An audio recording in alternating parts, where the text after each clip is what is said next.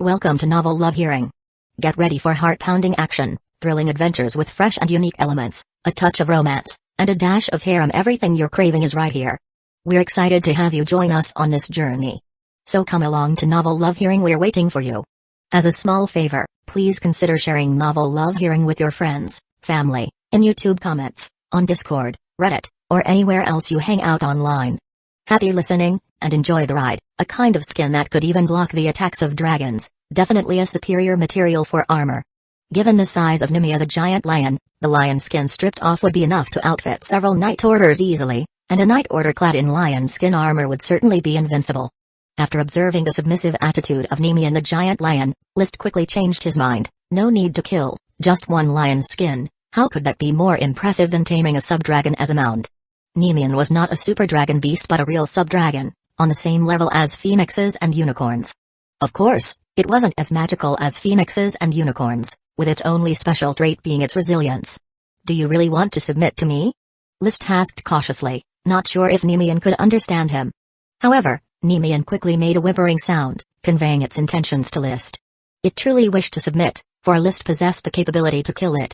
I'm glad you can understand me, but how can you assure me that you won't rebel after submitting? Whimper. Nemean indicated that it was the proud undying behemoth Nemean, which once subjugated, would not betray, and was willing to protect List, only needing him to provide food. List believed it.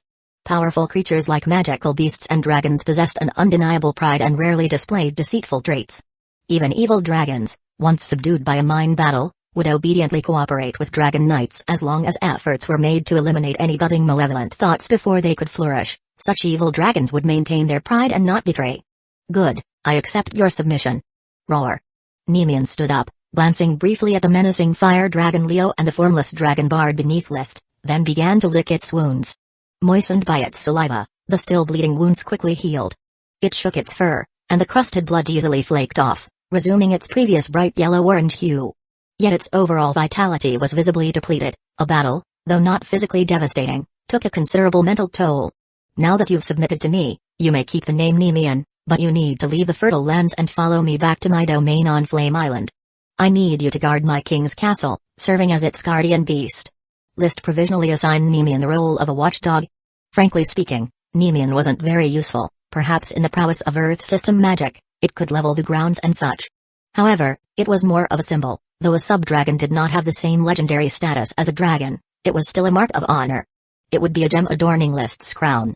Nemean nodded almost humanly, following behind the formless dragon, racing towards heroic Yellow City. Its speed wasn't fast, but that was only in comparison to dragons. For ordinary magical beasts, its pace was exceedingly fast. Traveling by day and resting by night, taking a whole week, they finally reached heroic Yellow City. Its mountainous stature, visible from afar, had the knights of heroic Yellow City incredibly tense. Fortunately, List had notified his domains early on, preventing any misunderstandings. Standing on Nemean's head, List's silver armor shone brightly, and his crimson cape blew vigorously, making a grand entrance. The knights and civilians of heroic Yellow City, pausing their work, looked up in awe at Nemean. What is that? Such a huge lion. His Majesty the King is graced with glory. Nemean the giant lion, the legendary Nemean, a sub-dragon. A sub-dragon is nothing. His Majesty owns so many dragons, lifting a giant lion is a breeze. That's His Majesty List. Great. Amid the murmurs of amazement from his subjects, List rode Nemean through the magic gate of heroic Yellow City, leaving only the trembling ground in their wake. His monumental, unbelievable figure was destined to become a central topic among the residents of heroic Yellow City for a long time, during casual conversations after meals. Chapter 1050, Founding Diplomatic Note. Nemea the giant lion took up residence in Flame King City, causing a huge stir, yet the commotion subsided swiftly. After all, the residents of Flame King City were often able to see dragons flying in the sky. Compared to dragons, Nemea the giant lion was much less renowned, even though its size was comparable to dragons, and it belonged to the same level as unicorns and phoenixes. A sub-dragon. After abandoning the term sub-dragon, List had picked it up again recently, making it a distinct category. Initially, it was thought that the term sub-dragon was a misnomer for super dragon beast, but it turned out not to be the case. It was merely that people confused sub-dragon with super dragon beast. Sub-dragons were extremely rare, and so were super dragon beasts, so the mix-up was somewhat understandable. Nemea, do you have any preferences for your nest? Now that he had tamed him, List was willing to respect Nemea the giant lion's wishes. Roar. Nemiya indicated that he preferred softer soil, which would facilitate his use of magic to move underground. He, as an earth attribute superior magic creature, could fully merge into the soil layer, just like a phoenix could merge into magma and flame, which was a special magic form. The soil around Flame King City isn't soft enough? Roar. Clearly, it was not. Then you find a place nearby yourself. In the end, Nemiya chose a forest adjacent to the Pegasus Ranch, about 40 kilometers away from Flame King City. As per List's instruction, he would frequently go to Flame King City, circling around the King's Castle and both Sun Mountain and Moon Mountain, then settling down at the foot of Sun Mountain, where he would enjoy the delicious food prepared for him. Compared to raising dragons, raising Nemiya the giant lion was much easier. There was only the need to provide a large quantity of meat, and there was no need to provide magic potions for his growth. Of course, his meal was roughly equivalent to a month's rations for an entire night order. Your Majesty, you really captured Nemiya the giant lion and tamed it as the Flame King City's guardian beast. It's truly unbelievable, Duke Birot remarked with endless emotions when he came to select his Duke Mansion in Flame King City and saw the familiar subdragon. Originally, he had assembled a huge amount of manpower and materials multiple times, coordinating with Grey Iron Dragonborn, just to capture Nemiya the giant lion. Yet he had returned without success repeatedly, wasting resources in vain and eventually treating Nemiya the giant lion as part of a deal, telling List about it. He harbored a spiteful wish, hoping List would also waste resources in the capture operation and end up with egg on his face. The result turned out to be that people can be astonishingly different. He couldn't even seriously injure Nemiya the giant lion, while List could tame it. Perhaps this is why I've fallen to become a duke without a fief. While List has become the rising new legend of the legendary continent, there's a vast chasm between us. For the first time, Duke Birot's confidence in restoring the Grey Iron Duchy was significantly shaken.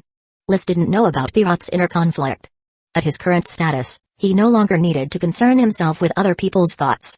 He said indifferently, Nemiya the giant lion is just a subdragon. Bowing down to me was a wise choice, otherwise, the so-called indestructible legend would have been shattered. Which was quite a pity, actually. Originally, I intended to use lion belts to craft a batch of standard leather armors for the Burning Legion. Birot opened his mouth but found no words to say. Sapphire Calendar 157, October.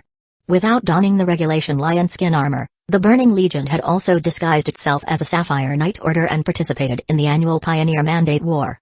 The Eagle Kingdom still adhered to a non-resistance strategy, letting the flies from Sapphire loot everywhere unchecked. However, when the 2-month war ended and it was time to tally the spoils, List found himself quite dissatisfied. The lower-ranking knights and serfs had reaped a rich harvest, but there was a paucity of noble class and elf resources. Adonis Moonlight Silver has grown wise, eh? He moved the great nobles and lesser nobles from the coastal hinterlands inland in advance, redrawing their fiefs. He intends to jettison the tail like a lizard, abandoning the fertile coastal lands. To endure and decisively cut the losses when necessary, it seems I must regard him more highly. Devising such a humiliating and onerous strategy required tremendous courage. Regardless of his strategic intentions, Adonis Moonlight Silver had already lost the fearlessness that characterized a knight's noble quality. That also meant he had lost the hearts of his people. The low-ranking knights forced to migrate during this pioneer mandate had essentially come to understand their abandonment, so they quickly and gladly joined the Flame Kingdom, without the slightest resistance. They were even grateful to become a part of the Flame Kingdom at such a time. Indeed, this year's Pioneer Mandate War was a good opportunity. This would likely be the last time the war was conducted under the banner of the Sapphire Duchy, and the last chance for captive knights to become elder statesmen in the kingdom. Because List had already notified the 3 great kingdoms and the numerous duchies in the northeastern corner of the legendary continent that the Flame Kingdom would officially be founded on the first day of the first month of Sapphire Calendar 158, and the Flame Calendar would be initiated, designating that day as the first day of the first month of the first year of the Flame Era. On this triple first day, he would be formally crowned as king. The era of the Flame Kingdom was about to dawn. Is that day finally about to arrive? Anthony Sapphire stood in the highest corridor of a room in the Azure Sky Peak Palace, gazing down at the entire Blue Dragon City beneath him. His mother, Surette Dewa Whelan, stood by his side and smiled faintly. Anthony, do not harbor any resistance. This day was decided by your father while he still lived. Becoming a vassal of the Flame Kingdom isn't a bad thing. The Steel Ridge royal family will respect our decisions. I don't care about the attitude of the Steel Ridge royal family. Compared to the brilliant and resourceful List, Osborne wasted more than 30 years without even riding a platinum dragon, merely a man of great ambition but lesser talent. Anthony shook his head, but it's easier to deal with someone of great ambition but lesser talent, while a resourceful person is far more dangerous. Are you referring to the Grey Iron Duchy? Yes, Mother, a duchy even more ancient than our Sapphire Duchy just vanished into thin air. One cannot help but be vigilant. But that doesn't prove the danger List poses, it just shows the greed of the Eagle royal family. Adonis is a short-sighted and ineffective man. List could have chosen not to save the Sapphire Dragon, but he did not do so. That generosity is not something Adonis can match. Anthony nodded. Yes, any knight who can establish a kingdom's foundations is indeed great. If you can think this way, the future of the Sapphire Duchy will be very smooth. How we handle our relationship with the Flame Kingdom will be the most critical decision for our family's future. Of course, I understand. What I'm really curious about now is how the three great kingdoms will regard the Flame Kingdom. Although this world is vast and most of its resources remain unexploited, hidden in primeval forests with countless fertile lands, no one will willingly give up their interests. Anthony looked up at the sky and continued, List is gradually devouring the Eagle Kingdom, and with each bite, the Flame Kingdom grows stronger. Perhaps one day, I shall witness the birth of an empire? Chapter 1051, Not Self-Righteous White Gold Tooth Palace. Osborne Platinum had met with the envoy group from Flame Kingdom, and after their departure, he gathered several high-ranking ministers of his kingdom for further deliberation. What do you think should be our appropriate response to the formation of Flame Kingdom? Your Majesty, since our kingdom has good relations with Flame Kingdom, we should treat them with heightened norms to solidify the friendship between our two nations. After all, both our countries are currently discussing the partitioning of Eagle Kingdom, and it is only right that both sides present a higher level of sincerity for this matter, one of the ministers said. I think there is no need to raise our standards excessively, as it might lead List to think he has the upper hand. The division of Eagle Kingdom should be led by our kingdom, not the fledgling Flame Kingdom. Although Flame Kingdom is young, List is no ordinary man. Given the dragon-slaying battle, there's much we might still depend on him for, thus, giving high standards is not unjustified. Normal protocols would suffice. Maybe we could compensate by facilitating a marriage between the Red and White Rose family and the Flame family. The ministers shared their diverse opinions, yet Osborne furrowed his brow. Let's not discuss the marriage just yet. Why is that, Your Majesty?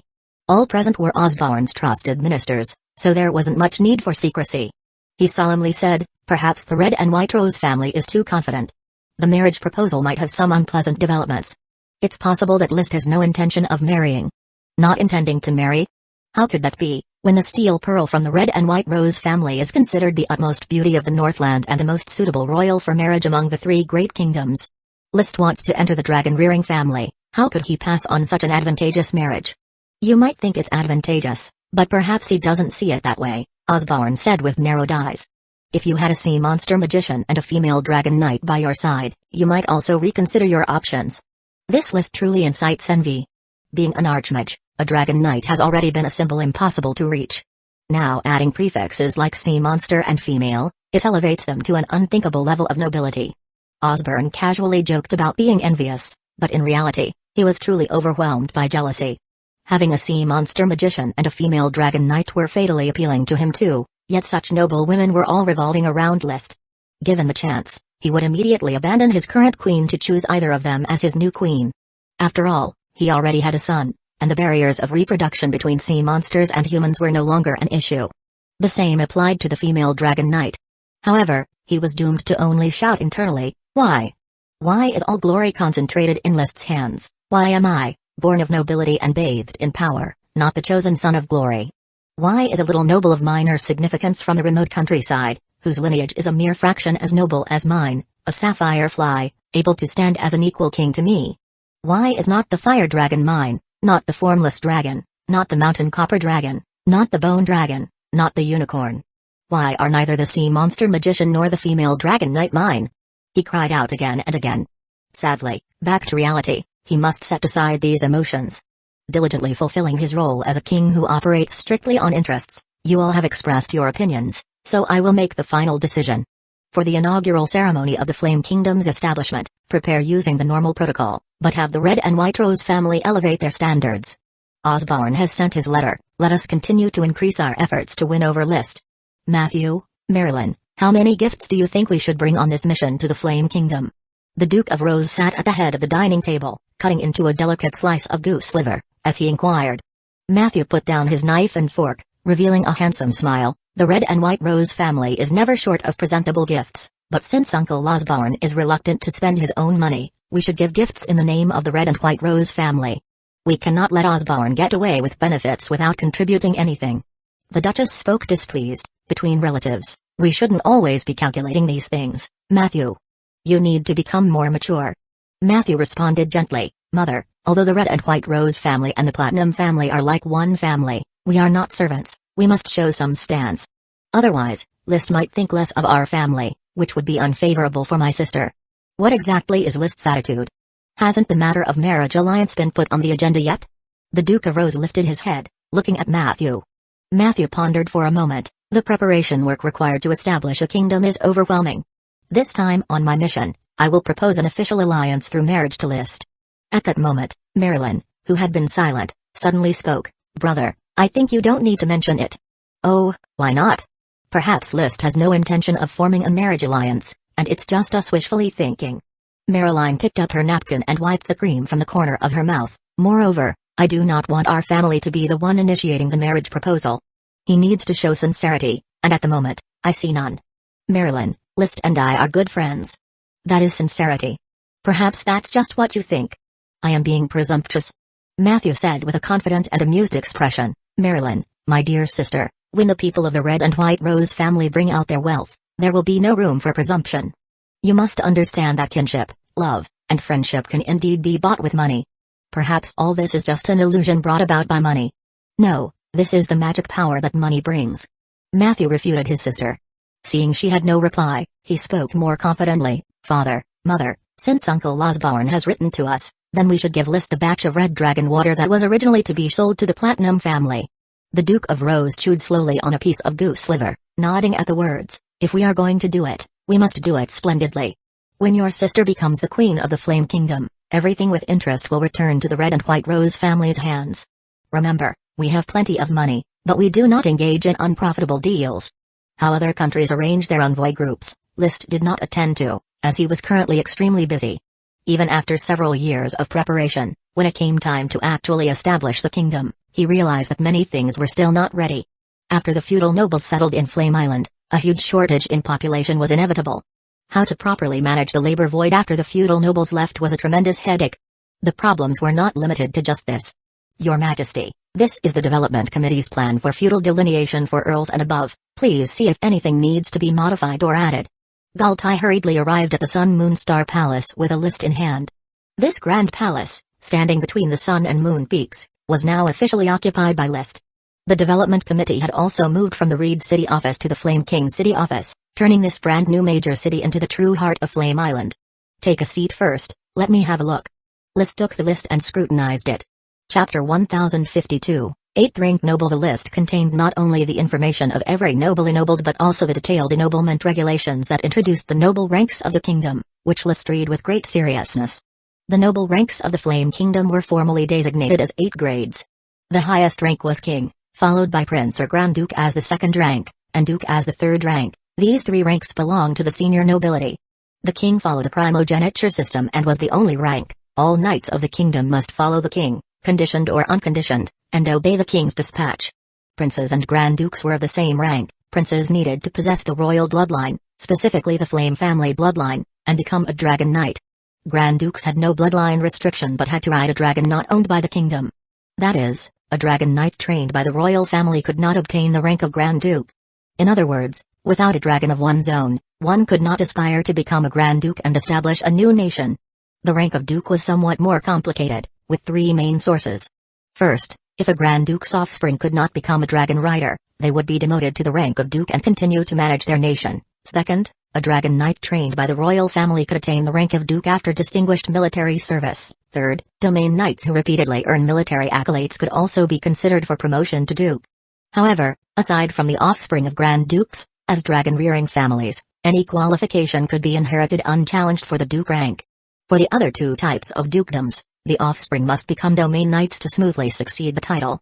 To prevent the situation where the Duke dies unexpectedly and the offspring are too young and not sufficiently trained, a relaxation is allowed for 1 generation. That means the son of a Duke remains a Duke, but if he fails to become a domain knight, the grandson will only be a Marquis. On the list, there were no princes, no Grand Dukes. There were only 3 proposed candidates for Duke. Among them, Duke Anthony Sapphire was merely listed by name and was not included in this involvement. As an independent vassal state, The Sapphire Duchy required no involvement. The other two, Duke Liwiliam Tulip of Tulip Island, with the fief Tulip Island, the second largest island of the Flame Islands, an area of 450,000 square kilometers, Duke Pirogray Iron of Phoenix Tree Island, with the fief Phoenix Tree Island, the seventh largest island of the Flame Islands, an area of 170,000 square kilometers.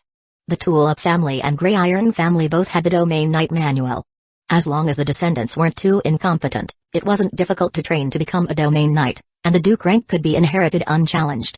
Father, promote Brupazi the Marquis of Salty Sea to Duke of Mermaid City, and let the fief be Mermaid City. List pondered and added a content. According to the kingdom's ennoblement regulations, city ennoblement only goes up to Marquis. Duke of Mermaid City does not comply with the ennoblement regulations, Liwiliam said.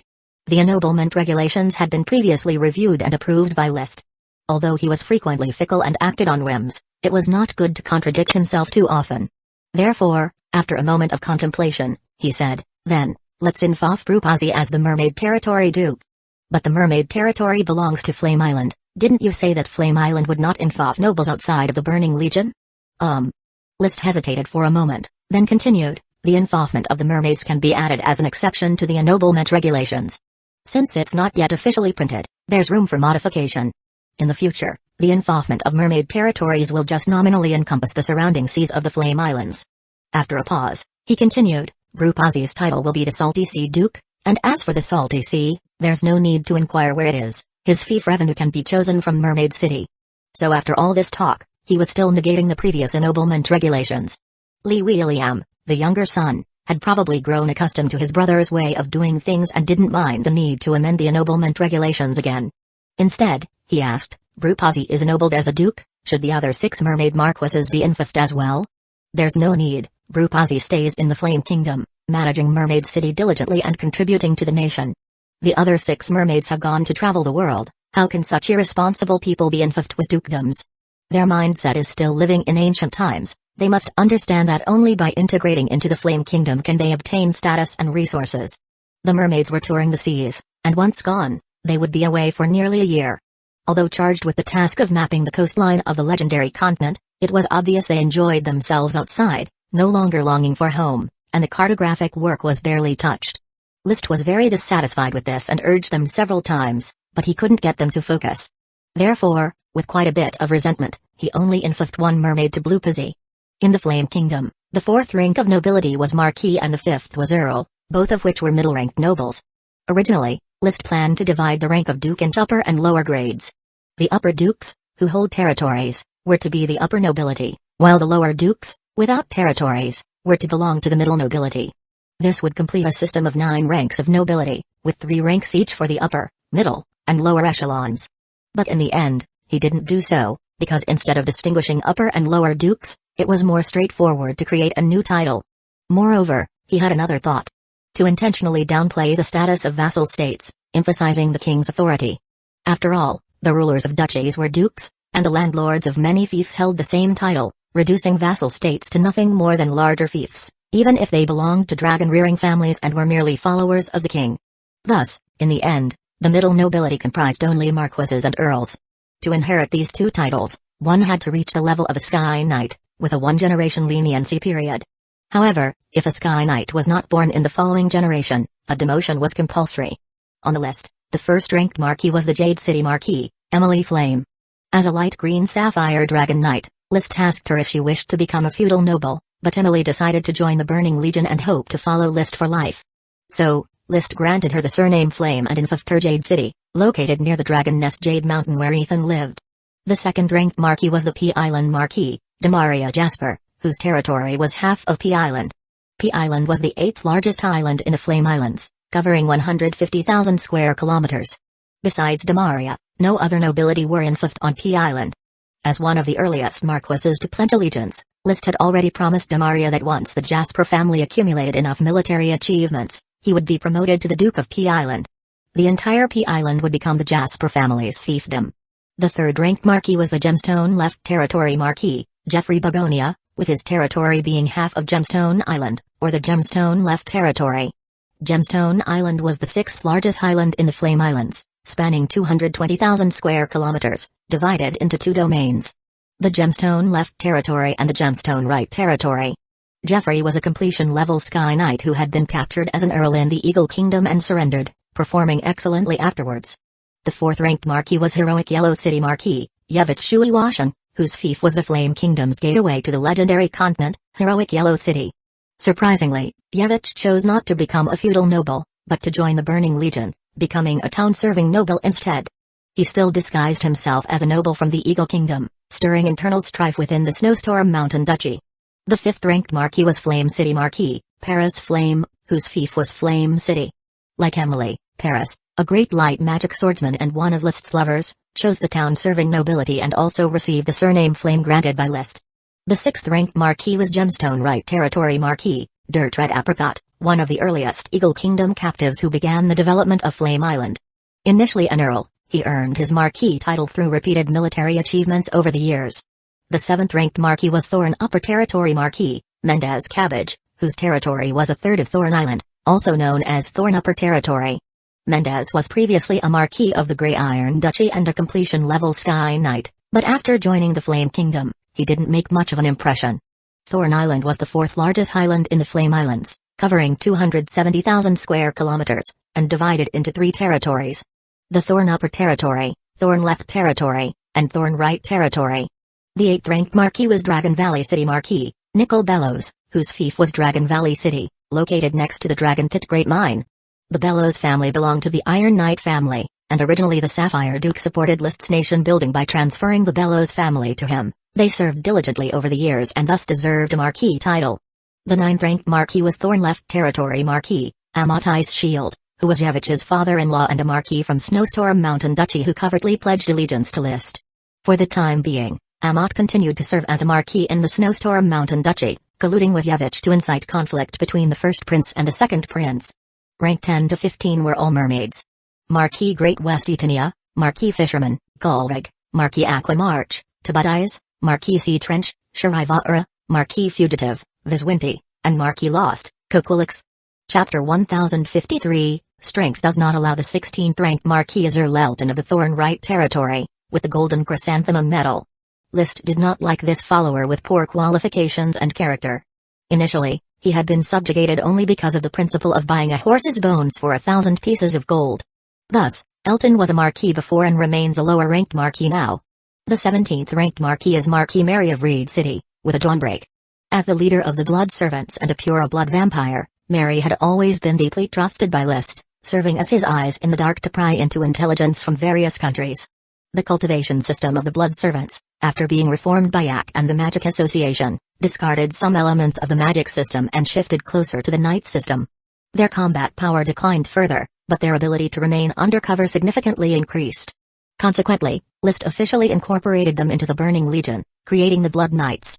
All vampires, therefore, are ennobled as city nobles. The 18th-ranked Marquis is Marquis Winston of the upper domain of the Giant Algae, with a glowing grass.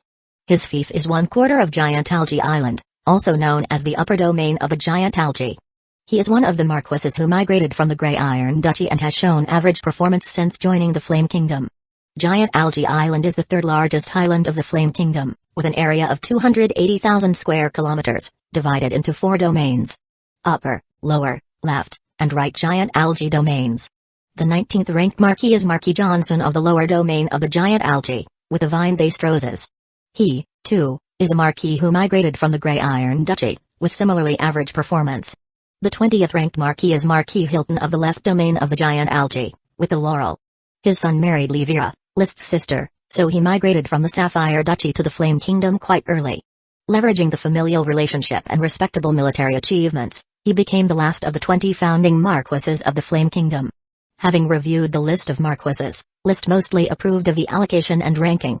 However, after contemplating, he promptly added, "Father, 20 founding Marquises are too few. We should add another one, making it 21. Let Sassamit the Saint join, and grant him the fief of the Marquis of the right domain of the Giant Algae. This is a special commendation for him." Sassamit the Saint was none other than Su, formerly the listener of the Moonslayer Holy Tribe.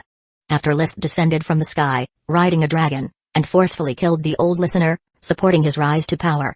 He displayed exceptional qualities of a Moonslayer traitor, serving List loyally by integrating the Moonslayer native tribes and not hesitating to use all sorts of violent and bloody means.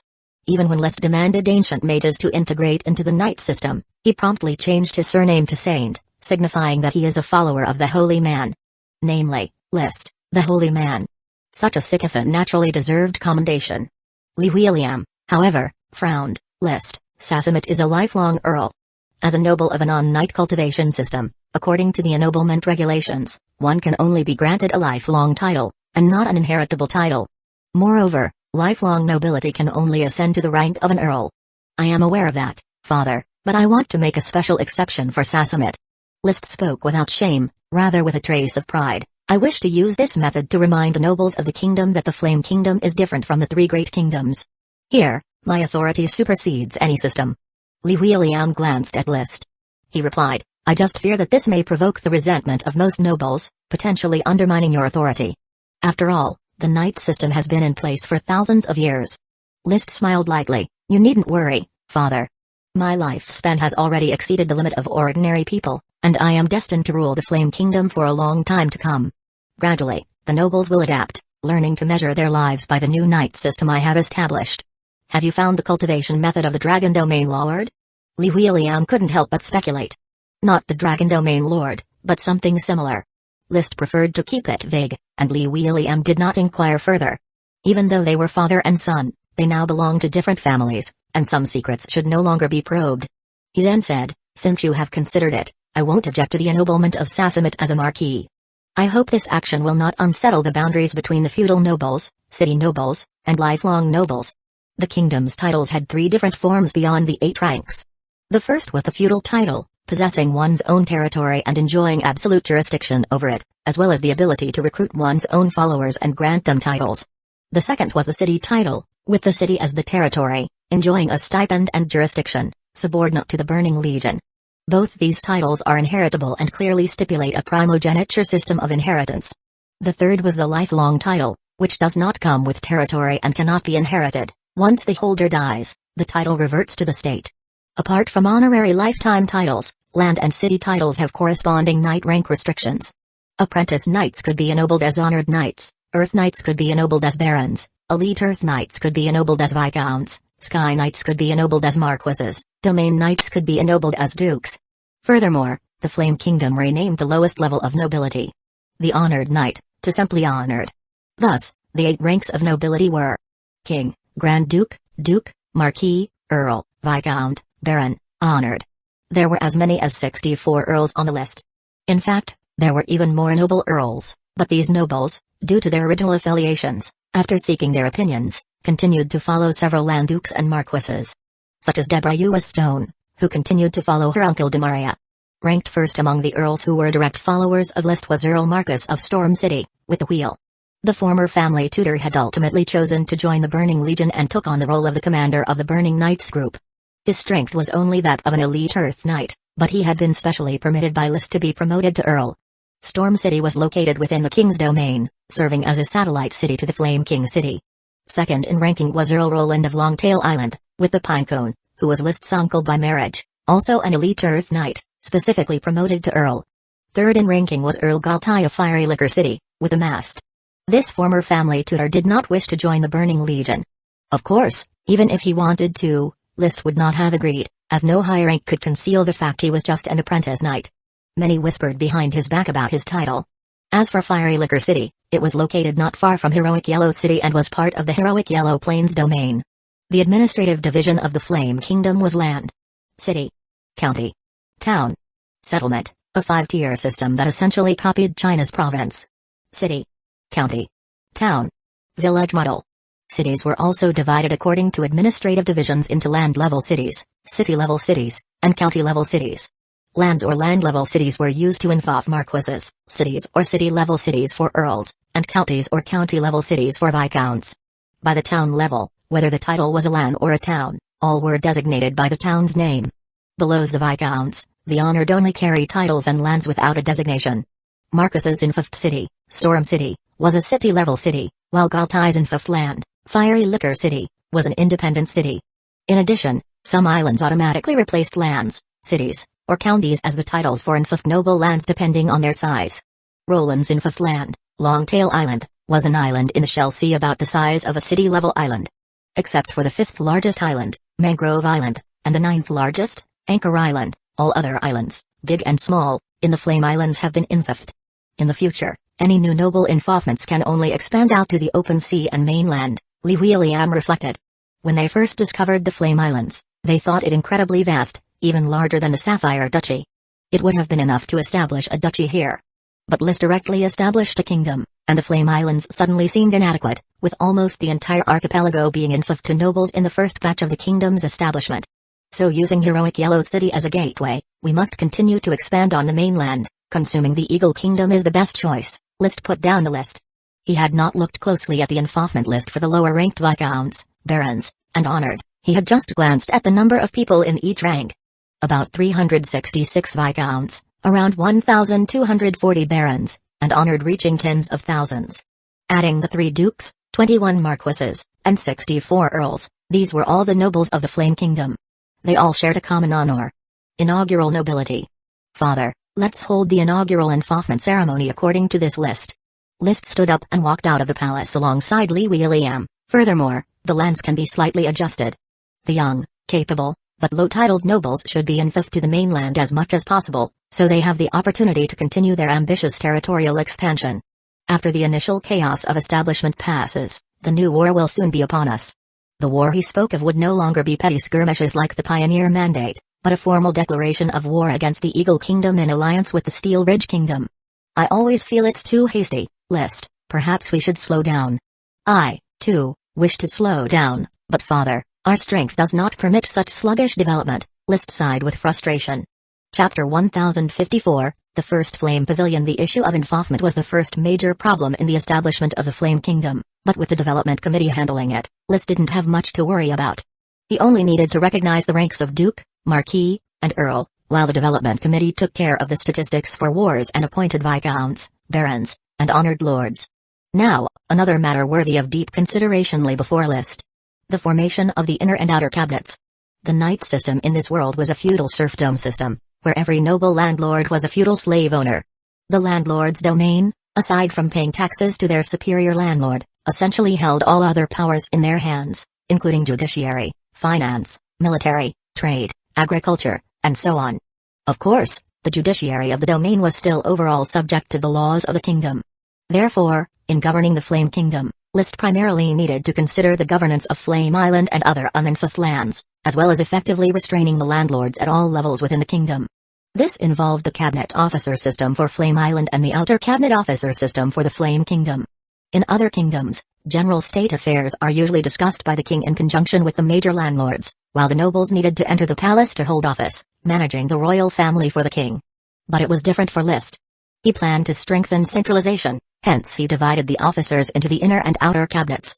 The outer cabinet was easy to deal with, simply patching up the development committee was enough to put together an outer cabinet. So, as the year-end approached, he directly issued dozens of appointment documents in the name of the King of the Flame Kingdom, announcing to the entire country.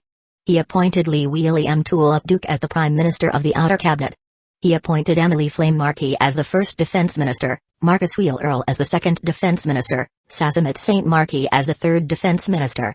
The first minister is the leader of the department, while the second and third ministers are assistants. He appointed the Maria Huashi Marquis as the first Foreign Minister, Yevich Water Peanut Marquis as the second Foreign Minister. He appointed Jeffrey Hibiscus Marquis as the first Minister of Internal Affairs, Dirt Red Apricot Marquis as the second Minister of Internal Affairs. He appointed Paris Flame Marquis as the first Finance Minister, Galtai Masterl as the second Finance Minister. He appointed Piro Grey Iron Duke as the first Justice Minister. He appointed Chris Truth as the first Arcane Minister, Kenley Truth as the second Arcane Minister. He appointed Blue Pizzy Marquis as the first Ocean Minister. He also appointed other marquises and earls as ministers of agriculture, trade, education, craftsmanship, health, transportation, and so on. The appointment of the outer cabinet didn't cause much of a stir. In fact, many nobles were unwilling to serve as ministers of the outer cabinet. Now that the nation had been established, the nobles had all become lords of their domains, preferring to build their own lands, at most awaiting the king's dispatch during wartime. But the outer cabinet was List's command, and the nobles who served as ministers must take time to exercise their responsibilities and powers. As opposed to the widespread announcement of the outer cabinet, The formation of the inner cabinet was much more low-key, for a simple reason: List didn't want the noble landlords to participate in the management of his own Flame Island. He directly selected full-time managers from various academies and appropriate knights from the Burning Legion to form an inner cabinet under his control. While forming the outer and inner cabinets, he also established the inner court of the Sun Moon Star Palace. Put simply, the exclusive servants of the family. The aged butler Carter took on the role of chief steward of the inner court. Mrs. Morrison, exceptional at brewing tea, became the chief maid. The increasingly plump Mrs. Abby took on the role of chief of food services. Thomas, who was originally a personal servant and later became the butler of Thorn Castle, took charge as the chief male servant. In addition to these, there were also the master of wine, master of drama, master of horses, master of etiquette, and so on. Only a few of these officials were people from Fresh Flower Town who had followed List from the beginning. The majority were servants captured from the Eagle Kingdom in recent years. Those noble landlords' castles had a great number of servants. Skilled servants were more expensive than craftsmen in the serf market. Currently, the Sun Moon Star Palace had over 1,800 servants, responsible for maintaining the operations of this immense palace.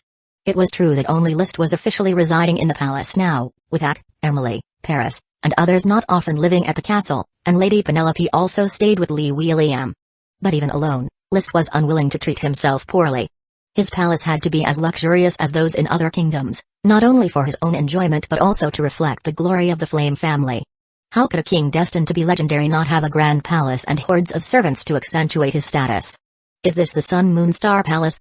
Truly majestic and beyond belief, it's unimaginably grand and vast, remarked the leader of an envoy group from a certain principality, coming to participate in the founding celebration of the Flame Kingdom. He stood on the balcony of the Flame King City's diplomatic lodge and couldn't help but admire the far-off Sun Moon Star Palace. The envoy's deputy immediately continued, "My lord, this is a palace built with the participation of archmages. Look at those two mountains. They were forcibly joined together by powerful magic to form what we see now." Another deputy chimed in, "It's said that many more miraculous construction projects have yet to begin. The Flame Kingdom now has 2 archmages. For them, no architectural feat is too great." Yes, time changes so fast. Who had heard of List a few years ago? Yet now, in the northeastern corner of the legendary continent, he is an immense legend that no one dares ignore, mused the envoy group leader with admiration. After all, the Flame Kingdom is acknowledged as the Son of Glory. Hey, I would willingly give up 10 years of my life to ride a dragon just once. You'd trade 10 years? I'd give 20. Hey, then wouldn't you be dead the moment you got on the dragon? What's that supposed to mean? Do I look old to you? I'm only 30. The two deputies began to quarrel over the topic of dragon riding and lifespan. The envoy group leader waited until their faces turned red with argument before interrupting. Enough, both of you, don't make fools of ourselves in front of the Flame people. The glory of knighthood isn't for you. You haven't even touched a dragon, let alone ride one. You should turn your attention to magical beasts. Look at the Flame Kingdom, how many knights you see riding birds. Following the direction he pointed, one could see many knights flying on large birds above Flame King City. Some were part of the Royal Knight Squad, Red Sparrow team patrolling the city, while others were noble landlords who had arrived in the King City to take part in the feudal ceremony. The Flame Kingdom, with numerous beast-taming contracts, had an increasing number of knights riding flying birds. However, not every knight could obtain a beast-taming contract. One must contribute to the kingdom and sign a confidentiality agreement before getting one. Of course, no matter how strict the confidentiality measures were, they couldn't really be secret. The Flame Kingdom's huge advantage was List's 100 birds toward the Phoenix ability. He could drive away the bird-like magical beasts and quickly form beast-taming contracts with knights. Otherwise, magical beasts with their wild nature were seldom patient enough to be trained by humans, let alone recognize a knight and form a contract. As the 3 members of the envoy group pointed and murmured about Flame King City, suddenly, a huge silhouette leaped up from the distant horizon. The figure grew closer and closer, and in the shocked eyes of the trio, the massive figure slowly approached Flame King City. It was a majestic giant lion with dense fur, sharp eyes, and a vibrant spirit surveying the entire Flame King City. That's Nemia the giant lion. The receptionist from the Flame Kingdom mentioned that Flame King City has Nemia the giant lion as its protector beast. My goodness, was Nemia the giant lion always this huge? Unicorns, Nemia the giant lion, and then there are the phoenix, flame dragon birds, right, there's also that enormous lightning dragon turtle. His Majesty the King of the Flame Kingdom is not only good at dragon riding but also has a great attraction to sub-dragons, exclaimed the envoy group leader, his voice brimming with admiration. He paused, then added, To be favored by the glory of knighthood, to live in the same era as such a great knight, and to personally meet His Majesty List, is a tremendous honor. Chapter 1055. I am a good person. Although the Flame Kingdom is located in the vast ocean beyond the legendary continent, witnessing the development here with my own eyes, I can't help feeling deeply worried. The envoy group from Eagle Kingdom was still led by Alexander Whiteiron. At this moment, he had already settled into the guild hall of the Flame King City. After following the reception staff to visit the Flame King City and the Sun Moon Star Palace and returning to the guild hall, a look of sorrow inevitably appeared on his face. Yes, my lord, the Flame King City is really too. The deputy tried to express his feelings, but after opening his mouth for a long time, he couldn't find the right words to describe what he had seen. Realizing what the deputy was trying to convey, Alexander said, "It's too much like the Moon Empire." "Exactly, my lord, that's the feeling. It's as if we are walking in the legendary Moon Empire. Tall stone buildings, wide and clean streets, neatly arranged shops and houses, the endlessly patrolling teams, and all those strange carriages sprinting around. The real Moon Empire must be just like this." After finishing his praises, the deputy couldn't help adding a hint of jealousy. Having an archmage truly makes a difference. The light of civilization brought by magic allows the Flame Kingdom to enjoy such wonders. Alexander sighed. Moon Mountain, Sun Mountain, King List's ambition, I fear, is even greater than imagined. Just his vision alone is difficult to look up to. What do those two mountains have to do with King List's vision? Moon Mountain represents the Moon Empire, and Sun Mountain represents the Sun Empire. His royal palace is the Sun Moon Star Palace. Doesn't this mean that he is claiming to inherit all the glory of both the Moon Empire and the Sun Empire? The Sun Empire? The deputy was full of confusion. It is another ancient magical civilization as great as the Moon Empire, not located on the legendary continent but on the opposite side of the Devil's Sea. After the collapse of the magical civilization, it has been impossible to reach the other side of the Devil's Sea. As a member of the royal family and a noble of high birth, Alexander knew a lot. In fact, the legend of the Sun Empire was no secret, but due to limited information transfer, most commoners and minor nobles had never heard of it. Thus, when List first learned of the Child of the Sun, he thought he had discovered an extraordinary new world. His story might not have been recorded, but in a fantasy world filled with magic power, the dragon-rearing family, with its long and storied history, naturally knew of many ancient secrets passed down. Then, my lord, has King List truly inherited the Sun Empire? Who knows? Maybe he has, and maybe he hasn't. Alexander didn't elaborate further. He naturally knew that this so-called inheritance was pure nonsense. Between the ancient magical civilization and the knightly civilization, there was no real connection. It was just the dragon-rearing family's own embellishment. However, to fool the commoners and minor nobles proved quite effective. It made commoners hold great reverence for the nobility and minor nobles feel awed by the greater nobility.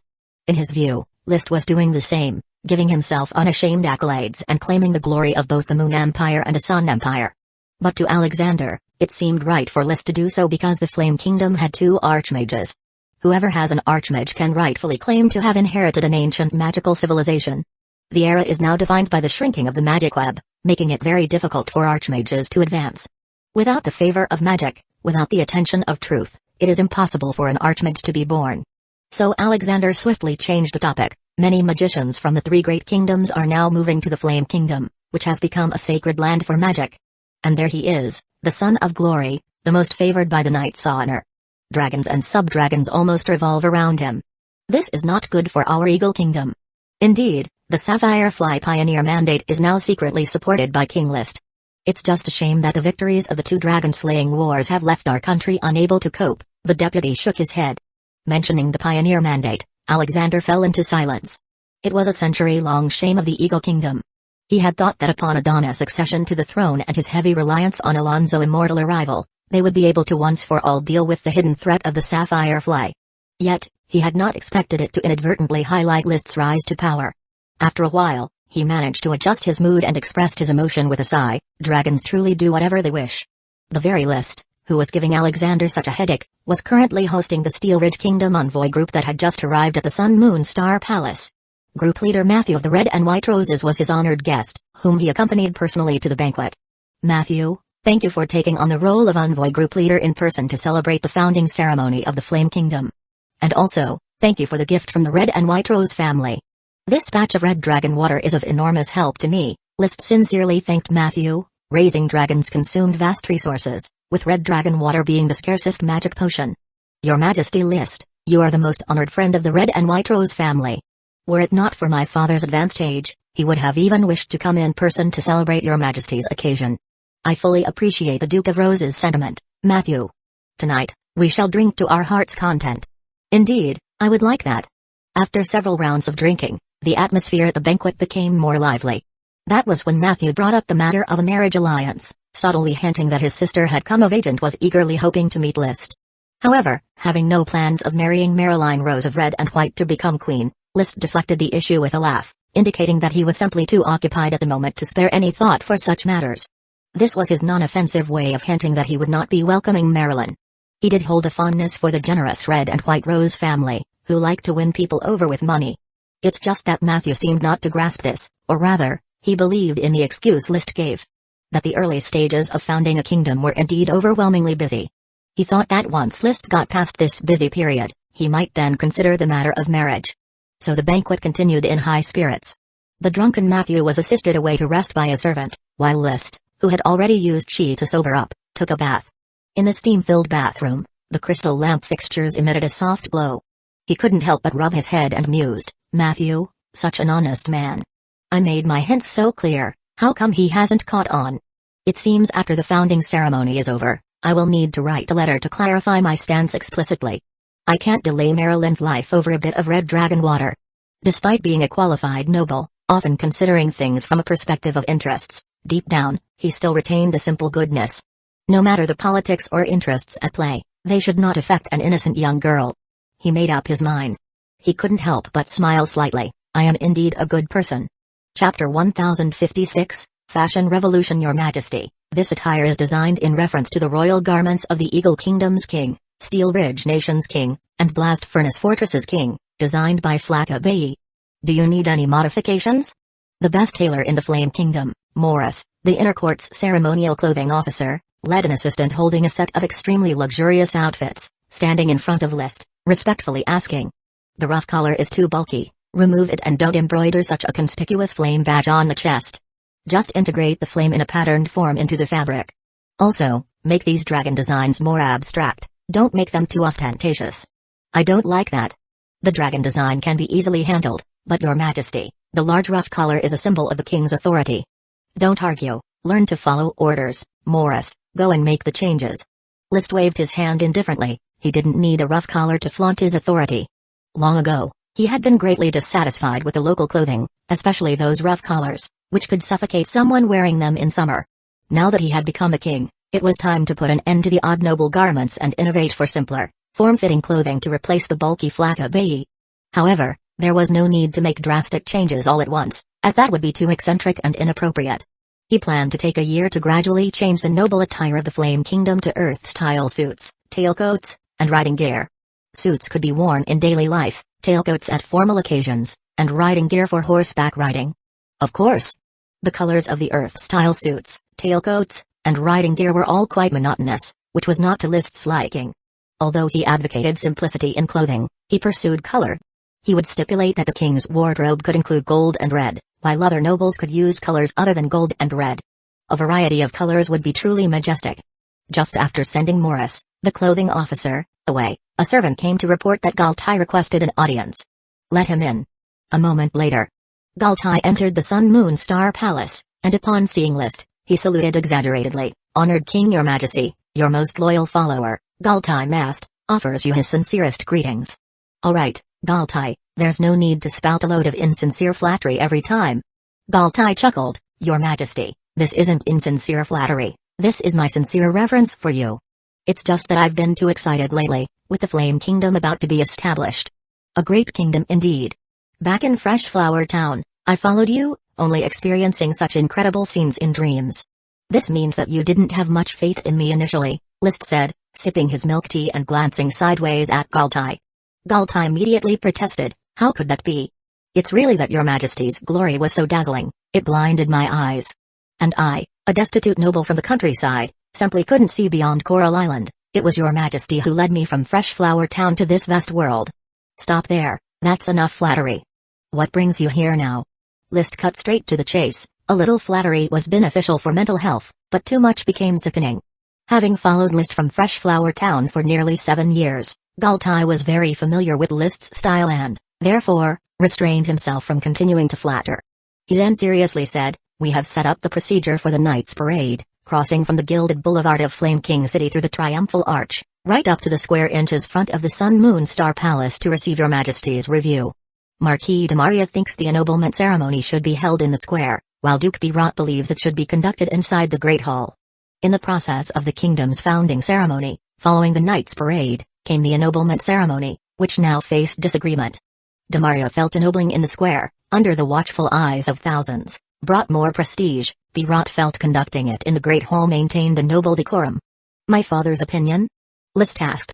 "Marquis has no objections, so the outer cabinet cannot make a decision and can only report to you," Galtai replied. "The nobility titles are still referred to by their old names as they have not yet been conferred." After a moment of thought, List said, "After the parade of knights, the honored, barons, and viscounts will receive their titles at the square, while earls and marquises will receive theirs inside the Grand Hall. Dukes will have a separate conferring ceremony. The upper, middle, and lower nobles each had different conferring ceremonies, fitting for their respective classes." "That I shall prepare immediately," Galtai responded. "Lord Lerald, are you sure you don't want to be the first Grand Arcanist? Chris has already declined several times, believing you are closer to the truth, having served as the chief magic consultant in the Kashan Imperial for many years. The position of first Grand Arcanist is more suitable for you." In the morning, List was preparing the nation founding ceremony at the Sun Moon Star Palace, and by the afternoon, he had already arrived at the Mage Tower in Reed City to meet with Archmage Lerald Truth and persuade him to take the position of first Grand Arcanist. Lerald firmly declined. "No, Your Majesty List, such an official position is not what I pursue. I am here in the Flame Kingdom to seek the truth, not to get involved in mundane affairs. Moreover, in terms of approaching the truth, Acraloides is the one truly close to it. I am content to focus on research." Acre was an impossible candidate for first Grand Arcanist. She wasn't human, had little regard for most humans, and only acknowledged List. She loved conducting research and exploring the truth. Seeing Lerald's firm stance, List ceased his persuasion. Deep down, he also did not wish for Lerald to take the position of first Grand Arcanist. He trusted Chris Moore, who had continually collaborated with him to innovate the system of magicians, allowing the Arcanist system to replace the magician system. Entering the lab, he saw Acre operating the magic microscope. List stood aside, gesturing to the now-grown sisters Lucy and Ruth not to come forward to salute but to focus on helping Acre with her experiment. After a while, Acre moved away from the eyepiece of the magic microscope, and upon seeing List, immediately flashed a sweet, knowing smile. "Brother, you're here. Huh, what experiment are you conducting?" Observation of the child of the sun's bloodline. By using the magic microscope, we can obtain detailed information about the druid's transformations. Acre turned and said to the twins, "Lucy, go fetch the experimental records from this period. Ruth, clean the magic microscope and prepare the new samples." "Yes, teacher." Although still minors, the twins had grown physically, beginning to exhibit feminine charms with increasing beauty. Of course, they still had a long way to go compared to Acre. However, this did not prevent List from appreciating them with a look, as the unique charm of young girls blossoming was distinctly enticing. Now Lucy was proficient in fire magic and Ruth in water magic, both showing the potential highly esteemed by the Smoke Mission. According to Acre's observations, they could both advance to Grand Magician before reaching adulthood. If certain measures were taken to hasten their development, becoming an Archmage was also within reach. "Teacher, here are the experimental records you asked for," Lucy quickly returned with several notebooks. Acre took the notes, handing one to List. "Brother, look at this one first. It summarizes the barriers. After reading it, you should have a comprehensive understanding of how to interact with these barriers." Chapter 1057, New Inspiration. The laboratory was very quiet. After handing over the notes to List, Ak pointed out a few things to pay attention to, then let List quietly read while she continued to experiment with Lucy and Ruth. Seconds and minutes passed by, and for List, this summary note personally written by Ak was the most obscure and hard-to-understand book he had read in recent years. Yet he read it more seriously than ever before, not only word by word but also occasionally flipping back through the pages. The content of the notes was not much, about 30,000 words in length, but it took him 3 whole hours to read. It wasn't until the sky outside the window had darkened that he suddenly closed the notebook and softly exhaled a breath of stale air. He closed his eyes and leaned back in his chair. He quietly pondered the contents of the notes. This content was Ak's summary of all the research related to barriers from the past couple of years, analyzing the basis of barriers' existence from 3 aspects: magic power, material, and spirit.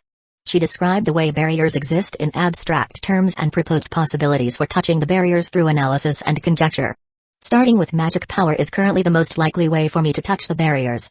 I devoured the Phoenix incarnation and gained fire attribute Chi with superior magic properties. Leo also possesses fire attribute magic power with superior magic properties.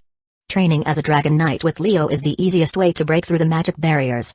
Barriers are a very abstract concept. However, they are difficult to understand, and List summarized and deduced from Axe notes that it's like a deeper understanding that breaks through conventional concepts. For example, on Earth, ancient people might have thought that matter was made up of tiny particles. Then, modern scientists using tools like microscopes came up with the concept of molecules, believing that molecules were the smallest units of matter. Later, scientists discovered the concept of atoms, considering them as the smallest matter. Molecules and atoms were barriers for scientists of that era. Yet, modern scientists discovered another concept, quarks, and believed that quarks were the smallest units of matter. Therefore, they broke through the atomic barrier, making quarks the new barrier.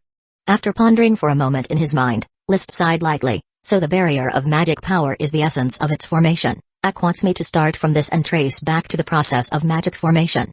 But how do I do that? How can I trace back magic power? What training method for a Dragon Knight can trace back magic power? He thought long and hard but couldn't figure it out. So he stood up. Ak, I'm going out for a walk. I still need time to digest some of the content. Brother, there's no need to rush. There is plenty of time. Ak comforted List not to hurry, whereas it was usually List who told her not to be a workaholic. After leaving the Flame City Mage Tower, List mounted the formless Dragon Bard, tore through space, and arrived at the endless volcano cluster, then immediately called Leo out from one of the volcanoes. Man and dragon soared leisurely across the sky. List shared the information about the barriers he had obtained with Leo. The dragon's intelligence was no less than a human's. Leo also wished to become a stronger dragon, so it was very cooperative with List's decisions about barrier training. List, most of my dragon's super magic originates from the volcanoes, which get their magic power from the endless flames and magma. Could the barrier be within the volcanoes? Barriers are not a fixed object, they are a state, a perception, an essence. However, your words remind me, where does the volcanic super magic come from? This could perhaps be considered as an existence of a barrier. No, according to the triangular theory, material and spirit can always become magic power at any time, and the volcanic super magic might just be the transformation of materials such as magma, without involving the barriers. Perhaps your thinking is too restricted. I am the flame, and the flame is me. You've said that the fire dragon is born from volcanoes and after death becomes part of the volcano. So why wouldn't the barriers of fire attribute magic power exist within the same volcanoes that birth and nurture me?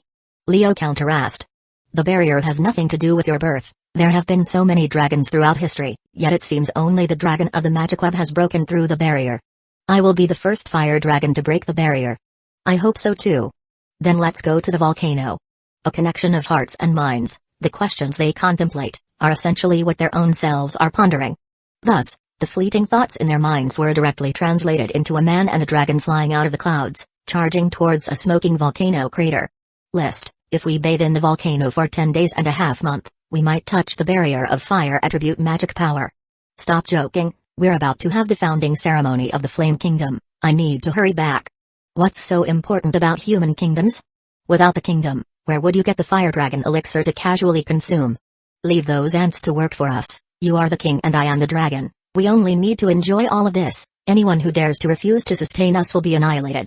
Although Leo was suppressed by List's mind branding, its nature still betrayed its true colors as an evil dragon.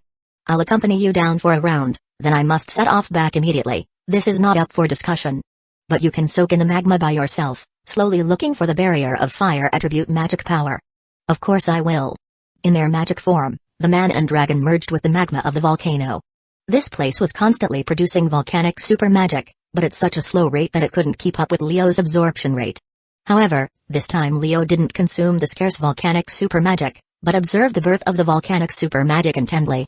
List was also observing intently. Since he devoured the phoenix and gained the phoenix incarnation that allowed him to swim freely through magma and flames, he hadn't really taken the time to experience the magma thoroughly. He always rushed in and out of the magma, not particularly enjoying the environment. This wasn't like soaking in a hot spring, the sensation of losing all 5 senses and relying solely on magic perception was, for humans, akin to confinement.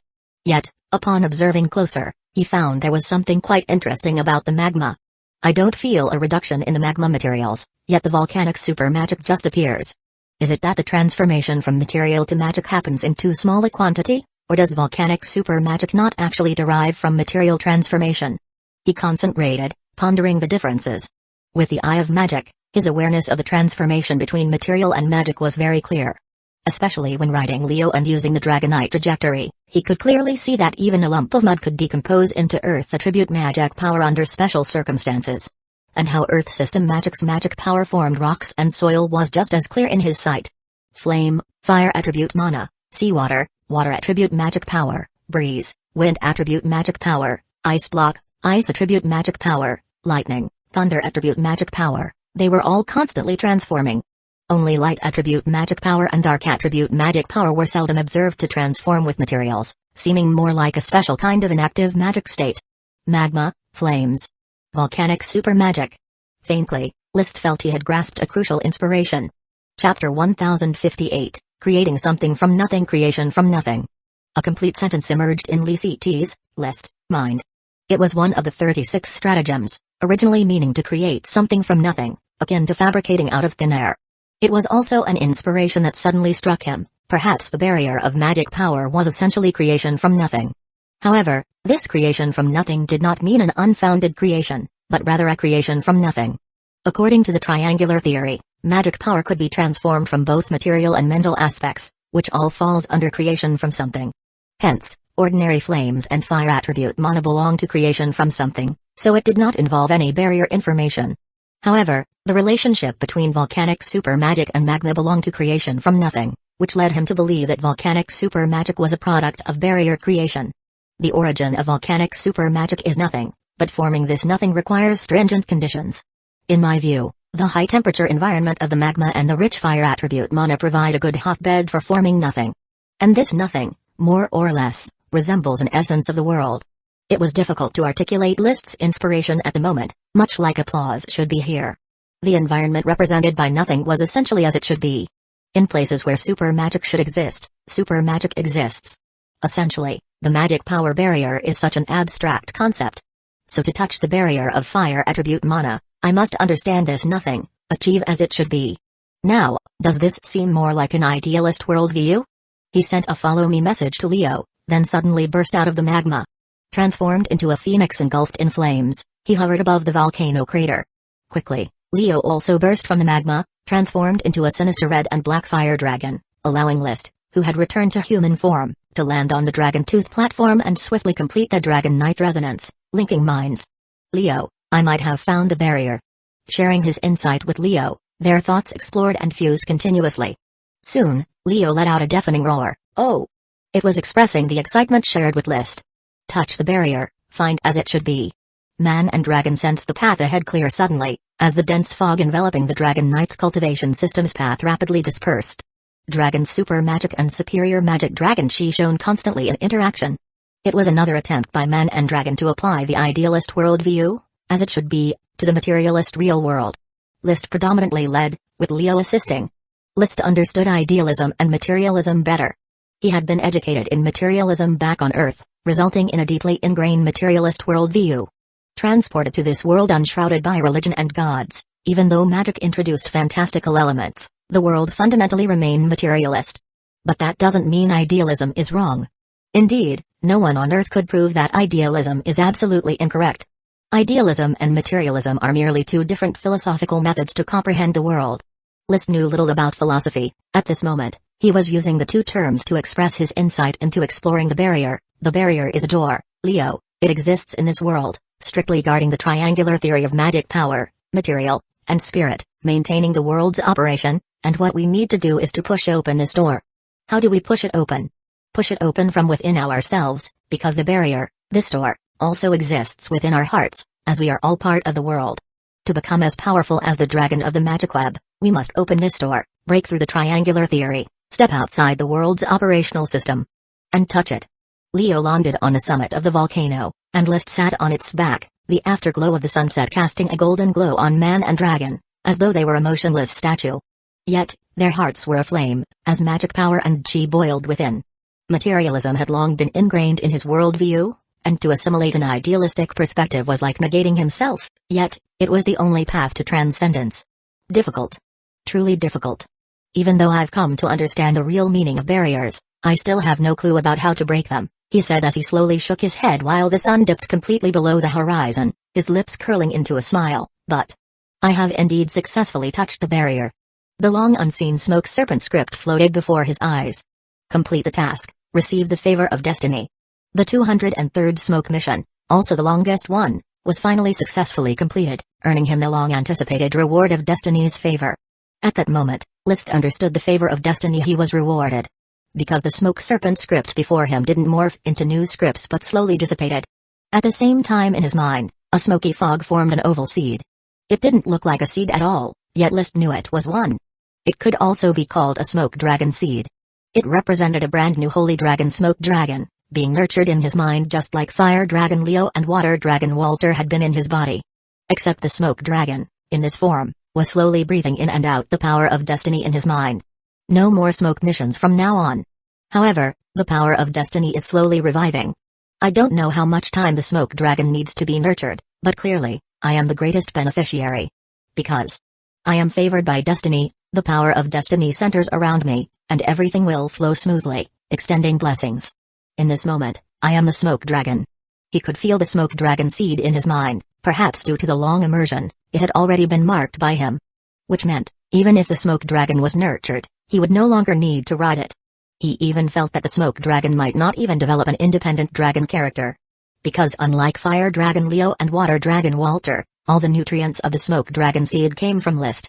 There wasn't the slightest power left from the previous generation of smoke dragon, even the power of destiny was gathered through List.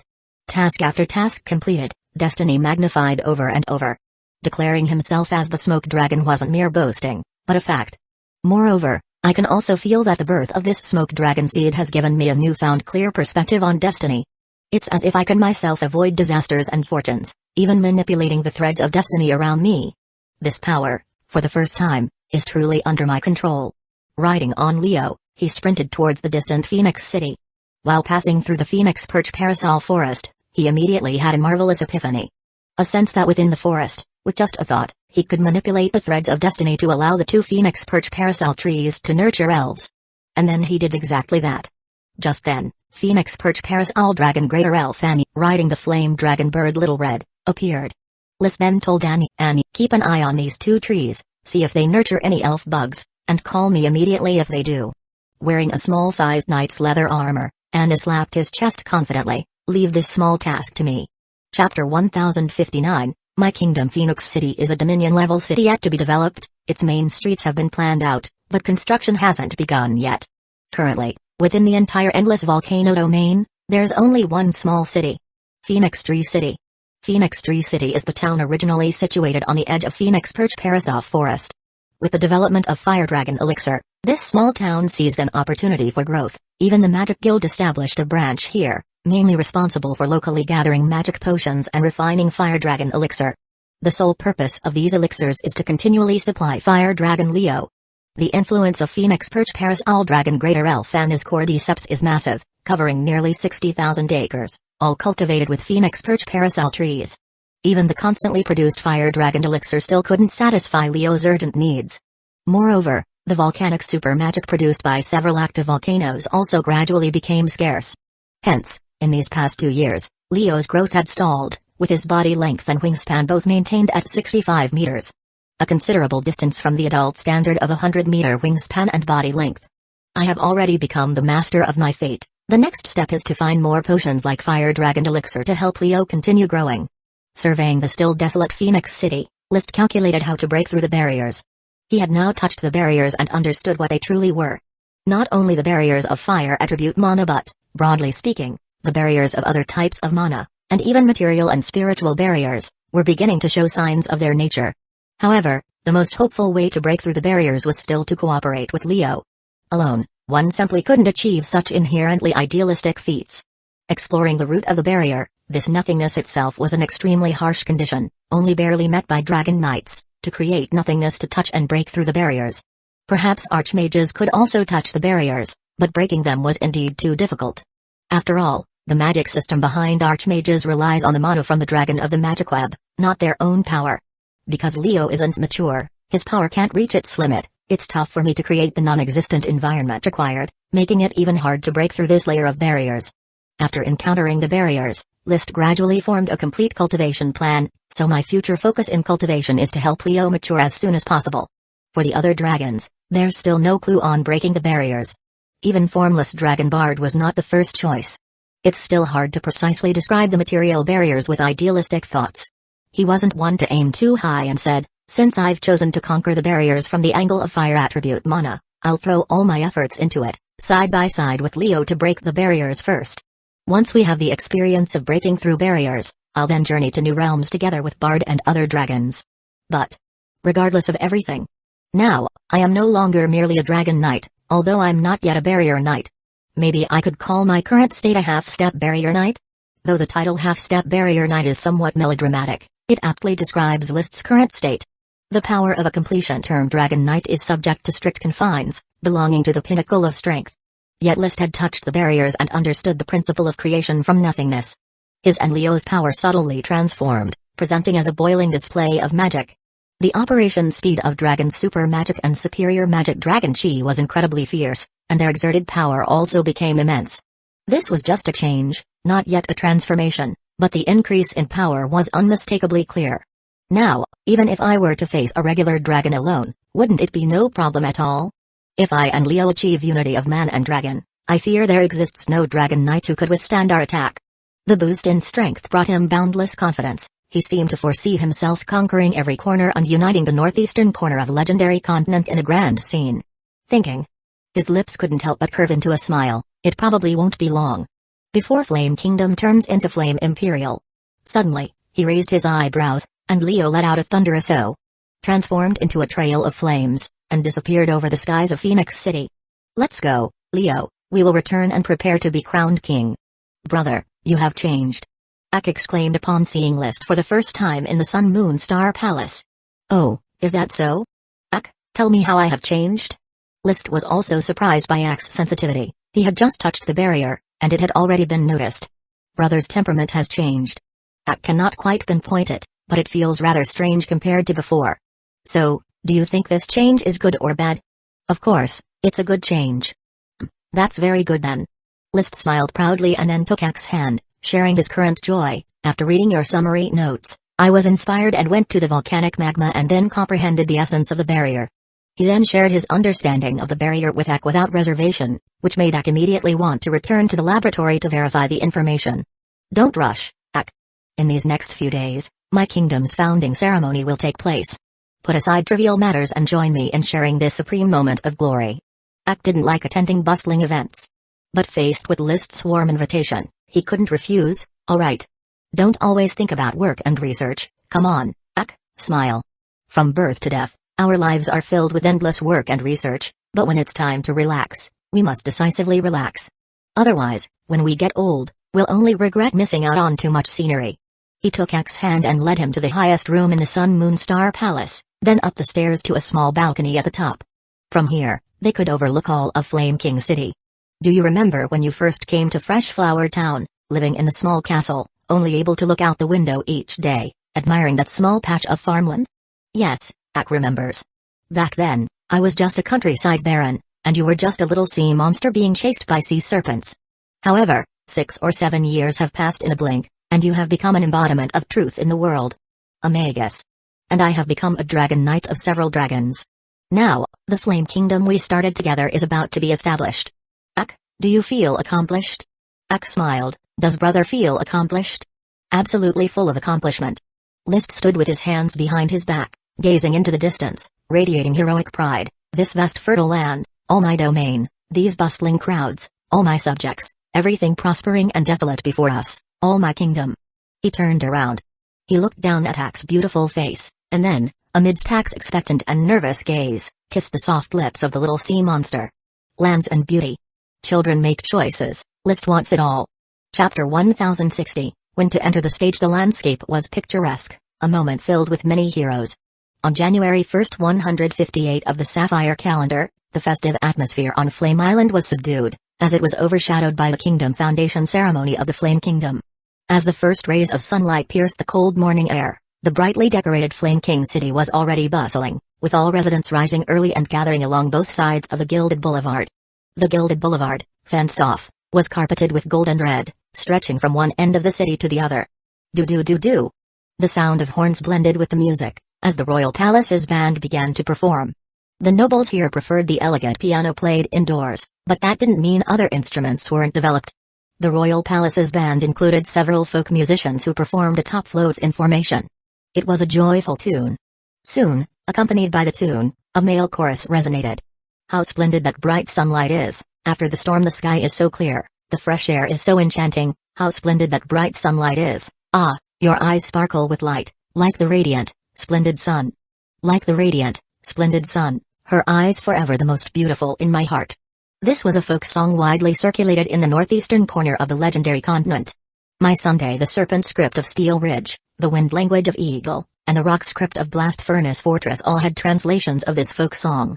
At the moment, the male chorus was singing My Sun in serpent script, which had been designated the official language of the Flame Kingdom. Like the radiant, splendid sun. The ordinary citizens lining the Gilded Boulevard soon joined the choir in singing the folk song, a tune nearly everyone knew how to sing. When the song concluded, the band and choir's floats had already made their way onto the Gilded Boulevard. At this point behind the floats, a series of open-topped carriages followed one after another, each carrying nobles dressed in the splendid attire of Flaccabae. Ah, there's Viscount Blair, I know him, he's an administrative officer from our Flame King City. Behind him is Viscount Isaiah, the administrative officer from Reed City. I've seen Viscount Isaiah conducting inspections of goods when I was doing business there. They are all Viscounts, why don't I see any earls or marquises?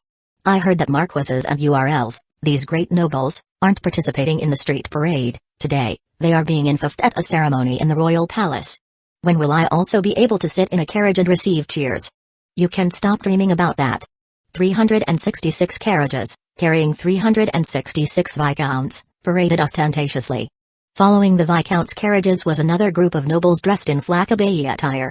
However, compared to the Viscounts' glamorous appearance, they were dressed a bit more modestly. This was the Baron formation. 1,240 barons, all mounted on steeds, showed clear distinctions in the types of horses. Some barons rode shiny, large, and robust black horses, which were members of the Burning Legion's purebred black blood treasured horses. Others rode slightly shorter black horses, which were the feudal barons' mixed breeds of black blood treasured horses. Some barons rode brown, yellow, or red horses, which were the mounts of lifetime barons, merely ordinary war horses. Though the barons did not ride in carriages, their imposing presence on horseback was even more striking, earning them plenty of cheers from the crowds lining the Gilded Boulevard, especially from the daughters of merchants and craftsmen, who frequently cast flirtatious glances at the knights atop their horses. They didn't dare aspire to Viscounts, but barons were still within their reach to contemplate.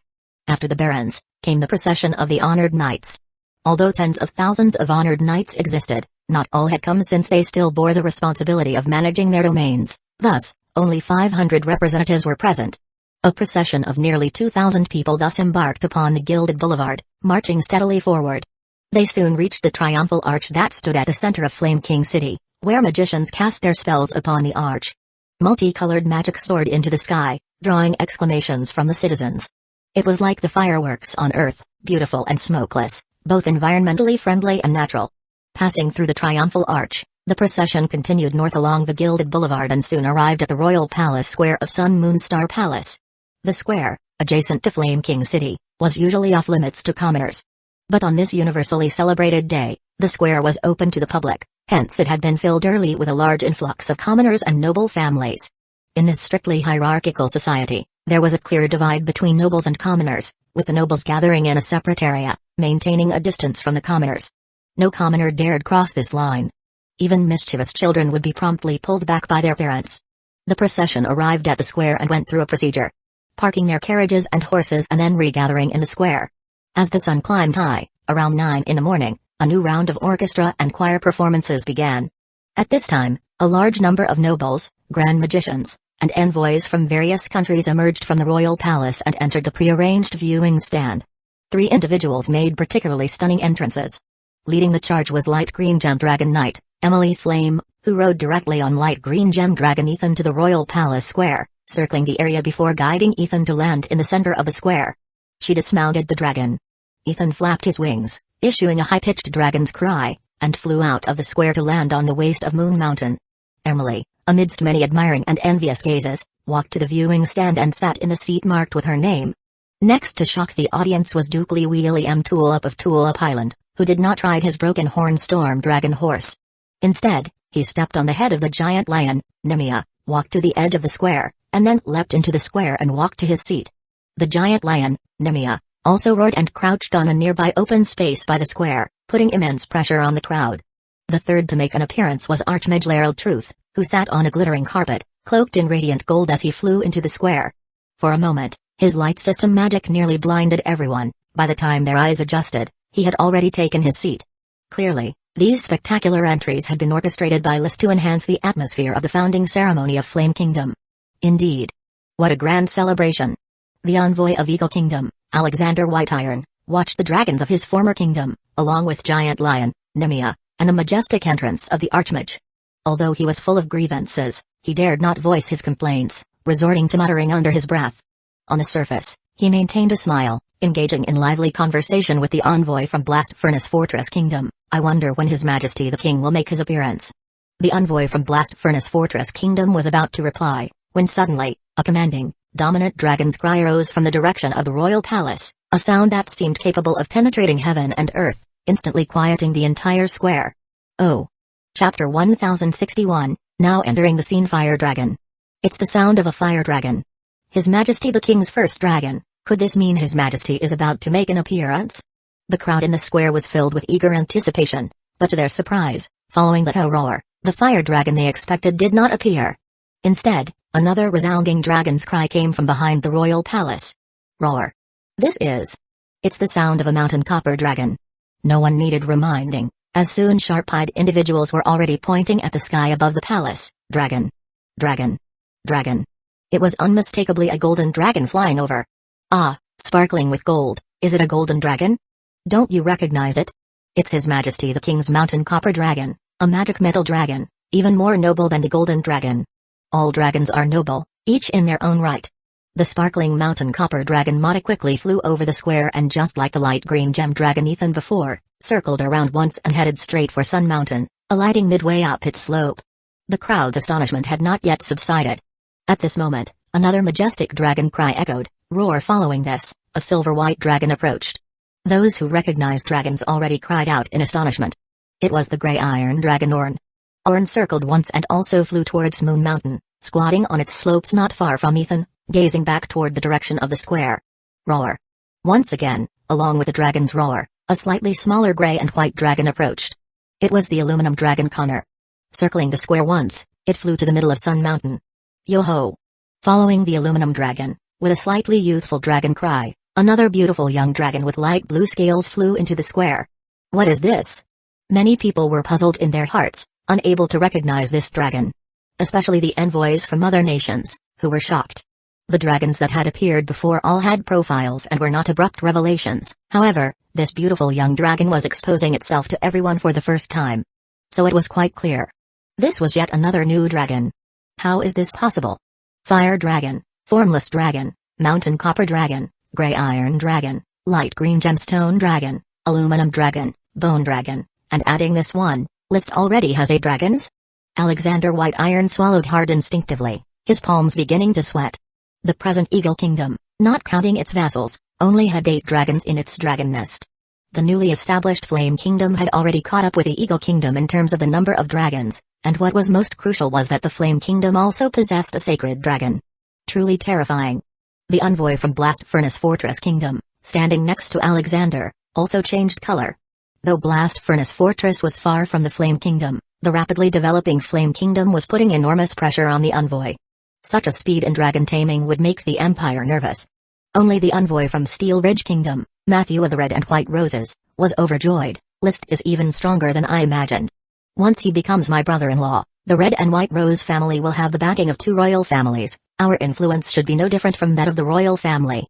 Matthew, who was used to getting everything he wanted with money since childhood, naturally assumed that with wealth, the Red and White Rose family could stand shoulder to shoulder with the royal family. My Lord Duke, what kind of dragon is this? Marquis of P Island Demaria Jasper, looking at the newly arrived young dragon, was also caught in surprise. He had never seen this dragon before either. This must be His Majesty's 8th dragon. His Majesty's glory is too incredible. Li Huiliam responded with a slight smile, restraining himself as he replied, "It's quite normal that you haven't seen it before. It is an elemental dragon. The water dragon. Water dragon Walter. He's still quite young and temperamental, and has always been reared in the sea by List. Water dragon Walter was originally meant to be List's hidden trump card. But after touching the barrier, he started to breed the smoke dragon, realizing that he had become invincible in the world. The schemes of the three great empires were in vain, so there was no need to continue concealing his power. Consequently, he decided to display all his dragons during the founding ceremony, to enhance his prestige. And so, Walter's entrance quickly stirred up a huge commotion among the nobles, but they were not given much time to calm their emotions. Walter circled around the plaza and then landed directly on the peak of Moon Mountain. His stature was small enough that there was ample space for him to coil upon the mountaintop without being crowded on the mountainside. Soon, another familiar dragon chant. Sharp and high-pitched. Woo-yee abruptly exploded in the air above the plaza. It nearly scared the commoners into wetting their pants, and even the nobles observing from the stands almost lost their composure. The dragon chant was so sudden that it felt like it exploded right by everyone's ear. As everyone came back to their senses, the formless dragon bard had just revealed his form, circling the sky before flying towards the summit of Sun Mountain, and coiling at its highest point. His body, like flowing crystal, was dazzling and mesmerizing. His Majesty the King actually chose not to make his entrance riding the sacred dragon. How strange, someone murmured as they saw the sacred dragon take the stage alone while List had yet to appear. Yes, and with only the fire dragon and the bone dragon yet to make an entrance, could His Majesty be planning to ride the fire dragon? The fire dragon, noble as it may be, cannot compare to the sacred dragon. Besides, the fire dragon is known as an evil dragon. In the eyes of many, dragons are the epitome of nobility, regardless of type, but the sacred dragon clearly ranks higher in nobility than the elemental dragons. Formless Dragon Bard is known as the only sacred dragon to have appeared on the legendary continent. Before Bard's appearance, many people, including those from dragon-rearing families, did not believe in the existence of sacred dragons. Perhaps His Majesty is sentimental. His first dragon was the Fire Dragon, and both the Flame Kingdom and his surname were named after it. That makes sense. The Flame Kingdom. If not for sentiment, His Majesty wouldn't have chosen such a name for his kingdom in the middle of the sea. The discussions went on for quite some time because after Bard's appearance, there was a long wait for another dragon to show up. Currently, only Fire Dragon Leo and Bone Dragon Vinny had yet to make their entrance. They should have already digested the dragon exhibit ceremony I meticulously arranged. Archmage Acroloides, please join me in putting a perfect end to this dragon exhibit ceremony. Behind the Sun Moon Star Palace, Fire Dragon Leo was squatting on the ground. On its back, hand in hand, stood Acroloides and List, with the unicorn Charlie by Acroloides' side and List dressed in bone dragon armor. Acroloides responded with a sweet smile. That innocent smile now had a touch of a girl's coyness, and her clear eyes also held a hint of sweet affection. She had grown up. After a kiss from List, the sea serpent girl quickly revealed the fragrance of a budding blossom. Snort. Behind them, Unicorn Charlie snorted with disdain. It seemed that Charlie held a deep prejudice against List for such vulgar human behavior, offending the purity it recognized. Yet it chose not to leave Acroloides' side. Perhaps its recognized purity was but a state of mind, a pure sense of being, or maybe it had grown accustomed to its current life. Let's go, List, Acroloides, don't waste any more time. An accusation tinged with a childish tone resounded, which was surprisingly Thorin Greater Elf Jayla, wearing a gorgeous flak habit, who had flown over at some point. List and Acroloides exchanged a smile. Let's go. Acroloides mounted Unicorn Charlie, List climbed onto the dragon tooth platform on Leo, and together they soared into the sky. In this moment, Dragon Knight List Flame, the founder of the Flame Kingdom, and Archmage Acroloides Truth officially made their entrance. Wow! Jayla shouted, flapping a pair of transparent wings in a hurry, scrambling to land on List's shoulder. Wait for me. Chapter 1062 Quietness. The colossal black and red figure rose from behind the Sun Moon Star Palace, with illusory flames circling around the fire dragon as if it were a rising sun. Despite the golden sun already present in the sky, List's entrance plunged the royal palace square, filled with whispers, into silence. All nobles and commoners turned their eyes toward the imposing fire dragon above Sun Moon Star Palace, which could rival the red sun. His Majesty has emerged. Some sharp-eyed individuals had already spotted List riding on the back of the fire dragon, clad in white armor that shimmered with a pale blue light. And Prince Archmage as well. Someone noticed the unicorn beside the fire dragon and the figure nearly enveloped in a magic cloak on its neck. Though the unicorn's size was vastly different from that of the fire dragon, Its brilliant glow was not the slightest bit dimmed. The fire dragon, akin to the red sun, drew closer and closer, and in a blink, it landed on the palace square. Its massive frame struck the ground rocks, causing the entire square to tremble. The building materials of the palace were strengthened with magic and mixed with rubber water, which would not be damaged unless under a powerful attack. Bang! List, wearing bone dragon armor and wielding a bone dragon sword, leapt from the dragon's back. He nodded at Leo, and the fire dragon soared back into the sky, heading directly for a landing midway up Moon Mountain. The show was not over yet, as the bone dragon armor on List suddenly transformed into a bluish light and cascaded toward the outskirts of the square. In the flickering light, a bone dragon towered on the ground, and the blue flames in its eye sockets shivered, giving an eerie sensation. The next moment, bone dragon Vinny crouched down, mirroring Nemia the giant lion on the other side of the square. They staunchly guarded the safety of the royal palace square. All 8 dragons took their positions, making Sun Mountain, Moon Mountain, and the Sun Moon Star Palace, though not very tall, seem like a sanctum for humans and a sacred land for dragons. They shone brightly and radiated magnificence. Ak dismounted from Unicorn Charlie. Charlie stepped gently into the void and without looking back, entered the Sun Moon Star Palace. It wasn't List's mount, and it held in contempt such ostentatious displays by List. Having delivered Ak had been more than enough, there was no need to maintain a facade for List's sake. It wasn't until the powerful creatures had lined up or departed that the crowd turned their gaze back to a man and woman walking arm in arm. A common nobility social etiquette for the opposite sexes. Toward the podium. Ak, being petite and cloaked in a magic cloak, was not conspicuous. However, List, towering at 1.93 meters, was markedly proud and transcendent. Especially since he wore a gemstone crown on his head. The gemstone crown was usually in Ak's custody and served as the king's crown in crucial moments. With 36 gemstones of varying sizes and colors, lavishly adorning the crown and stealing all focus at a glance. Beneath the crown was densely packed light gold hair, naturally curly, and an extraordinarily handsome face that could make most women green with envy. In his youth, List had a softness on his face. But now, at the age of 24, List had shed all traces of youthfulness, and his face bore sheer determination and a noble demeanor. About half a year ago, he had started to grow a beard. Not the thick kind, with clean cheeks and only a circle around the lips and chin. This circle of beard added mature masculine charm and heightened the majesty of a king. He wore a suit of evening dress in the form of tailcoats, not in the conventional black and white, but a striking mix of gold, red, and black. Common folk wouldn't be able to pull off such vibrant colors, yet with List's fine physique and temperament, coupled with the tailor's clever design, he managed it flawlessly. This was not traditional noble attire, nor was it that of the flamboyant King Flack, Abbey, which made it seem somewhat peculiar to those in the square. But solely the authority and demeanor of List swiftly made everyone overlook the novelty of the dress. Their eyes fervently followed their own king ascending the platform of power, step by step. Many also noticed the Thorn Greater Elf Jayla strutting behind List. Jayla was quite famous, and everyone knew it was List's first minor elf, frequently mentioned in the many fabricated biographies of List.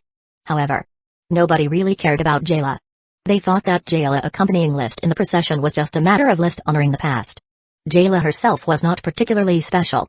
After all, List owned 3 dragon elves, and no matter how excellent Jayla was, she was just a greater elf. Of course, Jayla did not see it that way.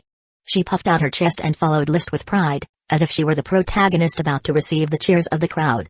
Wow! I must maintain a noble image, List. Move aside a bit. Don't block my flight path.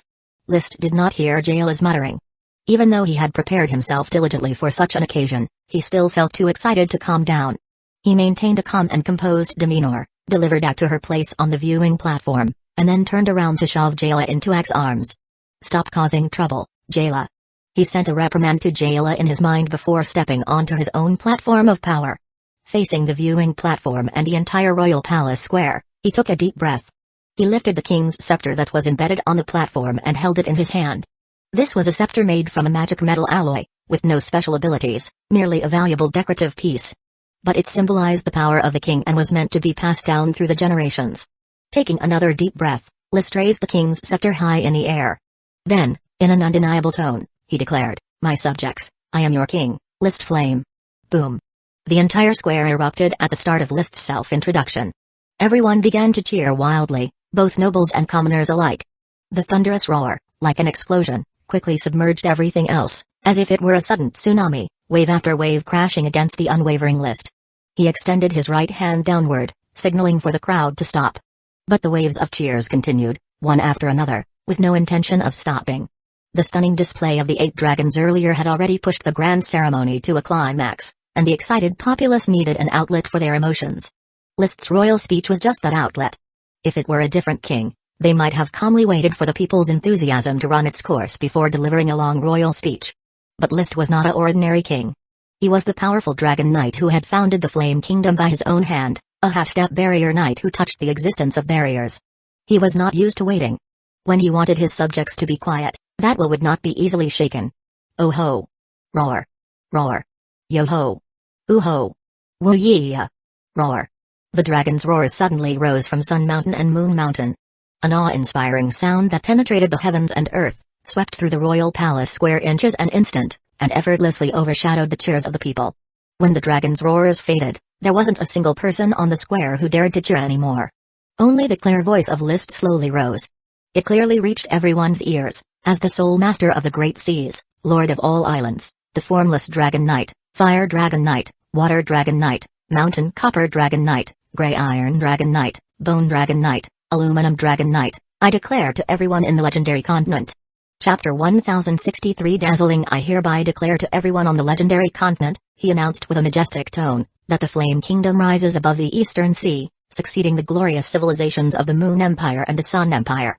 Today, on the first day of the first month of the first year of the Flame Calendar, it officially becomes a new kingdom on the legendary continent, believing in the glory of knights, protecting the virtues of justice, inheriting the past and providing shelter for the people of the kingdom. A pre-written oath was solemnly pronounced by List, reaching the ears of everyone present at the royal palace square. After he spoke, his mind connected with his dragon, which issued various dragon roars, oh ho, roar, hoo ho, yo ho, woo yeah, incessantly resounding. The hushed crowd also erupted into cheers, and the magician fireworks team that had been prepared around the square began using magic equipment to continuously unleash various magics, instantly turning the sky into a spectacle of multicolored beauties, pleasing to both heart and sight. With a slight smile curving his lips, List, holding the king's scepter, walked towards his throne on the stage. A throne specially crafted from magic metal alloy, symbolizing sheer luxury. During the interlude of ongoing cheers, servants of the royal palace and knight retainers hastily stepped into the square to clear the now unnecessary props and redecorate the royal palace square, readying it for the next phase of the founding ceremony. List took this opportunity to drink some water and glanced at the speech notes he carried with him. As the cheering gradually subsided, whispers quickly swelled, with the excited nobles and commoners passionately discussing the dragon display ceremony and the king's speech. The kingdom is finally established. From now on, we can truly call ourselves people of the flame, someone remarked. Indeed, no more eagle people, moon slayers, or sapphire people, we are all flame people now, the subjects of our great king List, another added. The Majesty's speech was outstanding, another said.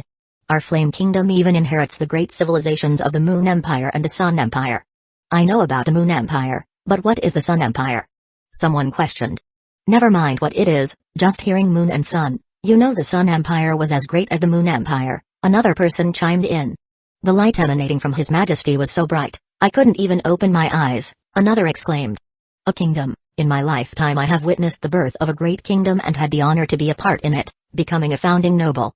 An earl on the viewing platform was filled with emotion, having gone from a captive last year to a founding earl this year. An envoy from a duchy also expressed deep emotions. King List has truly become a legend of the legendary continent. A noble lady, her eyes twinkling with stars, almost fainting from excitement, covered her chest. Although I might not agree with King's fashion taste, his noble demeanor is indeed intoxicating. I truly hope I could have a chance to dance with His Majesty. I want to ride dragons too, exclaimed a little commoner boy, clenching his fists. His name was Jim. He had migrated to Flame Island with his mother during last year's Pioneer Mandate War and was now attending night school. Life on Flame Island is so blissful, all thanks to King List, who will always protect us.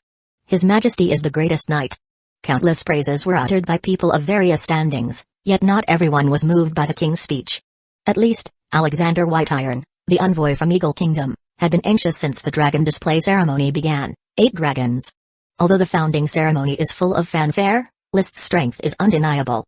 Adonis tasked me with assessing Flame Kingdom. How should I report back?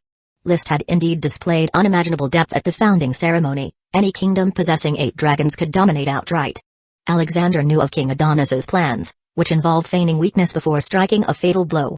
However, while it was easy to feign weakness, where would this fatal blow come from? To kill List. A dragon knight who could conquer 8 dragons, evade imperial assassinations. A dragon knight of such unfathomable strength? With such dragon knights and 8 dragons standing guard, it was clearly unrealistic to expect the Flame Kingdom to collapse easily.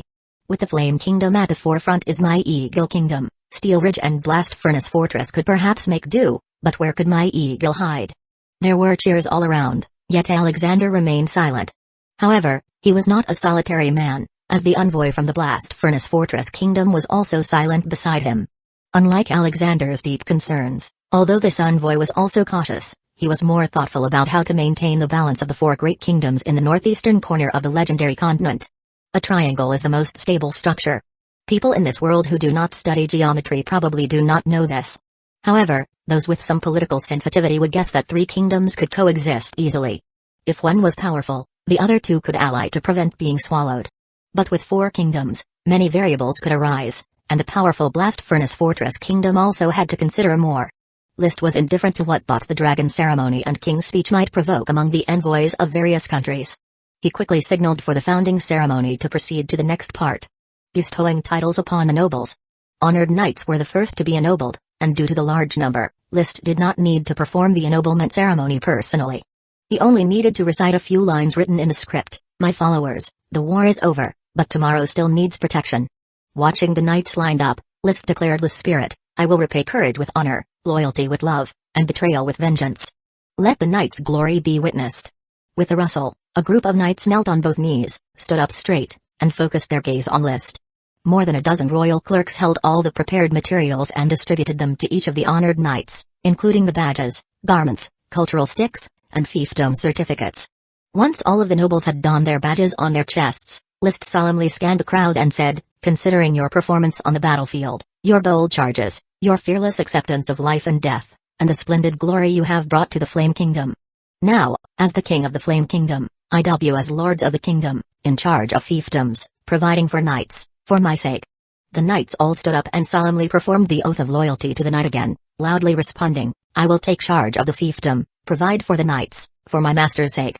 And so, the ennoblement ceremony was established, and the lords left in turn, returning to their original positions in the viewing stands.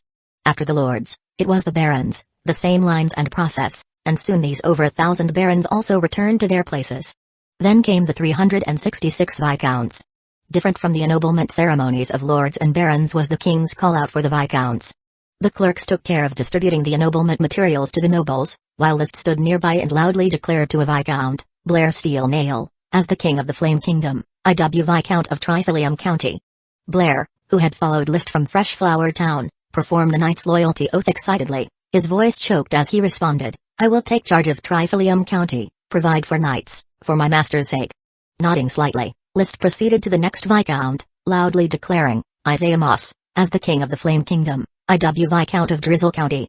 Every proclamation was met with a loud response of loyalty from a viscount. This lengthy yet solemn scene made the commoners and minor nobles watching the founding ceremony's blood boil, especially the younger children, who could hardly wait to rush home to train in Chi and become glorious knights. They earned their achievements on the battlefield and accepted the king's land grant. Like the dazzling viscounts in the arena, receiving the attention of the entire crowd. Chapter 1064, too high profile even reading each person's name along with a single sentence. The ceremony of assigning viscount titles still lasted a full 2 hours. Together with the earlier night parade, dragon display ceremony, and the king's speech, by the time it was 10 in the morning, the coronation ceremony on the Royal Palace Square had been completed entirely, shifting to the Sun Moon Star Palace to commence the investiture of the earls and marquises. The process was not much different from the ceremonies for assigning viscount, baron, and honored titles.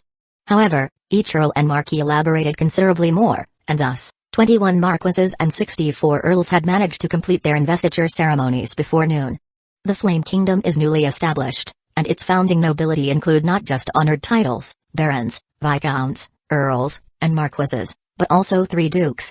Duke William Tulip of Tulip Island, Duke Piero Grey Iron of Phoenix Tree Island, and Duke Bruce of Salty Sea, who was unable to attend the ceremony.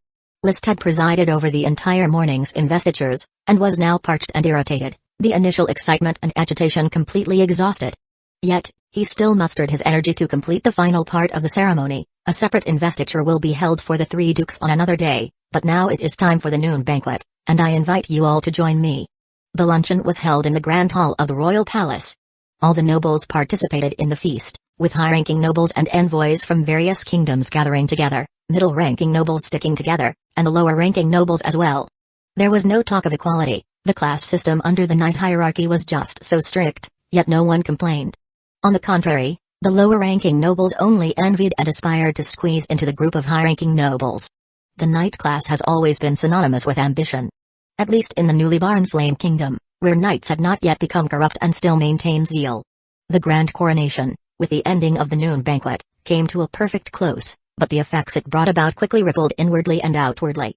Feudal nobles had already departed Flame Island, taking with them the serfs and followers previously allocated to them, bound for their own fiefs. Particularly a batch of high-ranking nobles, who took a large number of serfs, reducing the population of Flame Island from 5 million to 3 million in an instant. 2 million of those were direct subjects of List, while the remaining million were subjects of the city nobles. City nobles who didn't have investiture rights but could support knights. The city nobles, also known as the Knights of the Burning Legion, took over the administrative powers of several cities. However, many more cities remained under List's name. After losing a large population, these cities needed a vast number of people to replenish all sectors of industry. In an era without automation or industrialization, the population was the most critical labor force. List had only been excited for one day before being entangled in a multitude of kingdom affairs. Even though he had formed an outer cabinet and inner cabinet, still, many decisions required his input. Your Majesty. Father, just call me List, there's no need for royal titles between us. List, having a soul from Earth, couldn't adapt to the relationship where his father became his follower. Although he knew that in ancient China, such cases occurred too. He vaguely recalled it was during the Qing dynasty or Ming dynasty. There was an emperor who had no sons, hence he adopted a child from the royal family as his heir. After this child ascended the throne, he still struggled to manage relationships with his own father, engaging in a grand struggle with the ministers. Fortunately, the Flame Kingdom was created by List himself. He could set the rules as he pleased. Li William Tulip showed a relieved smile, although he didn't mind bending the knee to his own son. A trivial matter under the knight system. However, List's attitude pleased and gratified him. List, now with the feudal nobles moving out, Flame Island is about to face the trouble of population shortage. What's the outer cabinet's method of handling this? The outer cabinet has discussed several times, undecided, but there are two plans. The first is to suspend the new city plans, stabilize the cities already developed, waiting for the population to gather and increase before considering new city construction. The second plan is to immediately launch a pioneer mandate war to plunder population. List thought briefly, didn't respond directly, but asked, how far has the joint plan with the Steel Ridge Kingdom progressed? Li William Tulip shook his head, somewhat helplessly replying, although the Steel Ridge royal family has decided to cooperate with our kingdom to divide up the Eagle Kingdom, the specific details and profit-sharing schemes are not something that can be finalized in a short time. Direct contact with King Osborne, have him urge his nobles. War is better sooner than later, and we can't give the Eagle Kingdom a chance to react. Osborne is all show, on the surface a bold and able king, but in reality, he's just a cautious custodian. According to the magic platform messages sent by the blood servant from the City of Steel, Osborne's multiple meetings end up with ministers arguing back and forth, still without any concrete results. He's useless, rotten wood cannot be carved. List couldn't help but curse aloud. I lead the dragon-slaying battle, he leads the night charge, we split the Eagle Kingdom equally. Such a simple arithmetic problem, and yet he needs so long to think about it. Has it been over a year now? It's been a year and a half, and it was I who personally went on a mission to the Steel Ridge Kingdom to finalize the plan, said Li William Tulip. So dragging, if it weren't for my knights being insufficient, unable to swallow the whole Eagle Kingdom, I would have taken my dragons and attacked directly. This wasn't merely bragging, on the level of a dragon knight, he was invincible, just let down by his subordinates' weakness. For the Flame Kingdom to swallow the Eagle Kingdom alone, the risk was too great. It might not just involve the Eagle Kingdom, but also include Steel Ridge and Blast Furnace Fortress, even possibly a few other nearby kingdoms. It was hard to say the Eagle Kingdom wouldn't seek external help, especially since the Eagle royal family had once revealed sacred dragon news to the Gushan Imperial, and in desperation, anything could happen. Teaming up with the Steel Ridge Kingdom and distributing some interests to appease the surrounding kingdoms was the only way to smoothly swallow the Eagle Kingdom. Li William Tulip suddenly said, List, there's a point worth debating. The appearance of 8 dragons at the national founding ceremony. I worry that with your increasing deterrence, the Steel Ridge royal family might abandon the cooperation. Father, You mean Osborne could have been frightened by my speed of dragon riding? Yes, you've ridden the sacred dragon, the fire dragon, the magic metal dragon, and now the water dragon, all within a few years. Each dragon you add makes the three major kingdoms apprehensive about you. I'm more worried that the three major kingdoms might have already started forming an alliance. Any signs? Not yet, but I can't rule out the possibility. List frowned. Such a possibility indeed wasn't out of the question. If he were king of the three major kingdoms, he would also be extremely wary of himself. The royal families of the three major kingdoms, after hundreds or thousands of years, had gathered only a dozen dragons, yet he had done so in just a few years.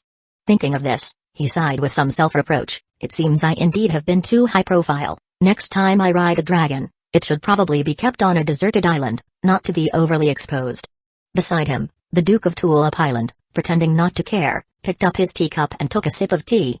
Chapter 1065, Video Conference. No matter what, the plan to unite with the Steel Ridge Kingdom was still up in the air, success or failure uncertain. The persistent problem of population shortfall was a significant issue for the Flame Kingdom, and List, eager for rapid achievements, was unwilling to slow down his development plans. Therefore, launching the Pioneer Mandate more was the best way forward. But the content of the Pioneer Mandate must be innovative, List said. Wool can't be sheared from the same place repeatedly, you have to switch locations to continue shearing, which was a principle he clearly understood. If we do not plunder the Eagle Kingdom, we can only plunder the Snowstorm Mountain Duchy, Li William said. Then notify Marquis Yevich Shui Washing of Heroic Yellow City and Marquis Amot Ice Shield of Thorn Left Territory, to speed up the conquest of the Snowstorm Mountain Duchy. Before June arrives, I need at least 500,000 serfs transported back from there, and the more knights the better. The Snowstorm Mountain Duchy was not a large duchy. Situated on the plateau and quite barren, its population barely totaled 6 to 7 million. The internal war between the first prince and the second prince had just begun, and already Yevich with the help of his father-in-law Amot had secretly transferred over 500,000 people to the Flame Kingdom. Now they wanted to extract another 500,000 people. Within a short year, the population would be reduced by a fifth. Further, the Yellowstone Kingdom was also covertly shearing wool. Perhaps by the time the two princes decided the victor, the Snowstorm Mountain Duchy would be left with only half its population. Of course, this had nothing to do with List. He was only concerned about the development of the Flame Kingdom. Then I shall go and make the arrangements. By the way, Father, I plan to hold your ducal investiture ceremony on January 15th. I will have the royal inner court prepare everything for the ceremony, just wait for the 15th to arrive. I'm not fussy, any time would do. Li William's usually unflappable face nevertheless revealed a smile he could not contain. There was a time when he was but an earl in the Sapphire Duchy, struggling to reach the status of Marquis. He had assumed that achieving Marquis status before his chi exhausted would be a knightly honor bestowed upon him, but with the rise of his second son, List, his dreams had become easily achievable. Unknowingly, the Marquisate was in hand, followed by the acquisition of the Domain Knight Manual. He became an existence second only to a Dragon Knight. Power always complemented ambition, yet hardly had his ambition stirred when the prospect of ducal status was already within reach. Everything seemed like a dream. When he left the Sun Moon Star Palace, even walking felt as though he were about to float into the air. As a Domain Knight could indeed fly in the air for prolonged periods. On the Royal Palace Square, his mount, the Broken Horn Storm Dragon Horse, was pacing about idly. The broken horn on top of this super dragon beast's head had become even more magnificent. Not only was it forged from a magic metal alloy core, but it was also embedded with tiny gemstones and inscribed with magic runes. This had been custom ordered by Li William from the Magic Association, equivalent to a piece of powerful magic equipment. Mounting his steed, Li William called out, "White Dragon Horse, let's set off." Immediately, the Broken Horn Storm Dragon Horse flapped its wings, taking to the sky like a bolt of lightning, and rapidly headed towards Flame King City. Moments later, it already landed in front of the towering and majestic offices of King's Castle. The whole King's Castle office was a 6-story building reminiscent of the Victorian era, painted a conspicuous golden yellow, and faced the triumphal arch. The lengthy building was divided into 3 sections, one for the bureaucratic institutions of the King's Castle, one for the inner cabinet, and another for the outer cabinet. Li William's office was on the 6th floor, spacious and lavishly decorated. Allowing his personal attendant to take off his coat, he went straight to his petrified wood desk. He signaled his assistant, convene the outer cabinet ministers for a meeting on the magic platform, set the time for 2:30 in the afternoon. "Yes, my lord," the elegantly dressed female assistant, who could score an 80 in appearance, swayed her slender waist as she walked into the small conference room attached to the office. She began tapping away on a slightly large, intricately designed magic platform. Her fingers were slender, magic power flowing at her fingertips. She was indeed a magician. Although in Flame Kingdom, the term magician was about to be obsolete. She was now a registered arcanist, specializing in communication arcanistry, specifically trained to operate the magic platform. The magic platform lit up, like a projector, casting a dozen screens on the walls of the meeting room. Before long, some screens turned from gray to colored, and then people dressed similarly to the female assistant appeared on the screens. Just as Earth had developed from text communication to video communication, the magic platform, after continuous development and improvement, had also entered the era of video communication. For Flame Kingdom, which had already conquered the magic teleportation array, developing video communication posed no technical difficulties. Ak used his spare time to come up with a video communication scheme, and then handed it over to the Magic Guild for development and design. However, the cost of video magic platforms was extremely high, and the current production was only enough for the use of the inner and outer cabinet members and the training of professional communication arcanists. Others had yet to gain access to it. Poseidoi assistant, is the Prime Minister convening the magic platform meeting? A woman asked from one of the screens. Yes, Alaya assistant, please notify the First Minister of Internal Affairs to attend the magic platform meeting, the female assistant replied. I will notify Lord Jeffrey right away, but since he is inspecting his domain, it may take some time. The meeting is set for 2:30 in the afternoon, please make sure to inform the First Minister of Internal Affairs. Yes. Thus, the female assistant went through the screens one by one, confirming the time of the magic platform meeting. Just as she finished the notifications and was about to shut down the magic platform, Li Huiliam had already walked in holding a glass of red wine. Poseidoi, connect me to Tulip Castle, he said. Yes, my lord, Poseidoi assistant said as she manipulated the magic platform, soon projecting another screen. Until the magic platform connected, the screen remained gray. Tulip Castle did not have a video magic platform, and this Tulip Castle was a new Duke's Castle built on Tulip Island. Coral Island had been returned to Sapphire Duchy, and that former Tulip Castle had become a thing of the past. Only Black Horse Island remained a possession of List in the form of an enclave. Black Horse Island had a natural node, and a magic teleportation array would be established there in the future to strengthen control over Sapphire Duchy. This is Tulip Castle, a male voice came from the magic platform, and although it couldn't achieve video communication, ordinary magic platforms had long since been upgraded to voice communication. Levi's? Li Huiliam asked. Yes, father, came the reply. How is Loria's health? Very well, she's constantly under the observation of a healing arcanist, and the twins in her belly are developing healthily. Levi's voice revealed excitement. This was Loria's second pregnancy. Li Huiliam was also pleased.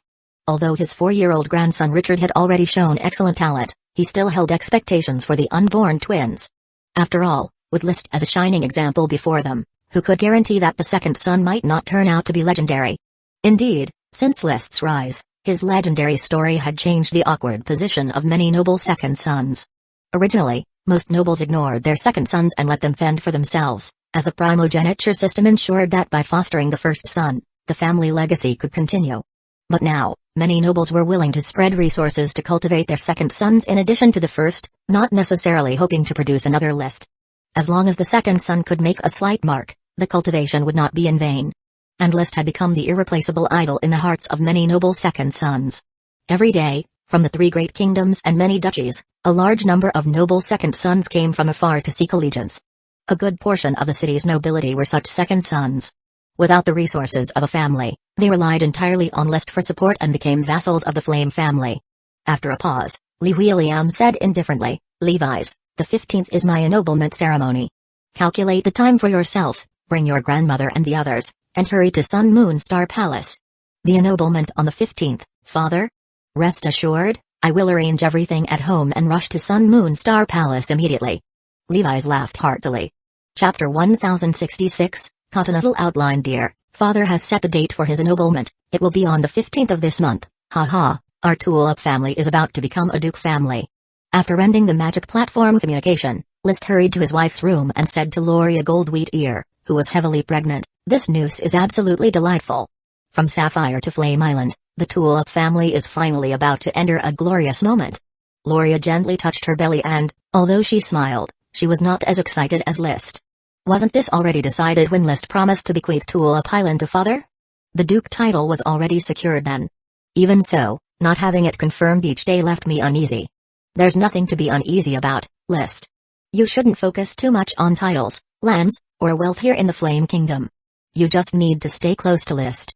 You are his brother, and the bond between you is stronger than any noble title could provide.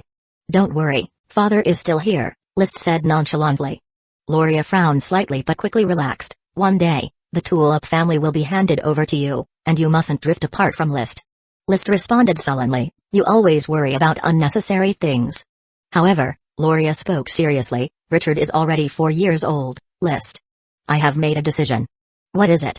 Once the twins are born, I plan to ask father to send Richard to the Sun Moon Star Palace. First, to accompany father, since as Prime Minister of the Outer Cabinet, he spends more time residing at the Flame King City than at Tulip Castle. Second, it would also allow him to start training with the Burning Legion Knights sooner. Is that necessary, Loria? Richard is only 4 years old. When I was his age, I was still peeing and playing with mud in the castle garden. Yes. Loria insisted, and even announced her decision during the castle's evening dinner. Lady Marie, not being List's biological mother, did not comment. But Lady Penelope approved grayly, Loria's decision is very wise. Although I am sad to see little Richard leave Tulip Castle, at the Sun Moon Star Palace, he will always be basking in List's glory. Little Richard is incredibly fortunate to have a Dragon Knight uncle. Grandmother, it's just basic knight training. Do you think I can't teach him? I'm a Sky Knight after all. How can a Sky Knight compare to a Dragon Knight? List, you're already 30 years old and still just a regular level Sky Knight. Don't you see that? Lady Penelope glanced at List, who had once been her favorite grandson, but now her eyes mostly held List. Cough, cough. List coughed awkwardly. He wanted to say that being a 30-year-old Sky Knight wasn't a poor achievement. However, given his grandmother's comparison with List, a legendary Dragon Knight as radiant as the sun, he couldn't reply. Every young prodigy in the northeastern corner of the legendary continent lived in List's shadow. Essentially, List was an existence that defied normal understanding. Seeing this, Loria smiled and said, let's ask father's opinion once we reach Flame King City. At 4, Richard is already capable of living away from his parents. While she mentioned consulting Lee William, everyone knew Loria had already made up her mind. Levi's shrugged his shoulders. He actually understood Loria's thoughts and knew that doing so would help Richard, but he felt that Richard, being only 4 years old, was too young. However, turning his head and glancing at his son, who sat like a little adult, he inexplicably thought that this might not be a bad thing. Loria's strict discipline on Richard was severe, hardly allowing him to play like a normal child and starting to instill noble etiquettes and the controlling path from the age of 2. Such a childhood, when pondering, was terrifying. So, speaking with the tone of the heir of the Tulip family, he said assertively, the day after tomorrow, I will take Richard to inspect the construction of the estates across the lands. You all stay in the castle to pack, and we will depart for Flame King City in 3 days. The nation had not long been founded, and many tasks demanded attention. During a busy interval, List received an unexpected new message via the magic platform from the 6 mermaids who had circumnavigated the sea. Your Majesty, we have started our return journey from the westernmost point of the legendary continent, and we have packaged and sent back to the Magic Guild the coastline position data calculated by the sextant. I apologize for the delays over the scheduled year of circumnavigation. However, although we haven't discovered more mermaids, we have captured many elves, including 2 greater elves. The magic platform message was long and had been transcribed onto paper by a communication arcanist.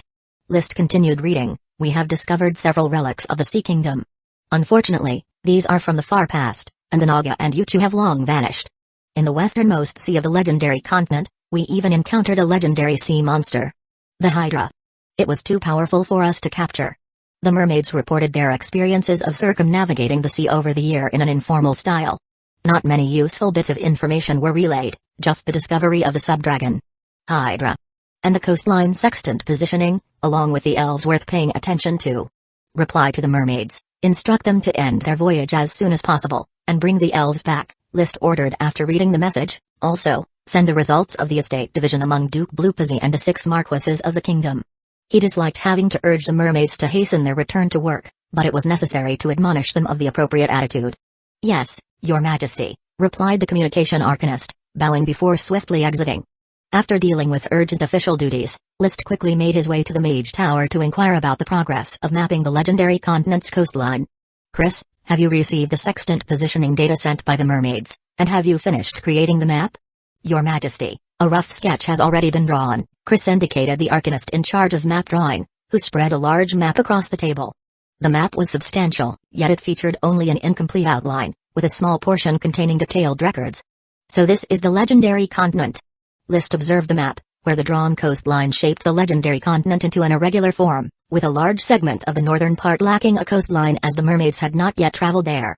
With the main contours of the legendary continent sketched, it clearly compared the geographical position and area of the three great kingdoms in the northeastern corner of the continent.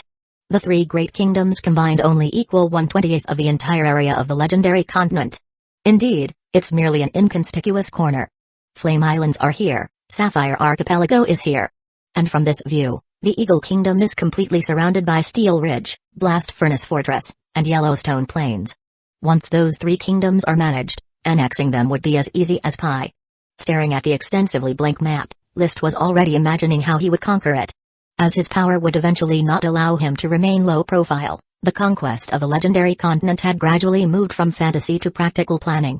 Chapter 1067, Pulling the Strings. The investiture ceremony of Duke Li William Tulip of Tulip Island was not too grand, especially considering the luxurious scenes that were front and center at the kingdom's founding ceremony. However, for the Tulip family, this moment was their most glorious. In List's name, a 3-day banquet was held at Flame King City, inviting a large number of nobles who stayed in the Flame King City. Afterwards, people like Levi's returned to Tulip Island, while Li William continued to serve as the Prime Minister of the kingdom's outer cabinet, stationed within Flame King City. Levi's son Richard, which is List's little nephew, remained directly at the Sun Moon Star Palace. List was quite fond of this little nephew and naturally would not refuse to cultivate him. However, he was busy with affairs and couldn't personally supervise him. Specialized inner court servants would take care of him, and there would also be teachers from the Royal Knight Academy to give him lessons. Chris, has the agenda for the Magic Guild reform been determined? List came to the Flame City Mage Tower again and asked Chris Truth, the first Arcanist minister. Your Majesty, after years of exploration, the registered magicians of the Magic Guild have fully adapted to the Arcanist system, so the reform resistance is not great. The plan to reorganize the Magic Guild into the Royal Arcane Academy has smoothly passed the Arcanist Assessment Committee. The Magic Guild had been a transitional product from the beginning, and now with the establishment of Flame Kingdom, it was time to change according to List's will. Referencing the university system in the United States on Earth, List's ideal scientific system was industry-university research integration.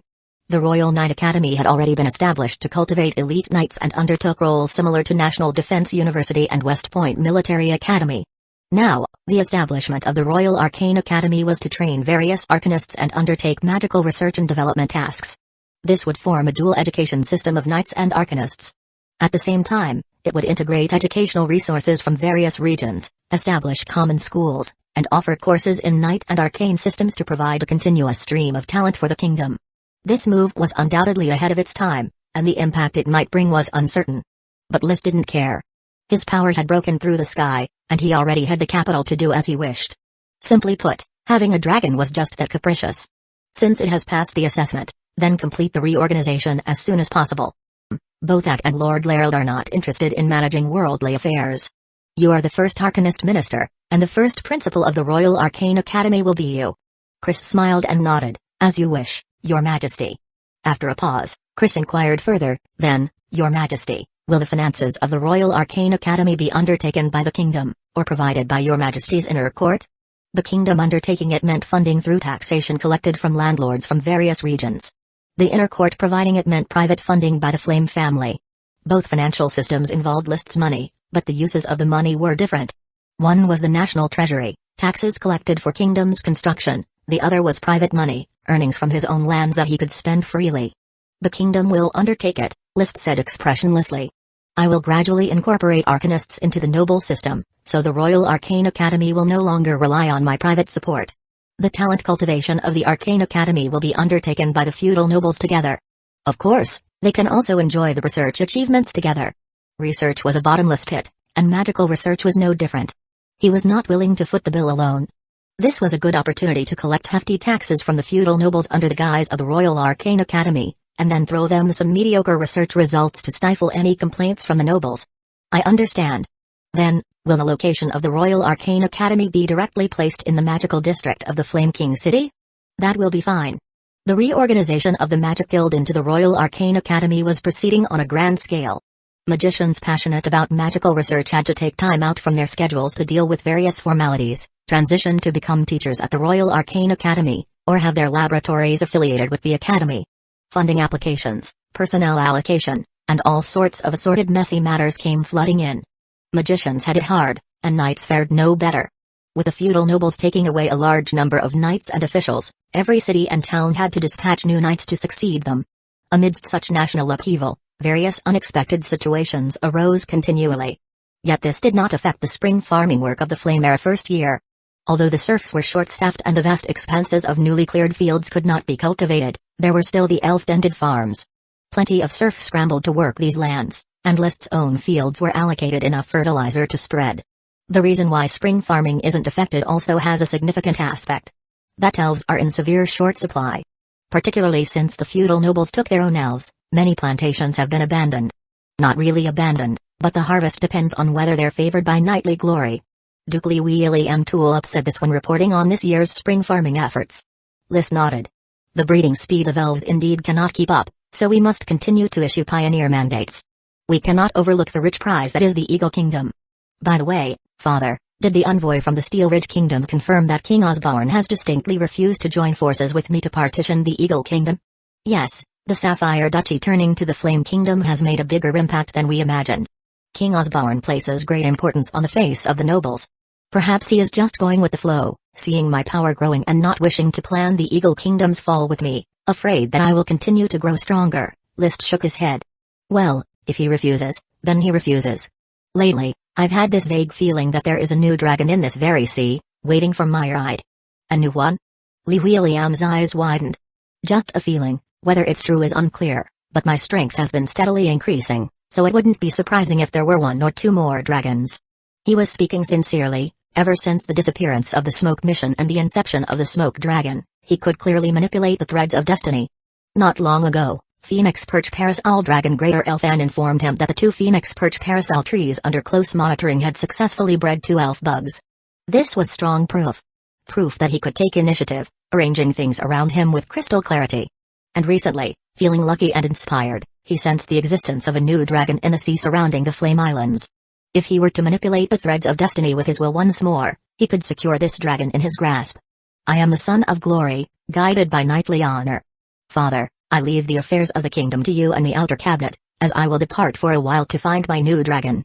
What could Lee William say when dragons were the ultimate quest? Rest assured in your search for the dragon, I will take good care of the kingdom for you.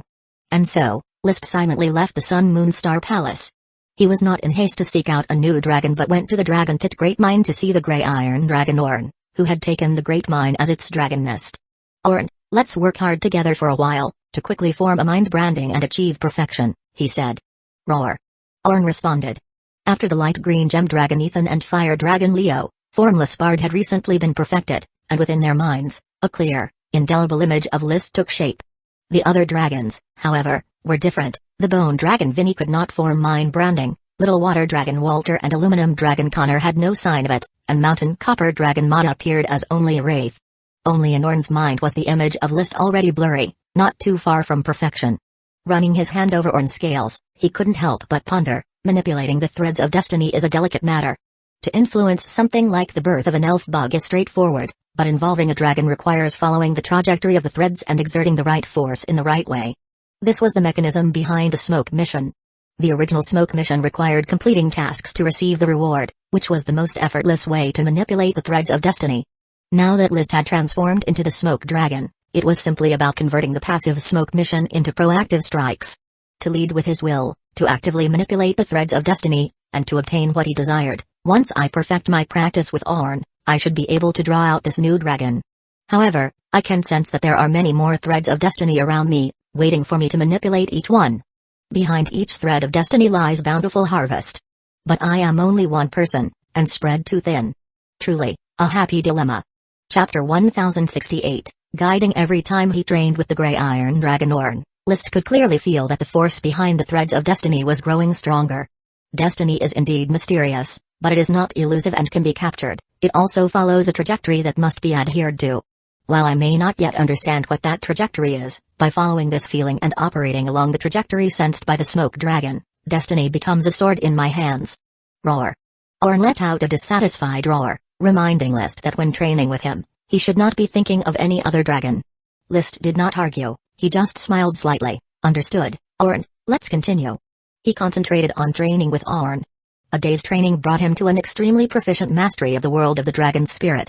Borrowing the power of destiny, he could guide the dragon spirit with ease and brand it much more quickly and effortlessly than any dragon knight. As of today, there was no need for frequent training with Fire Dragon Leo and Formless Dragon Bard. After all, these two dragons had already graduated from the process of mind branding. There was still not much progress with Mountain Copper Dragon Mata, Aluminum Dragon Connor, and Water Dragon Walter. Therefore, he spent most of the time over an entire month with Orn, while the rest was allocated to official duties. He presided over the Flame Kingdom's transformation from a makeshift organization to a true kingdom, defining various laws and systems such as tax, judicial, and ceremonial law. But this was only limited to Flame Island, where he was building a family-style fiefdom. As one of the most powerful beings in the world, he did not have a great demand for central power. As a soul from Earth's modern civilization, he was well aware that no nation could prosper forever. However, a family could last for thousands of years, therefore, it sufficed for the Flame family to continue uninterrupted. During his reign, whether it was centralized power or knightly feudalism didn't really matter. Would his followers dare not obey his commands? This day was already in March. List went for a visit to Axe Mage Tower, which had just been completed, located in the valley behind the Sun Moon Star Palace. Ak could have conducted her experiments directly in the Sun Moon Star Palace, but after an explosion accident that damaged many rooms of the palace and killed several servants, Ak decided to move the laboratory out of the Sun Moon Star Palace and build it behind the mountain. There, an explosion at most could kill magicians. As for Ak herself, being the strongest archmage in history, even a dragon knight couldn't kill her, let alone a mere explosion. Brother, the connection between the Tree of Golden Apples and Bloodline Fruits has been studied and concluded. By activating a magic array, we can release the power of the Tree of Golden Apples to infect the surrounding plants and condense Bloodline Fruits. If the power of this segment of the Tree of Golden Apples is fully stimulated, it could probably condense over 100 Bloodline Fruits, explained Ak about her latest experimental results. Initially, List discovered a natural node on Phoenix Tree Island, with the natural node located in a large marsh, which he named Young Marsh. 6 Bloodline Fruits grew from Young Marsh's land, eventually leading him to dig out a segment of the Tree of Golden Apples. Ak had only recently found the time to research this segment of the Tree of Golden Apples. Then hurry and hand it over to the Royal Arcane Academy, set up a development team, and start with cultivation, List instructed Chris, who was following behind him. Also, contact the inner cabinet and quickly select suitable livestock and magical beasts, ready to feed and evolve them once the Bloodline Fruits mature. Meat from magical beasts, like magic potions, was always scarce. Reliant on the little amount of magical beast meat from hunting, it was impossible to sustain so many nights. Almost all the nobles would collect Bloodline Fruits to attempt evolving their livestock into magical beasts.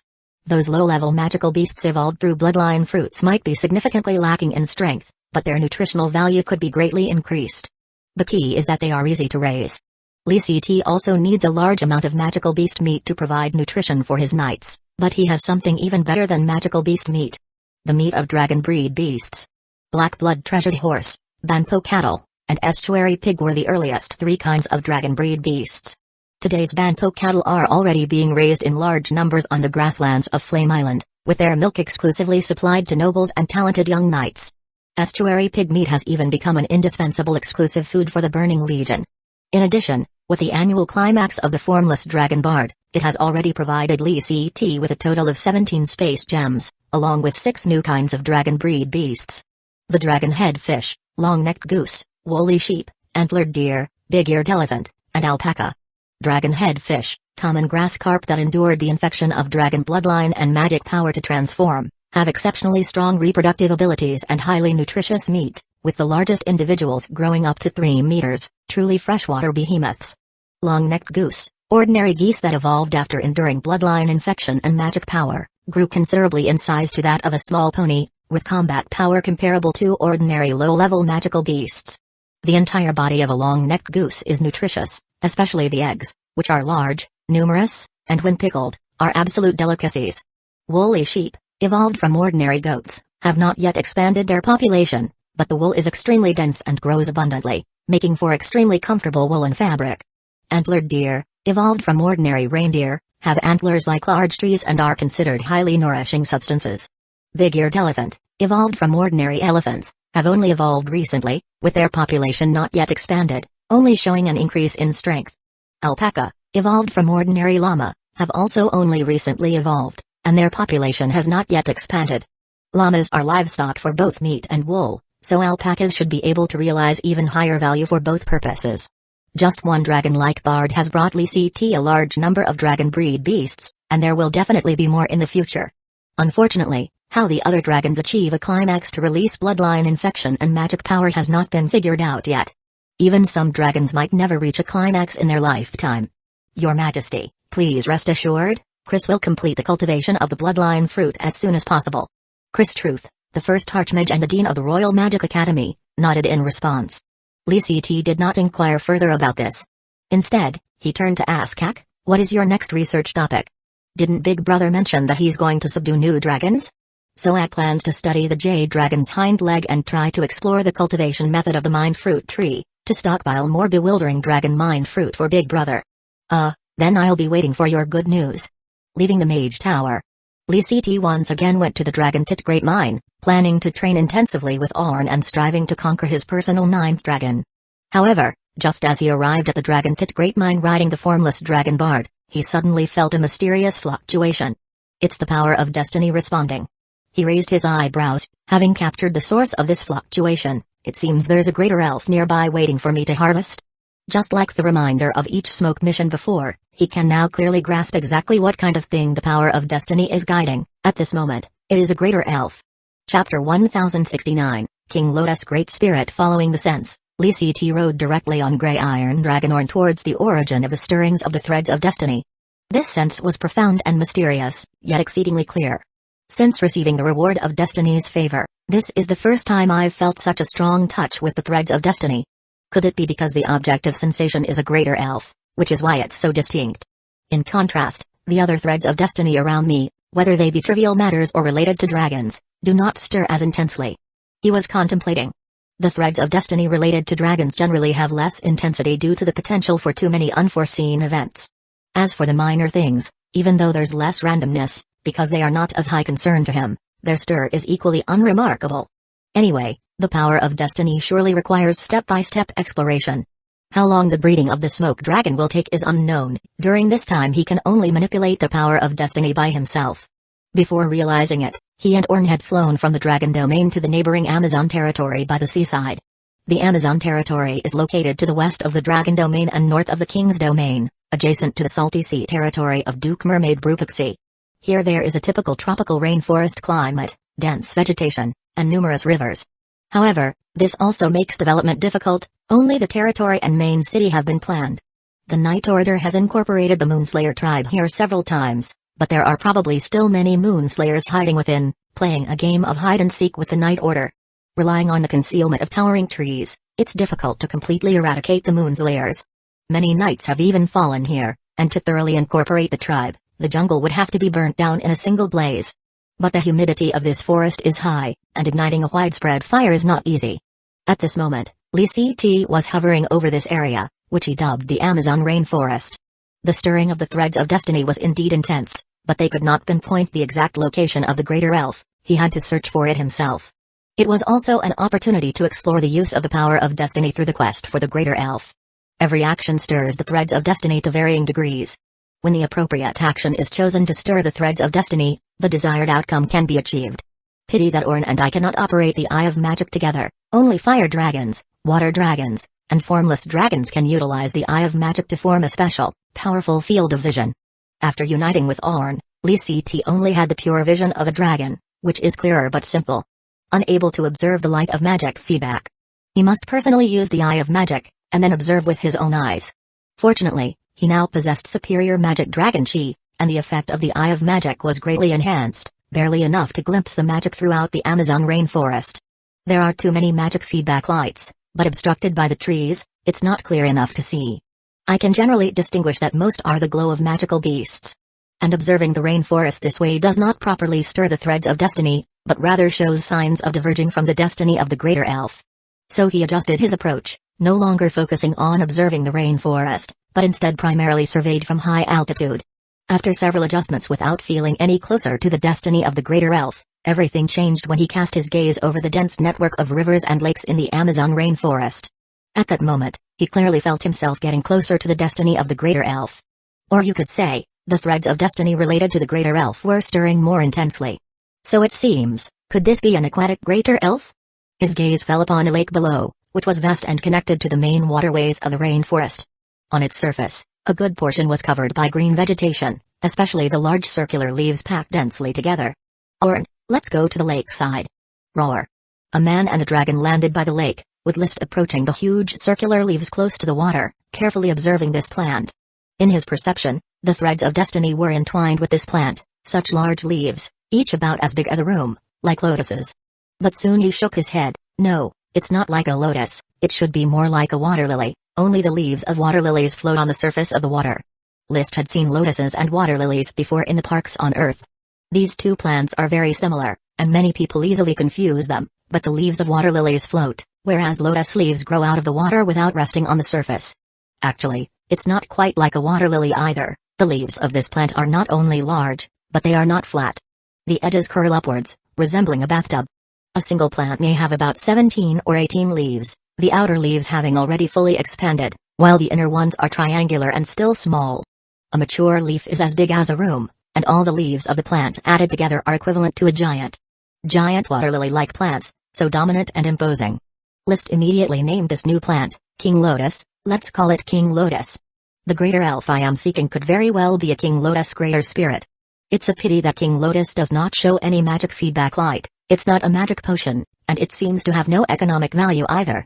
He lightly leapt onto a King Lotus leaf, standing firm upon it, though there were faint signs the leaf might be crushed under his weight. Such leaves can't be used as boats to glide on water. Among the 17 or 18 leaves, a flower and several buds broke the surface, and right next to them lay a large, dull-looking thing, probably a fruit. List walked over, plucked the fruit, about as large as a man's embrace, and then leapt to the shore. Orn turned his head to look for a moment, then became indifferent. List peeled the fruit, its sturdy skin easily cracking under his strong grip, revealing kernels inside that looked like corn but were as large as a child's fist. His body was long immune to all poisons, with chi to neutralize everything. He directly chose to peel off a kernel and gently bit into it. His eyes lit up immediately. The flavor is rich, like tasting pineapple, leaving a lingering fragrance on the lips with a juicy fullness. The seeds of King Lotus can be eaten as fruit, and they are very delicious at that. This was good news. However, such a large King Lotus yielding so little produce still isn't of much value. Regardless, let's find the King Lotus Great Spirit first. He put the seeds into his space ring, mounted the gray iron dragon Orn, and started scouring the rivers and lakes for more King Lotus. Finally, in a broad section of the river, he saw the magic feedback light he had been looking for. It was a huge King Lotus floating on the water. With enormous and numerous leaves, just one King Lotus occupied half of the river, emitting chaotic-colored magic feedback light. On one of the King Lotus leaves lay a tiny great elf, blissfully basking in the sun, snoring away. Roar. Orn, who was mentally connected with List, let out a playful roar, and rapidly unleashed his fierce dragon might. The overwhelming dragon might and deafening roar scared the sleeping King Lotus Great Spirit, who jumped with a start and fell right through the gaps between the leaves into the river. Chapter 1070, the King Lotus Greater Elf that fell into the river didn't manage to escape. Holding the heart of the mermaid contract, Lee Ct found it easy to enter the water and effortlessly capture it. Then he jumped back onto a leaf of the King Lotus Cordyceps. He carefully inspected the King Lotus Greater Elf he was holding in his hand. Although this greater elf lived on water, it wasn't an aquatic elf. Or rather, even though the King Lotus grows in lakes and rivers, it isn't a marine plant, hence the King Lotus Greater Elf is still a terrestrial elf. It had no gills but possessed a pair of transparent wings on its neck. Two tiny King Lotus leaves drooped on either side of its head, looking like a split hairstyle, adorable yet slightly ridiculous. Its body was a translucent light white, which is the common color for most elves, nothing too special. Big black eyes and delicate features made it very beautiful. But at this moment, the expression on the King Lotus Greater Elf was fierce and ferocious, as it emitted an angry cry, Archie-Baw. The meaning was unknown. Stop shouting, little one, we are fated. List touched the leaves on the head of the King Lotus Greater Elf, not in a hurry, to contract. He was feeling the power of destiny. As a fate guardian merged with the smoke dragon, he had been constantly adapting and trying to control the power of destiny during this time. But the power of destiny was intangible and elusive, invisible and untouchable, only fleetingly felt. Mastering it was immensely difficult. After all, he wasn't really a smoke dragon, the smoke dragon was merely gestating in his mind. Starting near the Dragon Pit Great Mine, I began to feel the threads of destiny linking to the King Lotus Greater Elf, and then I searched all the way here. This whole process belongs to manipulating the threads of destiny, or controlling destiny. After I captured the King Lotus Greater Elf, this strand of destiny thread suddenly halted. The halt didn't mean the thread snapped, but rather that the thread disappeared, or the power of destiny that connected King Lotus Greater Elf and List suddenly vanished. It's a strange phenomenon, still incomprehensible. List felt for a long time, still unable to grasp the essence of the power of destiny. The King Lotus Greater Elf in his hand kept crying Archie-ba for a quarter of an hour, its voice going hoarse. Seeing that shouting was ineffective, it lazily hung in List's hand, squinting as if to continue sunbathing.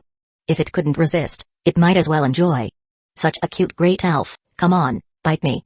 List snapped back from his contemplation of fate, stretched his index finger tightly, and stuffed it into the mouth of the King Lotus Greater Elf. Not waiting for the King Lotus Greater Elf to react, he knocked the fingertip against the teeth. Instantly, the skin broke and a drop of blood oozed out, mixing with the teeth of the King Lotus Greater Elf. A miraculous connection was established in an instant, and he could communicate with the King Lotus Greater Elf on a spiritual level. The inner world of the King Lotus Greater Elf was very calm, it simply wanted to sunbathe lazily and take a nap. Maybe after a nap, everything would return to how it was before. Without that voice sounding like a loud lizard, and without the evil villain gripping its neck. Suddenly, with the heart contract with List, it interrupted the pure heart of the King Lotus Greater Elf, causing it to open its eyes in confusion. Archie-ba. What name should I give you?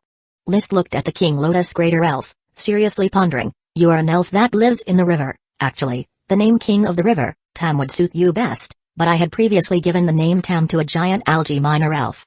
Giant algae greater elf is Pike, and the giant algae minor elves are Fizz, Tam, and Eddie. Since List had already given the name to the giant algae minor elf, he definitely couldn't make the despicable move of taking the name back. However, he soon had a bright idea. I remember that the full name of the River King is Tam Kench. Since Tam has already been given to the giant algae minor elf, I'll give Kench to you. Thus, when the King Lotus Great Spirit was in a daze, not understanding what was happening, it already had a new name. Kench. Kench became List's 30th Greater Elf, and also one of the few that List personally named. The batch of Greater Elves he originally got from the Grey Iron family and the Earth Tyrant family, he didn't bother naming them, just using their previous names. The Greater Elves personally named by List numbered only 12. Giant Algae Greater Elf Pike, Pea Great Elf Ash, Thorn Greater Elf Jayla, Mangrove Greater Elf Nami, Potato Great Spirit Kuchi, Banana Greater Elf Poppy, Millet Greater Elf Tick, Corn Greater Elf Mickey, Troll Taro Greater Elf Carl, Gourd Greater Elf Clay, Coffee Greater Elf Mundo, and King Lotus Greater Elf Kench. The remaining 18, 7 came from the Grey Iron family. Oat, barley, apple, tomato, pea, white crystal chrysanthemum, icegrass Greater Elf. 11 came from the Earth Tyrant family. Rockwood, tobacco, tea tree, barley, millet, iris, sticky rice, ginger, beet Greater Elf, and 2 little wheat Greater Elves. Aki, huh? Kench came to his senses from the confusion, expressing an emotion of inquiry. He felt both hostility and affection towards List, which was very conflicting. Remember, Kench, you are now my Greater Elf. List didn't rush to explain, instead he embraced Kench, flipped onto the back of the Grey Iron Dragonhorn by the shore. Now we're going to inspect the growing area of the King Lotus, and also look to see if there are any magic potion species. King Lotus is a unique plant in the Amazon rainforest, and following along rivers and lakes, one could spot traces of King Lotus. However, after half an hour, he had scanned a large area, still not spotting a King Lotus with magic radiance, nor discovering new cordyceps or elves. It seems there really are none. Ah, there's a lake below, the surface has magic radiance. List was delighted, commanding Orn to dive downward. Upon reaching above the lake, he clearly saw a small patch of pale blue magic radiance on the King Lotus, among which there was also a King Lotus with chaos-colored magic radiance. Great! A King Lotus cordyceps, with several magic potion King Lotuses growing around it. It didn't take long before he found King Lotus elf bugs hiding under the leaves, a plump pale green elf bug. Ordinary elf bugs no longer caught List's eye, but this one, carrying its own magic potion, excited List immensely. There was no other reason. Having magic potion species on the King Lotus, Kench's value would immediately skyrocket. Aki, huh? Kench, feeling List's excitement, became even more puzzled, feeling it bizarre. Kench, it's time for you to shine. From now on, within the range of your influence, all will be planted with magic potion King Lotus. King Lotus has high environmental demands. It seems like it can only be grown here. My serfs can hardly cultivate here for now, but that's alright, I still have you Chu. He quickly contacted Duke Bruce of the Salty Sea, asking him to dispatch Yuchu to reside in the Amazon territory, specifically to cultivate Magic Potion King Lotus. At the same time, he dug out a Magic Potion King Lotus, sent it to the Mage Tower, handed it over to the Magic Medicine Arcanists to refine into Magic Potion, and analyzed the value of the King Lotus Magic Potion. Throughout the journey, Kench, always carried by List, remained in a dazed state. Aki, huh? Chapter 1071 Dragon Medicine. The King Lotus is a super huge plant with water attribute magic power. The concentration of its magic power is not low, a single one should be able to be refined into about a dozen magic potions. This task, for an arcanist who specializes in refining magic potions, would only take half a day to complete. After completion, Magic Medicine List personally tried it. Although he has fire attribute Chi, it does not hinder him from evaluating the quality of other attribute magic potions. However, after drinking, the impact force of the magic potion is very minimal. He immediately frowned. Something's not right. The impact force of the magic power is even weaker than that of mixed standard. Magic potions have been defined by the Royal Arcane Academy, Magic Guild, as 6 grades: mixed standard, single standard, special standard, strong medicine, auxiliary medicine, and dragon medicine. Mixed standard is the most common type of magic potion with chaotic attributes. At worst, King Lotus magic potions should be single standard magic potions, but it turned out to be this low. Dean Chris also tried a King Lotus magic potion. Whenever List visits the Arcane Academy, Chris is always the one to receive him. Your Majesty, the medicinal properties of the King Lotus magic potion are too weak. Among the single standard magic potions I've seen, this is probably the weakest one. Test it a few more times to see if it has the potential to be an auxiliary medicine. Yes. Chris immediately arranged for a specialized knight to come and assist with the tests. Unfortunately, the results showed that the King Lotus magic potion did not have the properties of an auxiliary medicine. Now, only one possibility remains. We need to see if the King Lotus magic potion has the prospect of being a dragon medicine, and only Your Majesty can measure that. Alright. Lys nodded, took 2 King Lotus magic potions, and directly called out to Formless Dragon Bard. Woo-yeah. Let's go, Bard, we're heading to Mermaid City. Upon arriving at Mermaid City, List called over Little Water Dragon Walter, then tossed a King Lotus magic potion to it. Try this, see if it has any effect on you. Yow. Walter directly crushed the potion bottle with his throat, swallowing the King Lotus magic potion. As soon as the magic power began to disperse, it suddenly widened its dragon eyes in excitement, let out a joyful cheer, and sent a message to List via Dragon Heart electrical signal. This stuff is potent, List, I want more. List, who had not been hopeful, was quite surprised. He casually threw the second King Lotus magic potion to Walter, then climbed onto Walter's Dragon Tooth platform. As their minds merged into one, he instantly understood the amplification effects of the King Lotus magic potion on the water dragon's magic power. It's not as good as the amplifying effect of Fire Dragon elixir on fire dragons, but the difference isn't big. It can be called dragon medicine. This was indeed a pleasant surprise. He had only hoped that the King Lotus magic potion could become a high-quality single-standard magic potion, to make up for the Flame Kingdom's huge demand for magic potions. He had never expected the King Lotus magic potion to reach the level of dragon medicine. However, having experienced many major events, after a bit of excitement, he calmed down. The magic potion refined from the Phoenix Perch Parasol tree provides strong assistance to fire dragons, with general effects on other dragons, named Fire Dragon Water. The magic potion refined from King Lotus provides strong assistance to water dragons. I wonder if it helps other dragons? If it does help, it can be given a name like Blue Dragon Water. If it doesn't, then it can only be called Water Dragon Water. Yow! Walter was still clamoring for more of the potion. Patience, this is a newly discovered magic medicine King Lotus, not yet planted on a large scale. If you want it, you'll have to wait at least half a year. He had already ordered Blue Pizzy to get Yuchu to plant the King Lotus. Even with the influence of the cordyceps from the Greater Elf, King Lotus still needed time to grow. Yow!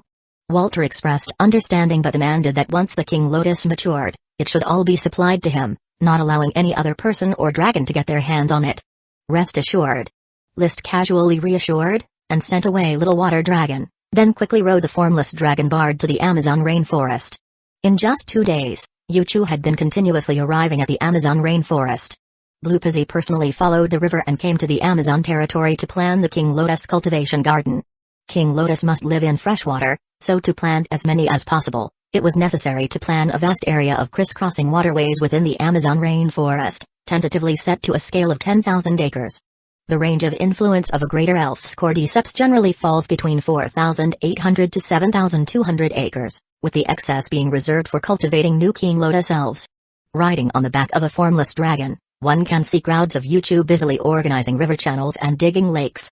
These highly intelligent Yuchu, with their fertility greatly improved by the source of vitality potion, have seen a sharp population increase, and it is a common sight to see adult Yuchaus with little Yuchaus lying on their backs. Yuchaus do not live in family units, but female Yuchaus do care for their young until they can live independently. Your Majesty, are you here to personally supervise the construction? This is just a minor project for a 10,000-acre magic potion field. Blue Pizzy towered in the river, the water level only reaching her waist. Every mermaid is extremely beautiful, but alas, their size is far too massive, suitable only for distant admiration and not for play. List hopped onto Blue Pizzy's shoulder. Pointing at the bustling Yuchu, he laughed. This is not just a 10,000-acre magic potion field. The magic potion refined from King Lotus has been confirmed to have the value of dragon medicine. These 10,000 acres of King Lotus will produce an endless supply of dragon medicine, to sustain my dragons. Of course, for now, I still need to uproot a magic medicine King Lotus and test its effects on the other dragons. Blue Pizzy exclaimed in admiration, your brilliance is too dazzling for me to face directly. The value of dragon medicine is immense. The three great human kingdoms only have one type of red dragon water, and yet you already have the second kind. I've always been lucky. Yes. By the way, how is the progress of the Royal Arcane Academy's research on the source of vitality for mermaids? List asked. After solving the fertility issues of Yuchaus, the Arcanists have been researching the fertility issues of mermaids, which is more complex since mermaids reproduce asexually.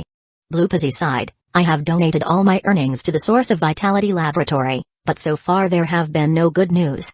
Don't worry, you have a long life ahead. If not 10 years, then 20 years. If not 20, then 100.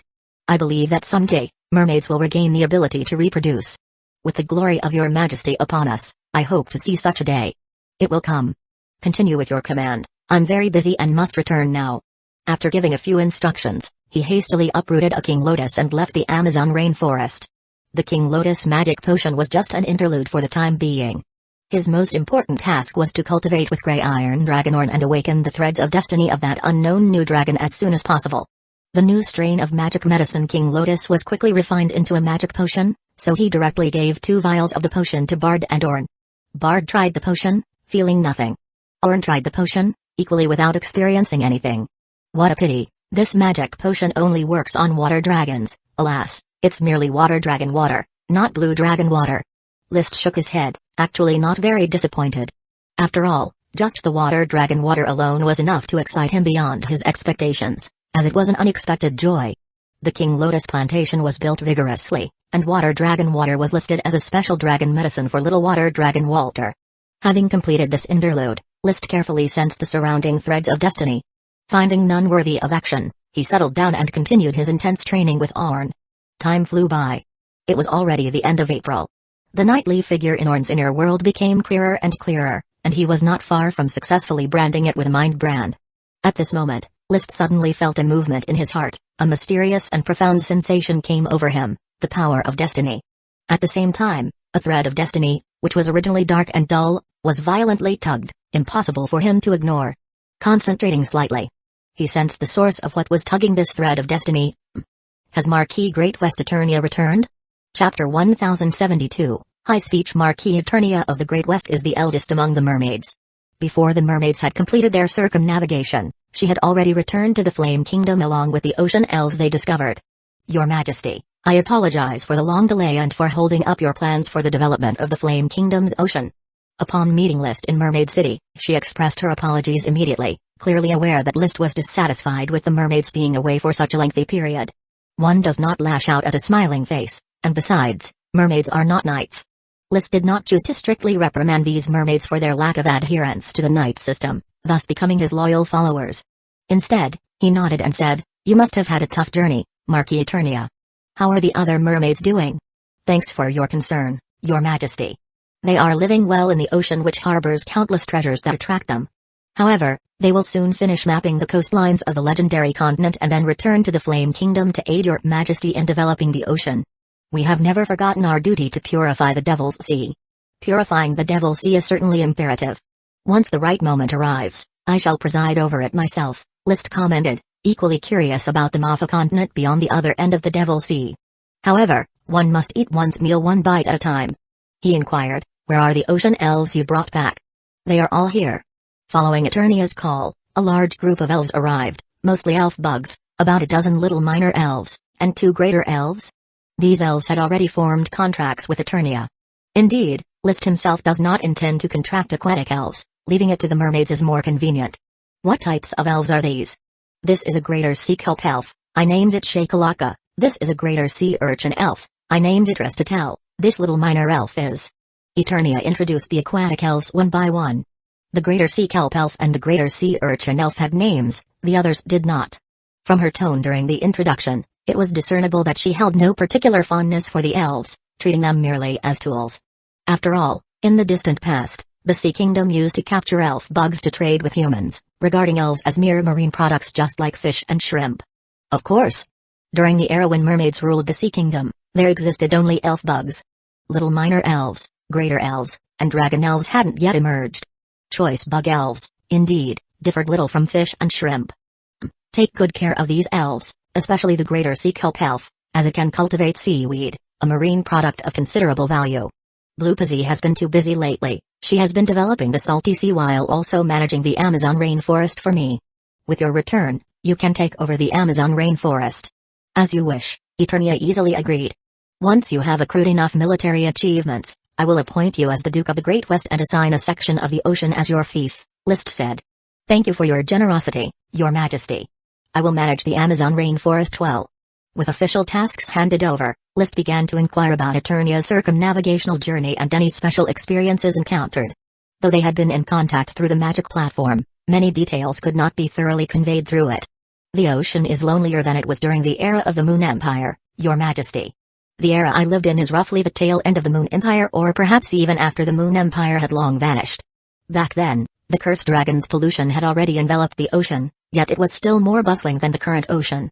Eternia continued to lament, in our era, not only were there numerous intelligent maritime races such as mermaids, naga, yuchu, and sea serpents, but there were countless sea monsters as well, including the enormous leviathan which was not considered rare. However, in this voyage, what I saw was desolation. Without the intelligent maritime races, mermaids, naga, and yuchu had completely disappeared, and hardly any remnants of the once great sea kingdom's palaces were found. Sea monsters, once prevalent across the oceans, were also rarely seen. The only magical creature we discovered was the subdragon, Hydra. We organized several collective hunting expeditions, but the Hydra always escaped. The Hydra was located approximately in this part of the sea. She pointed at a legendary continent map that was slowly becoming clearer, her fingertip landing on the northern waters of the continent. This maritime area is adjacent to the coastal region of the Gushan Imperial. I will join hands with Acroloids when I get a chance to capture this Hydra. Given that subdragons typically possess considerable intelligence, perhaps it could be tamed like Nemea the giant lion, turning the Hydra into a guardian beast. Li Siti greatly coveted this Hydra. He coveted all magical things. Your Majesty, while in the waters of the Neverfall Empire, I encountered a sea serpent, who once lived on land.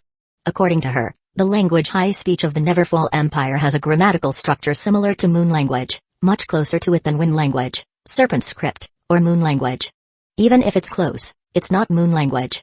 Only the Flame Kingdom continues the heritage of the Moon Empire and Sun Empire civilizations. Li Siti chuckled. What else did you talk about with that sea serpent? I asked her if she would like to come to the Flame Kingdom, and she said she would not. Although sea serpents were scarce in the great oceans, Acroloids wasn't the only one. Li Siti had previously encountered the elderly sea serpent Yisi. However, Yisi's magical prowess was woefully poor, and historical records also have no mention of sea serpents possessing magical talents. From this point of view, Acroloids was truly unique. However, sea serpents truly were beautiful. Did you discuss any matters concerning the Neverfall Empire with a sea serpent? Sorry, I'm not interested in the Neverfall Empire, so we didn't touch upon that topic. Moreover, since our languages are ultimately different, our conversation was halting and not very pleasant. Compared to Lord Acroloids, that sea serpent seemed too ignorant, too naive. The return of Eternia was undoubtedly a significant help for our oceanic endeavors, and the number of Yuchas was increasing, who could no longer be solely managed by the mermaid Blue Pizzy. Thus, Li Siti returned to his frenzied training with the Grey Iron Dragonorn. Time thus galloped ceaselessly towards the future. Meanwhile, On Flame Island, the Royal Arcane Academy and various laboratories associated with the Academy continually unveiled magic technological products. Most of them were inventions related to public welfare, and the Arcanist system was steadily moving towards the scholar route envisioned by Lee C.T. Magicians, no longer prioritizing learning powerful magic spells, had renamed themselves and were now primarily focused on researching various magic technological inventions. Amid this broader backdrop, located in the Whirlpool Estuary Domain, Estuary City, the Royal Shipyard as well as the Ship Research Laboratory jointly financed by the Royal Shipyard and the Royal Arcane Academy announced a pivotal shift. The chief arcanist Inuit Truth proclaimed that the era of sailing ships was drawing to a close. The magic power ship was officially unveiled. Chapter 1073, The Sublimation of Roparts. Lee C.T. had just arrived in this world when the Sapphire Duchy was at the forefront of naval technology, just entering the age of transverse sail. Subsequently, Lee C.T. introduced longitudinal sails, and hybrid power sailing ships became the main naval force of the Flame Kingdom. All internal maritime trade within the Flame Islands and every pioneer Mangekyō used hybrid power sailing ships. Even fishing boats out at sea used a combination of transverse and longitudinal sails. But even the advanced hybrid power sailing ships couldn't escape the limitations of sailboats, which must rely on wind power. Therefore, he had been having the arcanists of the Royal Arcane Academy research steam engines that could be powered by boiling water.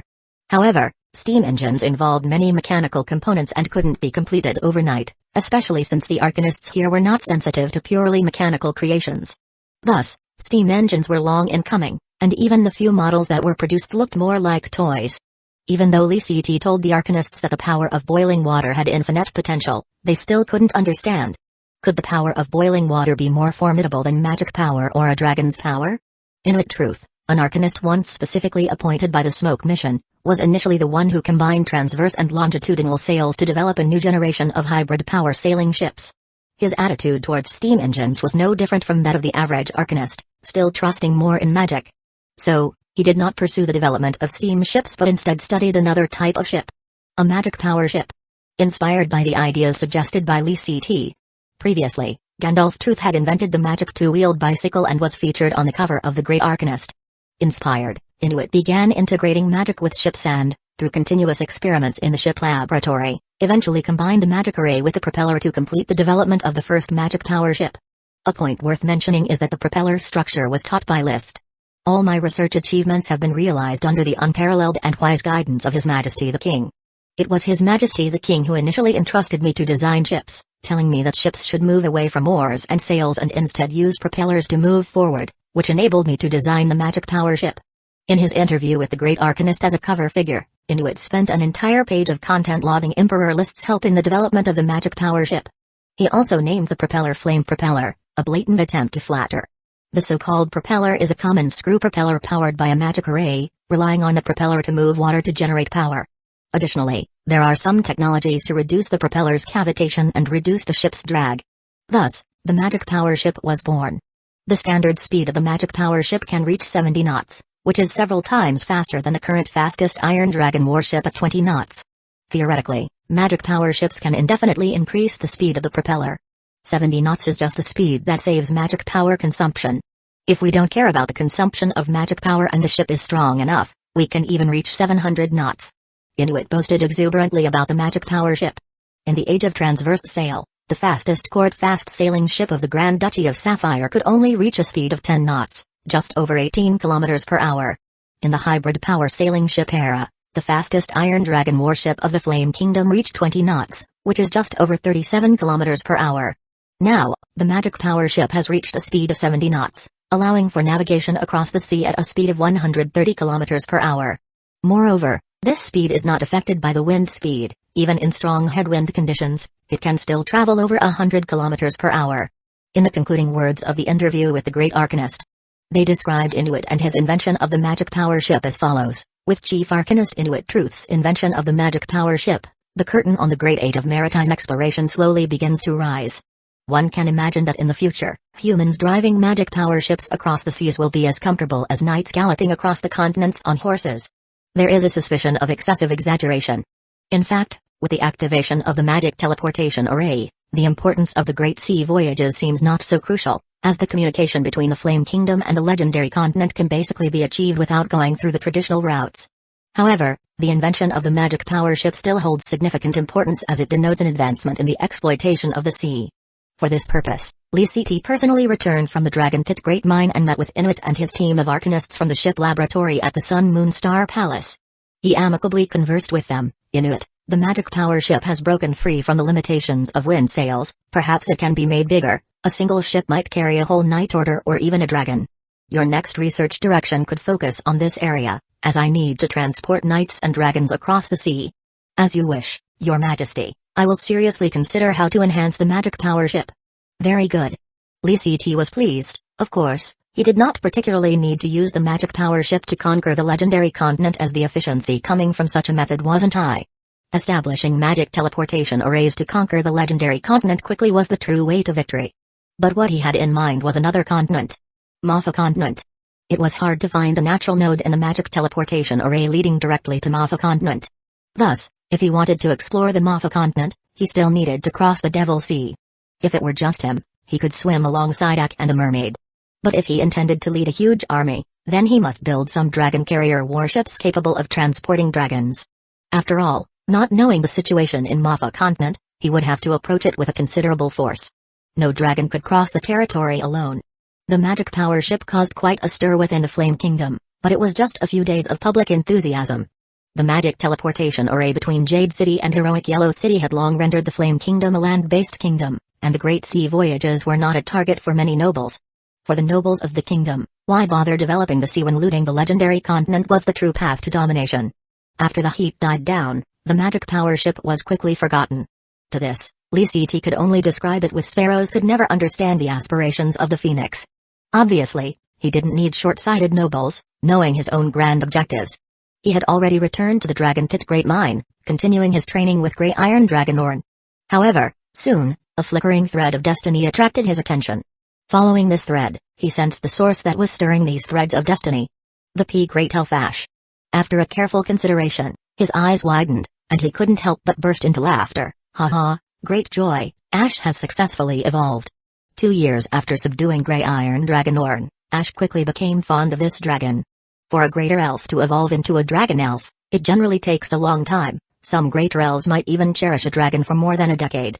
Not every greater elf can evolve as quickly as the Phoenix Perch Parasol Tree Greater Elf. Thus, after waiting for more than 2 years, Ash finally completed her evolution.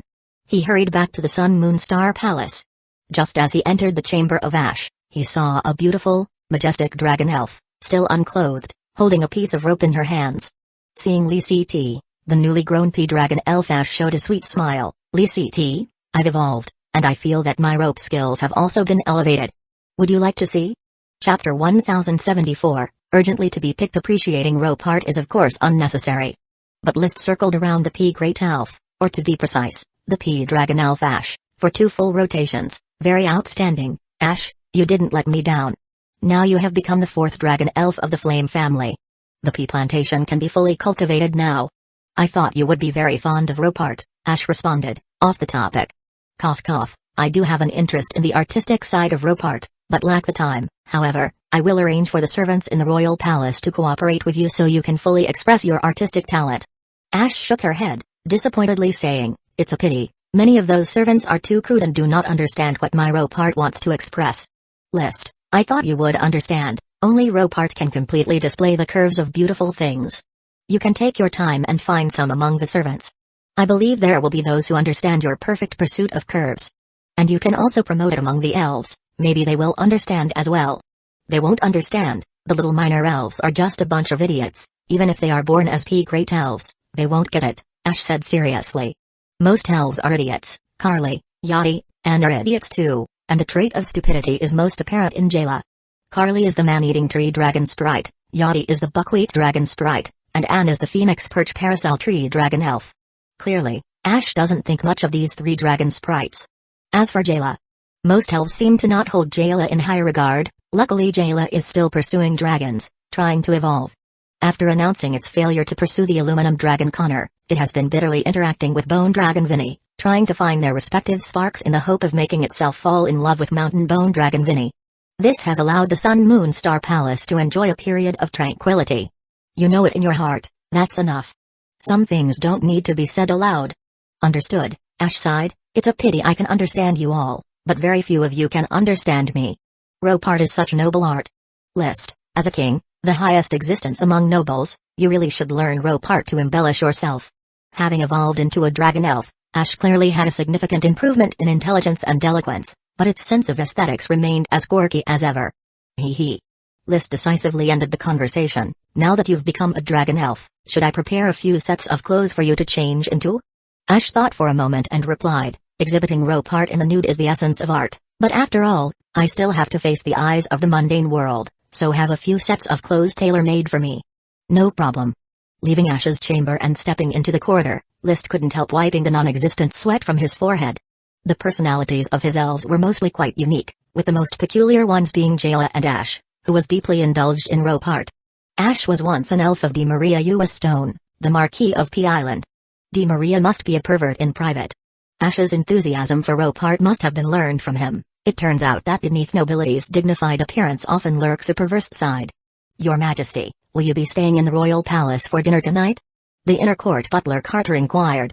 List shook his head. Mr. Carter, there's no need to prepare dinner for me, I'll be leaving the royal palace shortly. The threads of destiny regarding the new dragon are becoming clearer and he needed to persist without resting. Taking a break might mean missing out on this rare opportunity. For him, the Flame Kingdom was trivial, dragons were the real concern. Carter hesitated for a moment. Seeing this, List said, Mr. Carter, is there something the matter? It's like this, Your Majesty, you seldom stay at the Sun Moon Star Palace. Princess Emily seems listless each time she returns to the royal palace for meals. The princess must really hope to dine with you. Carter, old and wise, naturally understood some of the subtleties. I will make time to arrange a meal with Emily, List replied candidly. His feelings for Emily needed no concealment. After all, she was the dragon knight he had carefully nurtured from childhood. Emily, now 16, had come of age. She had transformed from a scrawny little girl into a strong woman with graceful curves, dazzling like a budding flower.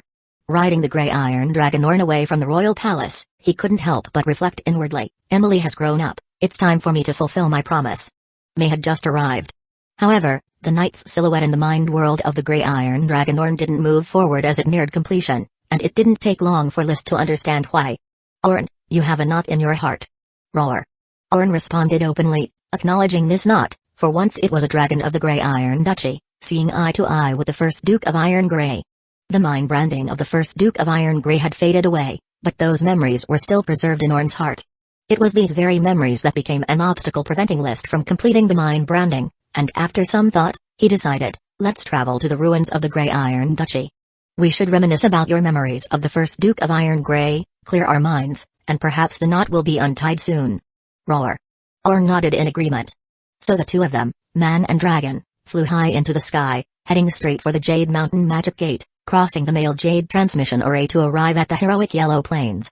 This land was the territory of Yevich Water Peanut, but with Yevich busy cultivating the Snowstorm Mountain Duchy, his sister's husband's brother was managing heroic Yellow City. List did not know Yevich's brother-in-law. He wasn't interested in meeting him either. After passing through the Magic Gate he flew away without a greeting. They flew northwest, weaving through the dense primeval forest, and when tired, landed on mountaintops to rest. With a magic platform keeping him in touch with the outside world, he could still manage the Flame Kingdom even when away, and there was no need to stay in the royal palace all the time. This expanse of primeval forest urgently needs development. The Eagle Kingdom has no plans for it, so it's natural for the Flame Kingdom to take over. It's a pity that population is a big issue. There aren't even enough hands to develop Flame Island, let alone here. By the time I consume the Eagle Kingdom, it will still be difficult to develop this area. Development requires population. Without the continuous increase of generations, the population will not rise. But even if the population does grow, the elf output can't keep up, and will still constrain development. To break free from the restriction of the elves, one must vigorously develop magic farming, attempting to revive the era of the ancient Moon Empire. At that time, humans were hostile to elf bugs, using them as raw materials for making magic dust, not for farming, which relied entirely on magic. List is actively developing the arcane system, also hoping that the arcanists can improve agricultural conditions to allow agriculture to thrive independently of elves. And this task may fall on the research of druid magic. He has always restricted the arcanists' research into druid transformation magic, but has encouraged research into druid cultivation magic. The magic plant seeds collected from the skyship were all handed over to the arcanists for research. So far, A small portion of the magic plants cultivated by the Arcanists have grown lush and verdant, but the issue of slow growth has yet to be solved. Chapter 1075, Royal Blue. Under the Royal Arcane Academy, there is a magic laboratory named Nature's Source, which does not employ a system of chief arcanists but rather resembles a scientific research institute. The Nature's Source laboratory focuses on the development of magic plants, further divided into multiple research groups. Magic beans, magic wheat, magic melons, magic eggplants, magic peppers, magic ginseng, magic lotus root, magic tangerines, magic pears, magic sunflowers, transforming trees. Each type of magic plant has a corresponding group dedicated to researching how to cultivate them. Depending on the environmental needs of different magic plants, the Nature's Source Laboratory has branch laboratories in many cities of Flame Island and has planned specialized plantations. Even on Black Horse Island in the Sapphire Duchy, there are branch laboratories of Nature's Source, housing several early cultivated types of magic plants. However, since the cultivation of magic plants began 4 to 5 years ago, not a single fruit has been harvested. Magic plants are cultivated from large trees through natural magic. Even magic beans, a leguminous magic plant, grow into trees similar to fruit trees. This process requires 10 years to initially bear fruit. After another 10 years, the yield of the magic bean tree gradually increases. It is not until 40 years later that it enters a period of abundant fruiting. Theoretically, during the period of abundant fruiting, a single magic bean tree can produce 50,000 pounds of magic beans endowed with magic power annually, and a magic bean tree can live for over 100 years. It is unknown if the Moon Empire relied on such magic plants for food, but the Sun Empire of Mafa Continent certainly consumes magic plant food. The magicians of Mafa Continent have likely all evolved into druids, which is a significant difference from those of Legendary Continent. Unfortunately, theory is just theory. The cultivation of magic beans in the Flame Kingdom grows even slower than expected, seemingly poorly adapted to the local environment. The magic beans on Black Horse Island, cultivated for 4 to 5 years, have barely grown into crooked saplings, let alone large trees. The same goes for other magic plants. Originally, when Ak discovered the growth cycle of magic plants, List felt disheartened. Depending on magic plants for food, he would be over 50 or 60 years old. However, when the Flame Kingdom started preparing for nation building, aiming to create a foundation for eternity, coupled with the magician's enthusiasm for natural magic, he began to vigorously support magic plant research again. The Nature's Source Laboratory was established under these conditions, initially integrated and separated from the Magic Guild and recently placed under the Royal Arcane Academy. Magic plant cultivation cannot do without arcanists. Ordinary arcanists are inefficient in planting, and it is most appropriate for specialized druids to farm. I wonder if after connecting with Mafa Continent, we could find some descendants of the Child of the Sun, and develop a specialized farming race. The existing clues seem to indicate that the descendants of the Child of the Sun on Mafa Continent might have become extinct. Old Tanner file from Tanner's shop, although forced by arcanists to reproduce, resulting in numerous Sun descendants being added to the territory, still, the growth and branching out of these Sun descendants will take a long time. Leaning on the back of Grey Iron Dragon Orn, List remarks while looking around the dense forest, 1,000 years is too long, seize every minute and second. The journey with Orn is not in a rush.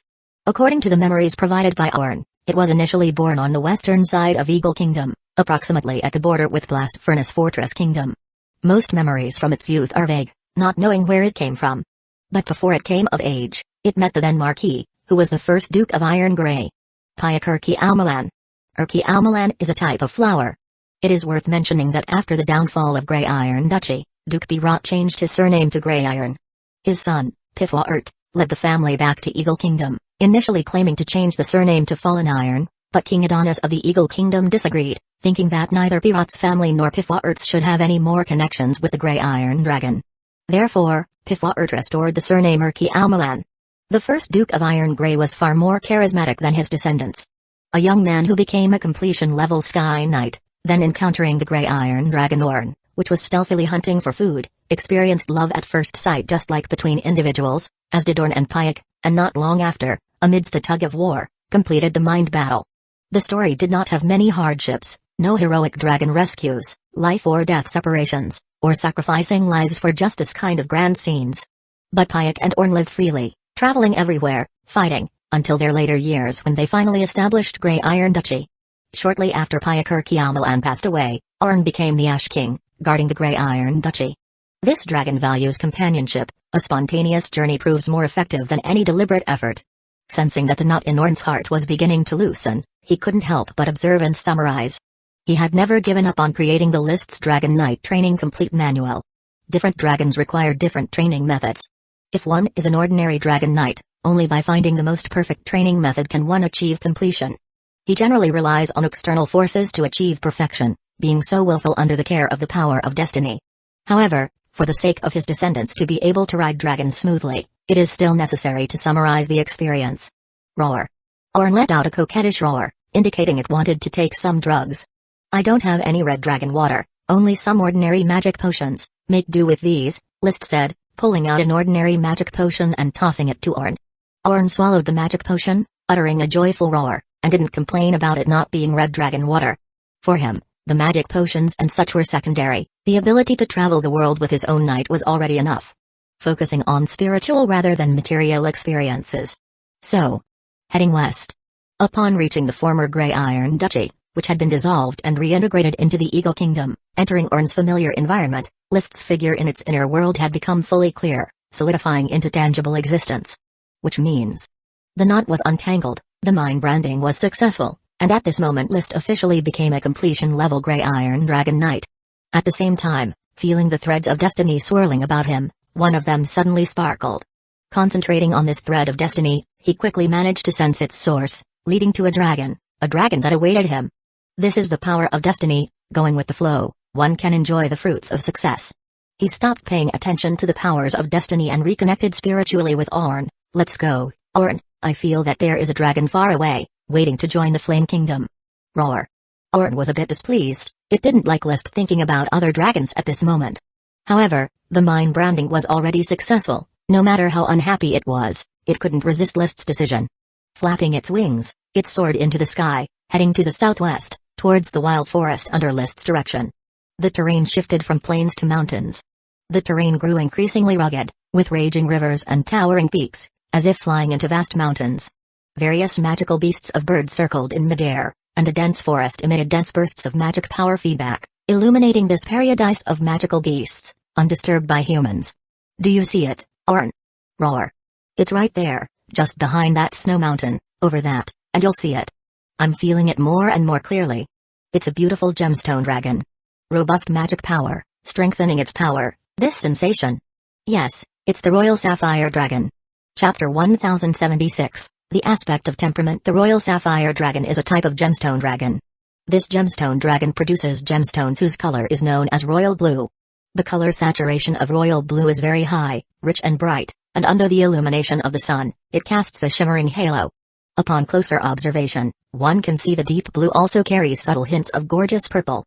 It is named royal because this type of gemstone dragon is a symbol of the Blue Dragon Empire. It is said that the first emperor was a Royal Sapphire Dragon Knight. After he founded the Blue Dragon Empire and declared himself emperor, his mount was called the Royal Sapphire Dragon. The Royal Sapphire Dragon is not only noble in name, but the gemstones it produces are also worthy of such an aristocratic title. Lee CT searched for the Royal Sapphire Dragon while recalling information about this type of dragon. The sapphire possesses sturdy magic properties, it can greatly enhance magic and chi, amplifying the combat power of the user. It may offer less of a boost to Sky Knights, but outfitting Earth Knights, it could undoubtedly double the combat power of the Knight Order. If a comparison must be made, the Royal Sapphire Dragon is roughly equivalent to the Magic Metal Dragon among the metal dragons. Its combat prowess might not compare, but its actual value is similar. Roar. Grey Iron Dragon Orn did not sense the presence of the Royal Sapphire Dragon, but it expressed serious dissatisfaction with Lee CT, who was currently obsessed with finding the Royal Sapphire Dragon. However, since mind branding had been successful, he didn't care too much about Orn's bit of discontent. Let's keep moving, Orn. There will be more and more of such matters in the future, you need to get used to it early on. I am the King of the Flame Kingdom, the future Emperor of the Flame Imperial, destined to unite the legendary continent and Motha continent, building a civilization spanning the entire planet. All dragons are reserved by me. Roar. Orn was powerless to complain about such thick-skinned thoughts.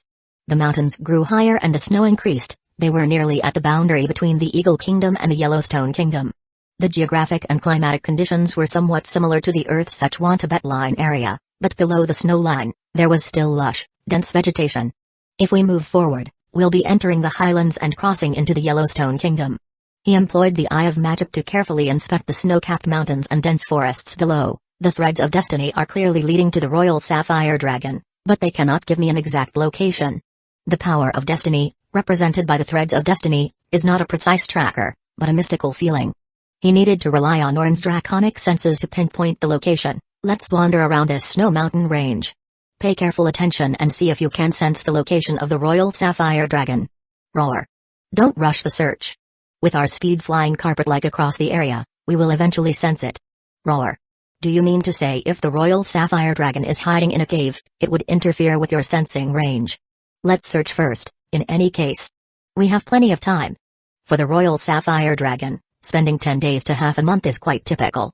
Lee City naturally would not be swayed in his commitment to a new dragon. Even if it takes a year and a half here, as long as he can obtain the Royal Sapphire Dragon, it would be worth it. This search lasted for 5 days. He felt that the Royal Sapphire Dragon was nearby, but no matter how many trips they made, Orn just could not trigger the mutual sensing between dragons. We can roughly lock it down. Within an 800-kilometer radius with this place as the center, the Royal Sapphire Dragon must exist.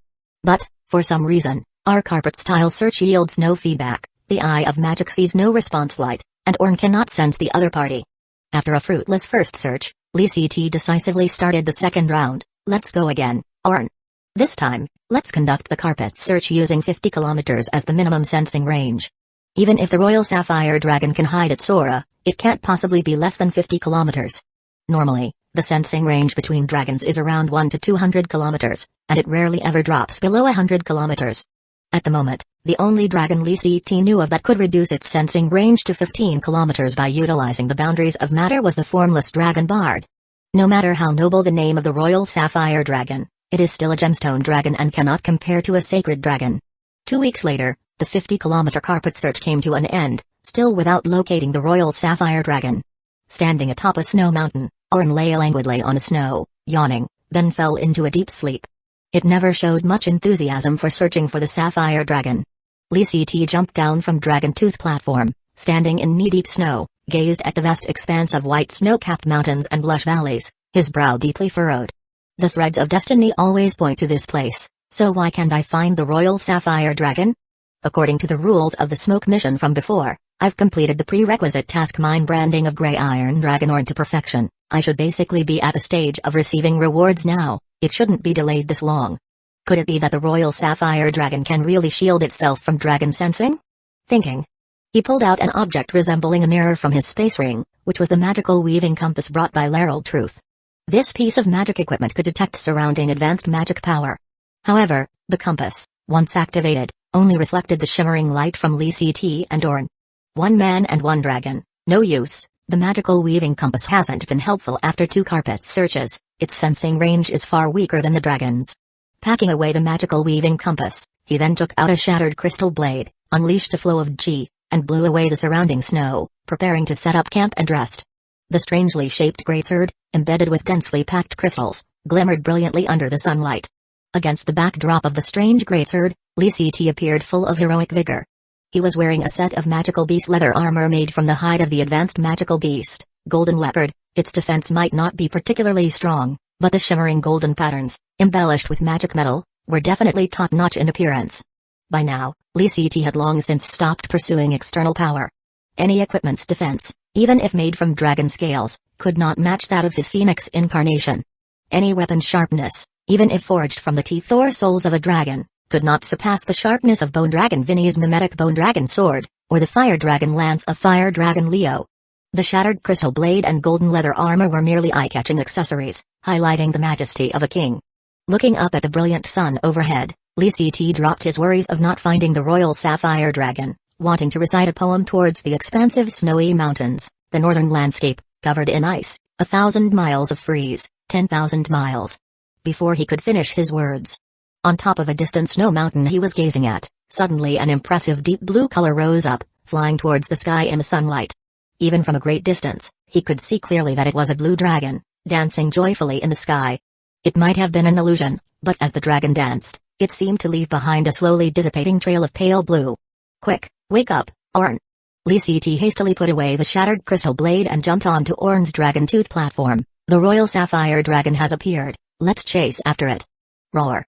Orn flapped its wings, kicking off with its hind legs, shooting into the sky like a gray-white arrow. The wind howled past his ears, Li Ct's smile hung at the corner of his mouth, his gaze firmly fixed on the distant blue figure, continuing to choose to recite poetry, endless searching to no avail, yet it arrives without effort at all. Chapter 1077, Magic Power Attack. The actions of the Grey Iron Dragon Orn did not conceal its aura, thus it was quickly sensed by the Royal Sapphire Dragon, which was flying joyfully ahead. Roar. The dragon's roar from the Royal Sapphire Dragon had no special tune, but the tone made it very clear to List that it was a warning to the Grey Iron Dragon to keep its distance. Dragons do not have hostile relations with one another. But there is also absolutely no friendly atmosphere among dragons, a situation somewhat similar to that among elves. Each dragon is an independent individual, seldom seen congregating. As the world's most noble creatures, dragons' proud nature does not allow them to live in groups.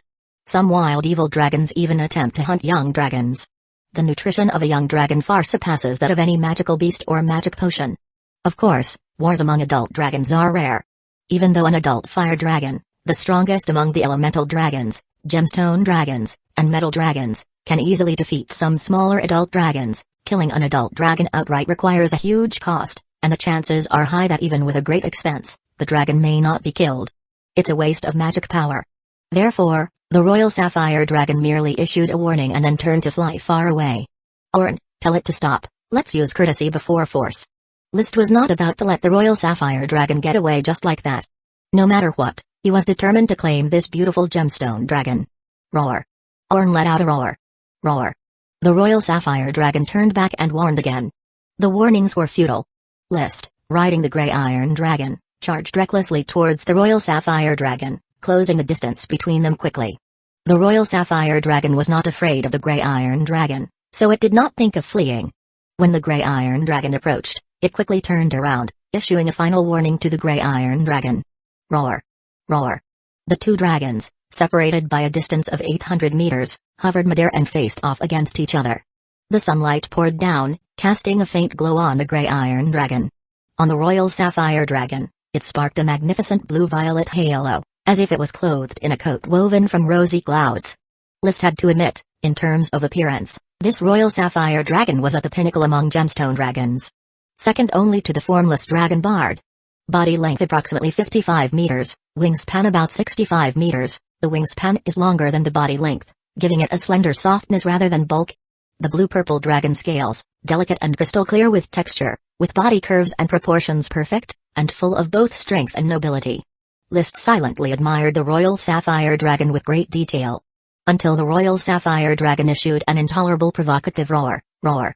Only then did he signal the Grey Iron Dragon Orn to turn its body, exposing himself to the vision of the Royal Sapphire Dragon, and he spoke out loud, Royal Sapphire Dragon, I do not know if you understand the human language, and if you can understand what I am saying, please give me a response. Roar. The response was given. But this did not mean that the Royal Sapphire Dragon understood human speech, instead, it was expressing one thing.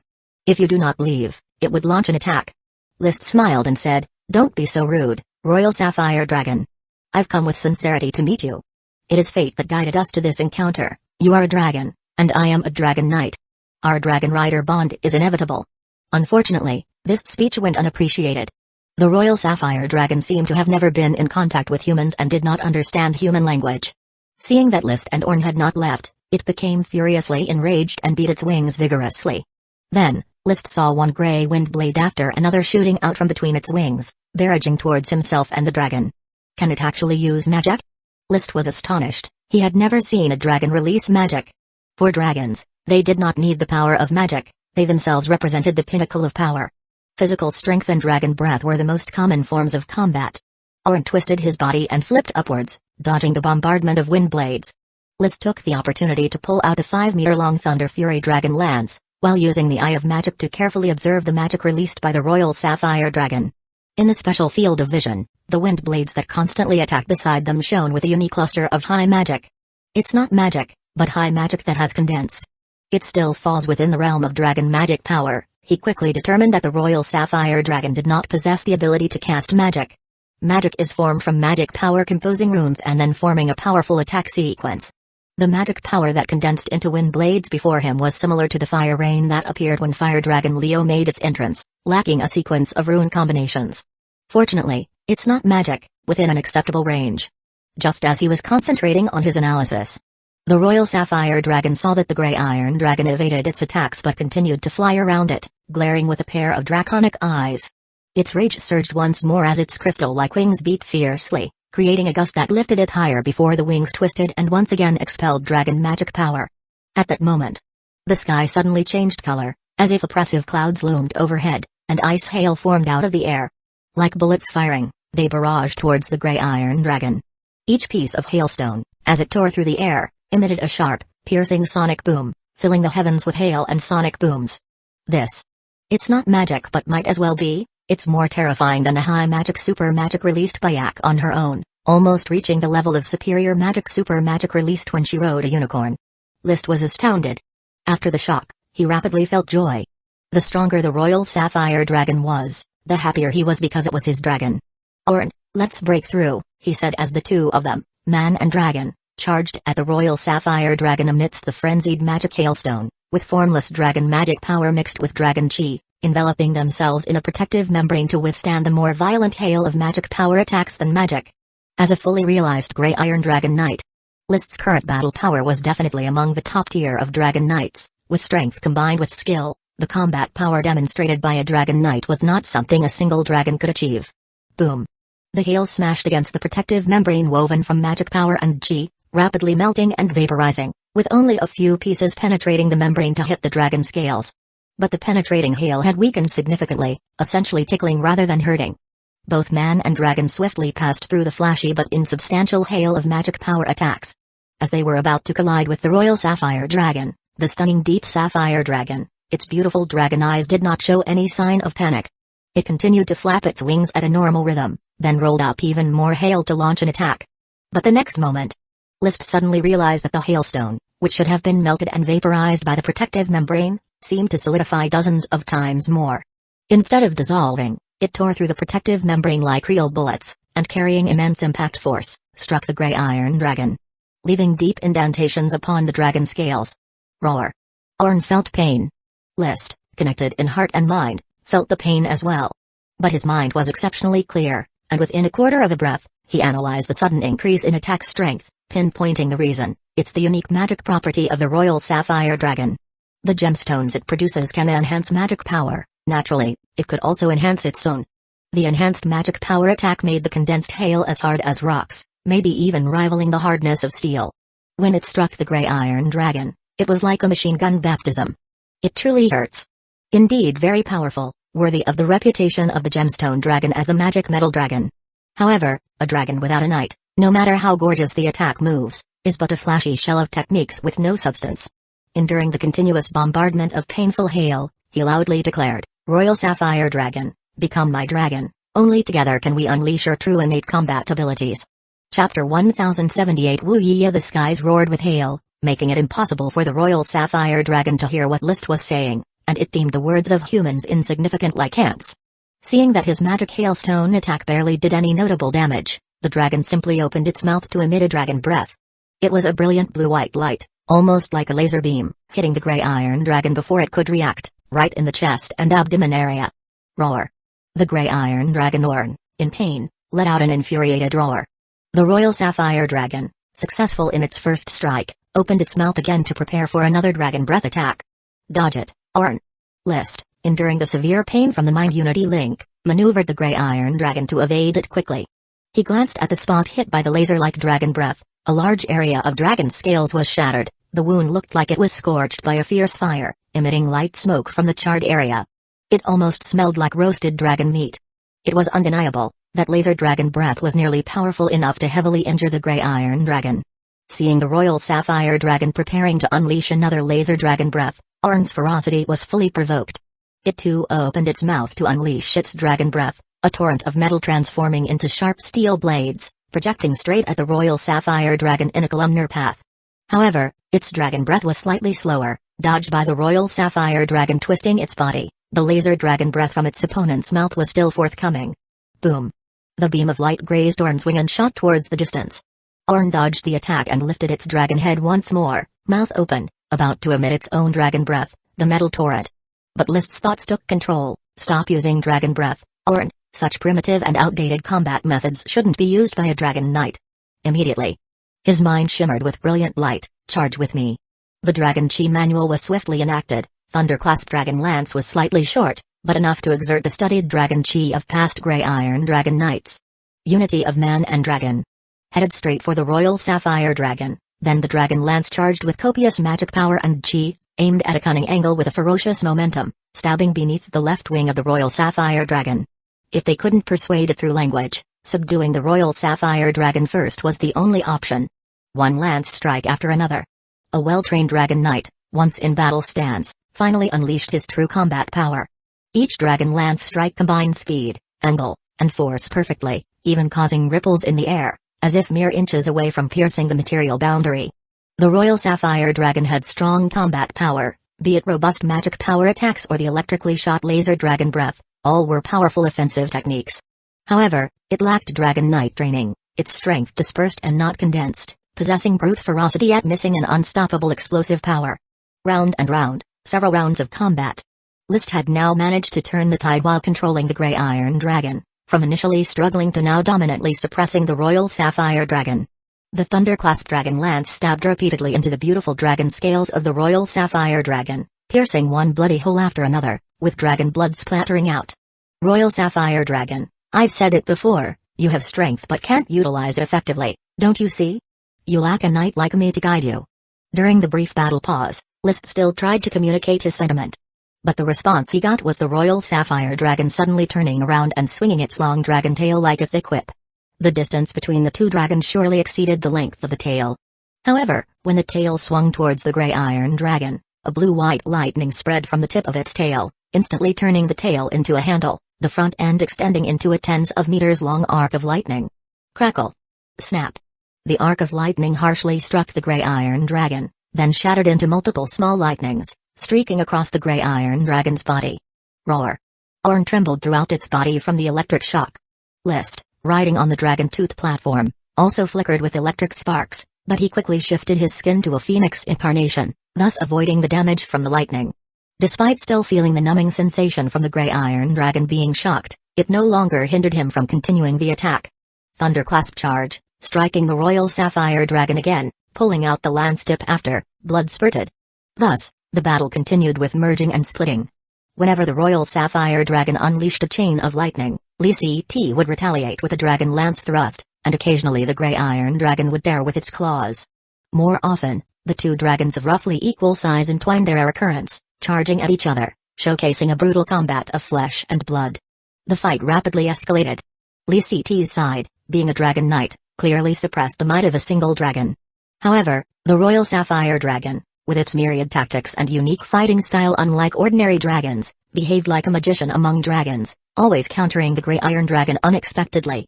As they fought and flew, their position had strayed far from the snow mountain range, and the sun at the horizon began to dip, gradually approaching the evening. Still not willing to submit, Royal Sapphire Dragon? Roar. Roar. Proud in nature, the heavily wounded Royal Sapphire Dragon remained spirited, not diminishing its proud demeanor at all. It gazed deeply at Liszt with its large dragon eyes, enduring a hit from the dragon spear, and quickly fled into the distance. Seeing this, Liszt slightly smiled, seemingly not too rushed, and simply communicated with Orn, pursue. They followed closely behind the Royal Sapphire Dragon, not allowing it to escape the sensory lock of the Grey Iron Dragon. A chase ensued. As the last glimmer of evening light faded, the land entered night. The Royal Sapphire Dragon, seeing that the Grey Iron Dragon was not pursuing urgently, relaxed slightly to heal its body which had been punctured by dozens of spear holes. However, at this moment, a chilling sense of alertness surged in its heart, and the breath of another dragon, hidden under the guise of the Grey Iron Dragon's presence, suddenly became evident. The dragon's eyes searched in the night but could not locate the other dragon, only growing more anxious and accelerating its escape. Before it could speed away from the Grey Iron Dragon, a barely visible rift tore open in the void of the night. Then a sharp woo-yee pierced the night sky. A sudden burst of grey-white mist appeared, enveloping the Royal Sapphire Dragon. This mist was sharper than the sharpest blade. Upon contact, it shattered the mostly healed dragon scales of the Royal Sapphire Dragon and penetrated deeper into its flesh. Roar. In immense pain, the Royal Sapphire Dragon flapped its wings wildly, sparing no effort to use its dragon super magic, summoning endless magic hailstone to attack indiscriminately. Yet such attacks couldn't pinpoint the dragon that ambushed it.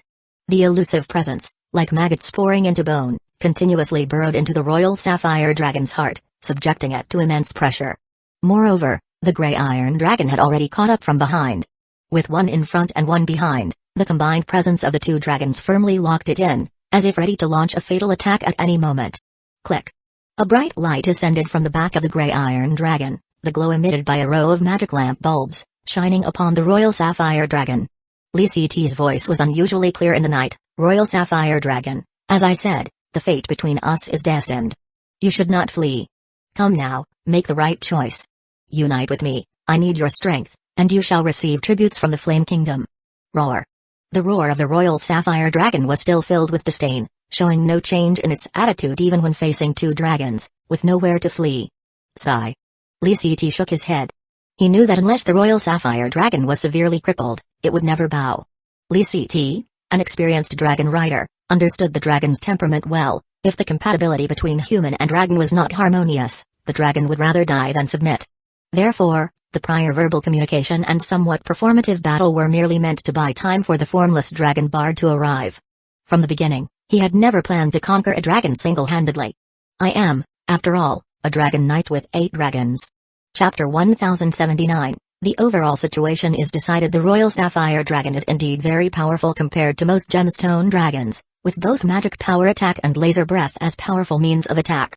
Unfortunately, it faces List, the favored one of destiny, as the power of destiny has already arranged everything clearly. In between the pincer attack of Grey Iron Dragon Orn and Formless Dragon Bard, the royal sapphire dragon was fiercely battered and then heavily injured as it fell to the ground. Crash. The slightly injured Orn stomped on the ragged body of the royal sapphire dragon, trampling it fiercely to vent his anger. Roar. It was particularly displeased with the royal sapphire dragon because all along the way List had been fixated on this dragon, which made it hold a bellyful of rage. Bard landed to the side, his beautiful appearance undamaged. Although still under rage, the combat power of the sacred dragon was already becoming more and more prominent, but it had always lived a peaceful life, rarely affected emotionally by other dragons. Roar. The royal sapphire dragon lay on the ground, trying to struggle, but it had no strength left, with its magic power and energy all depleted in the great battle. But its eyes still flickered with an unconquered light, preferring death over bowing its proud head. Why must you be so stubborn? Sigh. List signaled Bard to come over, prying open the mouth of the royal sapphire dragon. Then, he took out a bewildering dragon mind fruit, stuffed it into the dragon's maw, and had Bard lift its neck to ensure the bewildering dragon mind fruit slid down its throat smoothly. Watching the bewildering dragon mind fruit being swallowed, he then revealed a satisfied smile. Royal sapphire dragon, the things destined by fate are unavoidable, why not accept them gracefully? In fact, from the first second I saw you, I had already thought of your name. Roar. The royal sapphire dragon intended to spew breath to kill List, but alas, its magic power was exhausted, unable to emit even a slight dragon breath. List continued talking to himself. You have a body with a powerful magic like magic power attack, truly a magician among dragons, so you shall be called Rise. Rune Mage Rise, I hope you can ennoble the name, let everyone know the charm of the Demon King. The Rune Mage in the League of Legends was nothing less than a demon-level hero of the middle lane. Rise roared hoarsely. Roar. Sleep now, when you wake up tomorrow, the world will be different, the doors of the new world will officially open to you. You'll understand that I am the most suitable knight for you, chosen by destiny to merge as one. Roar. After several reluctant roars, the royal sapphire dragon Rise gradually felt overwhelmingly tired. The eyes that had flickered with an unyielding light also began to dilate and the eyelids grew heavy. Without prolonged preparation, it rapidly fell into a deep slumber. The dragon's eyes closed, and the scales guarding the dragon tooth platform opened up slowly. List glanced at the gray iron dragon still standing on Rise's back. Orn, come down, don't step on Rise. Reluctantly, Orn stepped down. Roar. Here's the magic potion to replenish your consumed energy, heal your wounds quickly. List forced a handful of magic potions into Orn's mouth and sent him away. Bard naturally also received a batch of magic potions. Unfortunately, Fire Dragon Elixir and Water Dragon Water were specific dragon medicines, and Red Dragon Water was even harder to obtain, so they had to make do with some magic potions that were less effective on dragons. After comforting the two dragons, he finally jumped onto Rise's back, found the exposed dragon tooth platform, took a deep breath, and slowly sat down. Boom. In an instant, he had established a mysterious connection with Rise. His view changed immediately. One moment he was in the dense forest, and the next he was in a deep blue crystal staircase world.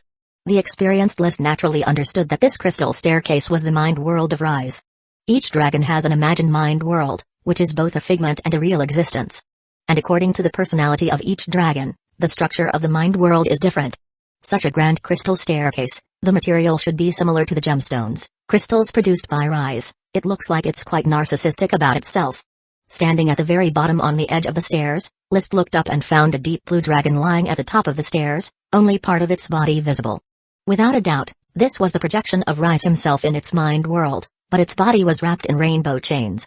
This was the power of the bewildering dragon mind fruit. As if sensing List's intrusion, the dragon bound by the rainbow chains moved, struggling to turn its dragon head, and looked down at List from above. In its eyes was a complex expression. In reality, Rise was already in a coma, but in the soul world, it was awake. They locked gazes for a few seconds. List nodded slightly. Ascend the steps, and the mind battle will be completed. I understand, Rise. I will reach the peak, whether you believe it or not. The rules of battle in this part of the soul world are simple. To be victorious, one must climb all the stairs. Each level of stairs will have a different magic power attack, or rather, Rise is in fact a dragon with a magician's mind, and the towering staircase it constructed is a display of various kinds of magic. Each level of stairs will present one type of magic. An attack move transformed by magic power. Whoosh! Rise, at the top of the stairs, let out a disdainful breath from its nostrils and then slowly prostrated itself. Awake as it might be, it could not resist the heavy rainbow chains that bound it. The contempt was self-evident. List was not angered, but merely smiled slightly. Rise knew nothing of destiny. The next moment, the cape transformed by the power of destiny fluttered without wind, and he burst into flames, quickly transforming into a blazing red phoenix. Screech! The loud call, like a clarion call, with its wings wrapped in gray smoke, fluttering gently, the body shot towards the stairs like a bolt of lightning. Rise, the top of the stairs, let out a stream of disdain from its nostrils, then slowly crawled down, awake but unable to counter the heavy rainbow chains on its body. The meaning of its disdain was self-evident. List was not angry, instead he just smiled faintly. Rise knows nothing about destiny. List had reached the first step, and magic power quickly formed into countless wind blades. But before the wind blades could touch the phoenix incarnation, List had already rushed to the second step like lightning, and when the second step started to transform into a dense hail, he quickly crossed it and rushed to the third step area, drawing countless thunders. Yet, just like wind blades and hail, the thunder had barely begun to condense when the phoenix incarnation, at speeds beyond the capture of the naked eye, rushed to the fourth step area. A single step was at least 1,000 meters wide, and any knight would not be able to cross it quickly, only able to resist the violent magic power attacks. However, for the supersonic phoenix incarnation, crossing the steps was easy as pie, and the magic attacks couldn't touch even a single feather of his. In the blink of an eye, the phoenix incarnation had burst through 20 steps and had passed the halfway point of the staircase. The royal sapphire dragon Rise could no longer lie still. It struggled to raise its head and glared at the phoenix incarnation that List had become, wanting to roar in anger. But a chain of rainbow chains swiftly emerged on its dragon mouth, securely binding it shut, unable to open at all. But this soul world still changed following Rise's struggle. The upper levels of the stairs that had not yet released magic, did not wait for List to come over, and began to preemptively prepare magic power attacks. Tornadoes, lava rain, tsunamis, collapsing rocks, lightning chains, burning sun, overlapping icebergs, bubbling pus and other magic transformations appeared swiftly. Rise was willing to change the rules of the mind battle to stop List, the cheater. Screech! The phoenix incarnation let out a loud call again, turning into a sea swallow in the storm, diving headfirst into the raging magic attack area without fear. The gray smoke entwining his wings began to swirl around his body. Whenever a magic attack was incoming, the gray smoke would shift there to counter it. Transformed into the gray smoke, the power of destiny had long been mastered by List, a power on the same level as the rainbow chains. Rainbow chains could bind the heart of the dragon, and naturally, the gray smoke could also resist attacks in the soul world. Passing through the tornadoes, through the lava rain, through tsunamis, through bubbling pus. Finally, after crossing the 42nd step, taking only a few minutes, List's phoenix incarnation reached the top of the deep blue crystal staircase, a neat platform. The royal sapphire dragon, entwined in rainbow chains, was lying on top of it. As the magic below the steps dissipated, List, on the platform, stood before Rise's dragon head, having reverted to his human form. Rise, do you understand now? You and I are destined to become one. Perhaps the process was a bit rough, but everything has been arranged. Having said this, he leapt lightly, jumped onto the dragon's back, found the Dragon Tooth platform, and sat down with a smile. Meanwhile, in the real world, List, riding on the back of the slumbering Royal Sapphire Dragon, suddenly opened his eyes. The game is set. Chapter 1080, Melancholy under the starry sky. Victorious in the Battle of Minds, the Dragon Knight has already succeeded. List carefully touched the gradually recovering beautiful blue scales of the Royal Sapphire Dragon rays, feeling a hefty sense of harvest in his heart. The thread of destiny that was connected to rays had vanished without a trace. New threads of destiny started twinkling around him, but he didn't pay close attention to them. For the sake of rays, he had been running back and forth for nearly half a year, and now he needed a little rest to catch his breath. He flipped off the Dragon Tooth platform.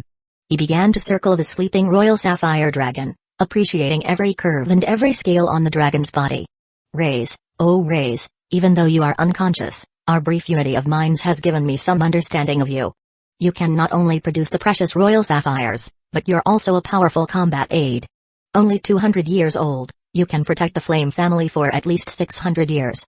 It is said that dragons enter old age after 800, leaving the nation that raised them to fly to the unknown Valley of Dragons, where they quietly await their life's end. Most of List's dragons are still quite young.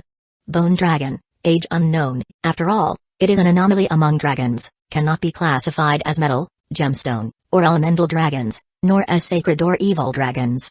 Light Green Gemstone Dragon, over 400 years old.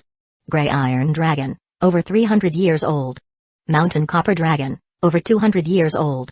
Royal Sapphire Dragon, over 200 years old. Formless Dragon, over 80 years old. Aluminum Dragon, over 50 years old. Fire Dragon, 5 years old, but already as big as one in its 50s or 60s. Water Dragon, 2 years old. Elemental dragons grow much faster than common metal and gemstone dragons if they have an ample supply of superior magic. They can reach maturity early. The same is not true for other dragons, even sacred dragons. For example, Formless Dragon Bard, no matter how much superior magic it consumes, cannot shorten its maturity time. This probably relates to dragons' output. Elemental dragons do not produce anything, so all their magic power is consumed by themselves. Metal and gemstone dragons' excess magic power generally gets converted into gems or metals, forming mineral deposits in the outside world. Formless sacred dragons also consume magic power to produce space gems. Perhaps twilight dragons do the same, producing time diamonds. Jade dragons might use magic power to nurture mind fruit trees. It's unclear for immortal dragons and smoke dragons. List hasn't yet understood whether these two types of sacred dragons need magic supplements. He finds it very difficult to equate the power of destiny with magic power, and even more so to believe that consuming magic potions could increase the power of destiny. The power of destiny is truly wondrous. There are also evil dragons, dragons of the magic web, and the moon dragon passed down through generations by the moon's layers. It's unknown what extraordinary aspects these dragons possess. His thoughts drifted for a moment, but soon he brought his attention back to the Royal Sapphire Dragon. Rays, with steady breathing, had its wounds crusted over and would soon heal. Dragons have formidable constitutions and amazing healing abilities. Unless the soul is injured, recovery is typically swift and easy. Rays' magic power can overflow and then form magic-like attack moves. Due to the utilization efficiency of magic power, the power is not very strong. But now it's different. With my help, Rays completing the process of forming runes and constructing magic with magic power, it will inevitably become a real dragon magician, no, an archmage of dragons, at the level of superior magic. List was eagerly conceptualizing. As a Royal Sapphire Dragon Knight, once his magic is fully developed, his combat power should be about the same as Ak when he rides a unicorn. With the formidable physique of dragons and the power of their dragon breath, his combat strength would closely rival that of an adult Fire Dragon Knight. When that time comes, riding on Bard, I will be the dragon's king of shadows, instantly striking the heavens and the earth. Riding on Leo, I will be the dragon's berserker, resisting all head-on. Riding on Rise, I will be the dragon's archmage, using magic to shatter heaven and earth. The very thought of it is thrilling. Therefore, he indulged himself in fantasy for a full quarter of an hour before reluctantly gathering his thoughts. Watching the sky gradually darken, he started taking out the essentials for camping from his space ring. Let's camp here tonight, wait for Rise to wake up tomorrow, give it a batch of magic potions to help it fully recover, and then embark on the return journey to Flame Island. After bringing Rise to meet with the greater elves and testing if any of them take a liking to it, the next step would be to establish a new magic teleportation array. The first magic teleportation array in Flame Kingdom is the Mind Island Reed Marsh Magic Teleportation Array. This is a trade route to Sapphire Duchy, Eagle Kingdom, and Steel Ridge Kingdom. The second magic teleportation array is the heroic Yellow City Jade Mountain Magic Teleportation Array, which is an offensive route towards Snowstorm Mountain Duchy and Yellowstone Kingdom, currently only contacting the Snowstorm Mountain Duchy. At the same time, the male Jade Transmission Array is also the golden passage for Flame Kingdom to step into the legendary continent. The yet undeveloped virgin land of the heroic Yellow Plains surrounding heroic Yellow City will gradually prosper as more and more nobles are infiltrated there. Consecutive establishment of 2 magic teleportation arrays has depleted a large amount of magic materials reserved by the kingdom, necessitating time to gather a new batch of magic materials. Moreover, due to the busyness of recent state founding, there hasn't been time to attend to the construction of magic teleportation arrays, hence the delay of the third one until now. This third magic teleportation array has already been decided to be the Brasor Volcano Crater Magic Transmission Array, in short, the Yellow Fire Teleportation Array. The 2 ends of the teleportation array are the natural nodes of the volcano crater at the Endless Volcano Cluster on Flame Island and a natural node of Brasor on the fertile lands of Eagle Kingdom, the location where the aluminum dragon Connor originally resided. Once this teleportation array is built, it would provide rapid access to the southwest wilderness of Eagle Kingdom. With this development, the male Jade Transmission Array connects to the southern frontier of Eagle Kingdom while the Yellow Fire Teleportation Array connects to the southwest frontier. The Heart Reed Teleportation Formation connects to the southeast coastline of Eagle Kingdom. These 3 teleportation arrays would semi-encircle Eagle Kingdom, and when the time is right, Flame Kingdom will swiftly complete the annexation of Eagle Kingdom. Comparing the volumes of Flame Kingdom and Eagle Kingdom, this plan seems like a snake trying to swallow an elephant. But the essence of kingdom warfare is the dragon-slaying battle. As long as List wins the dragon-slaying battle, with the aid of the 3 swiftly traversing teleportation arrays, he could rapidly lead his giant dragon army to suppress the entire Eagle Kingdom, ultimately achieving the feat of the snake swallowing the elephant. The nobles big and small of Eagle Kingdom, intimidated by the dragons, would wisely choose to surrender to Flame Kingdom. However, to be on the safe side, to complete the annexation of Eagle Kingdom in one fell swoop, it is essential to conquer all the dragons and dragon knights of the Eagle royal family. It would be best to covertly construct a few teleportation arrays within Eagle Kingdom, allowing my dragons to swiftly intercept the dragons of Eagle royal family. List has an ambitious plan. He not only wants to annex the nation of Eagle Kingdom but also to seize all the dragons of the Eagle royal family. However, dragons and dragon knights seeking to escape is difficult to intercept in time. Many conditions need to be met. First, it is necessary to build teleportation arrays within Eagle Kingdom, relying on these to swiftly traverse and intercept the fleeing dragons and dragon knights. Depending on the formless dragon bard alone for space shuttle is fast but hardly optimal for executing group dragon tactics. Only when the dragons act together can List defeat all the dragon knights of a kingdom on his own. Second, it is essential to monitor the movements of the dragons and dragon knights at all times. This requires the release of space magic beacons by Yak, to locate each dragon, and then rely on formless dragon bard to sense the beacon's location for timely path adjustment in the pursuit. Third, in order to quickly conquer dragons, the bewildering dragon mind fruits are indispensable.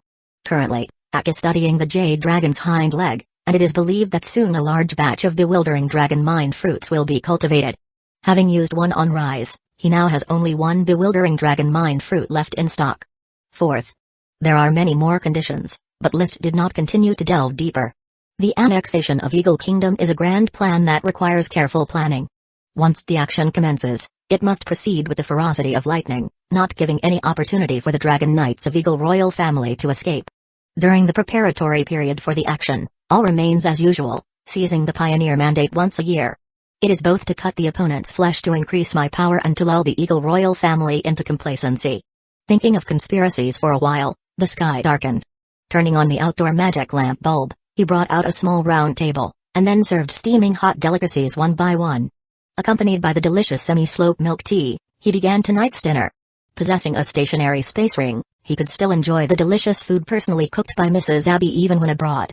But looking at the 10 space rings on his fingers and the several space gems strung around his neck, one knows he wouldn't lack for food and drink even if he was away for months.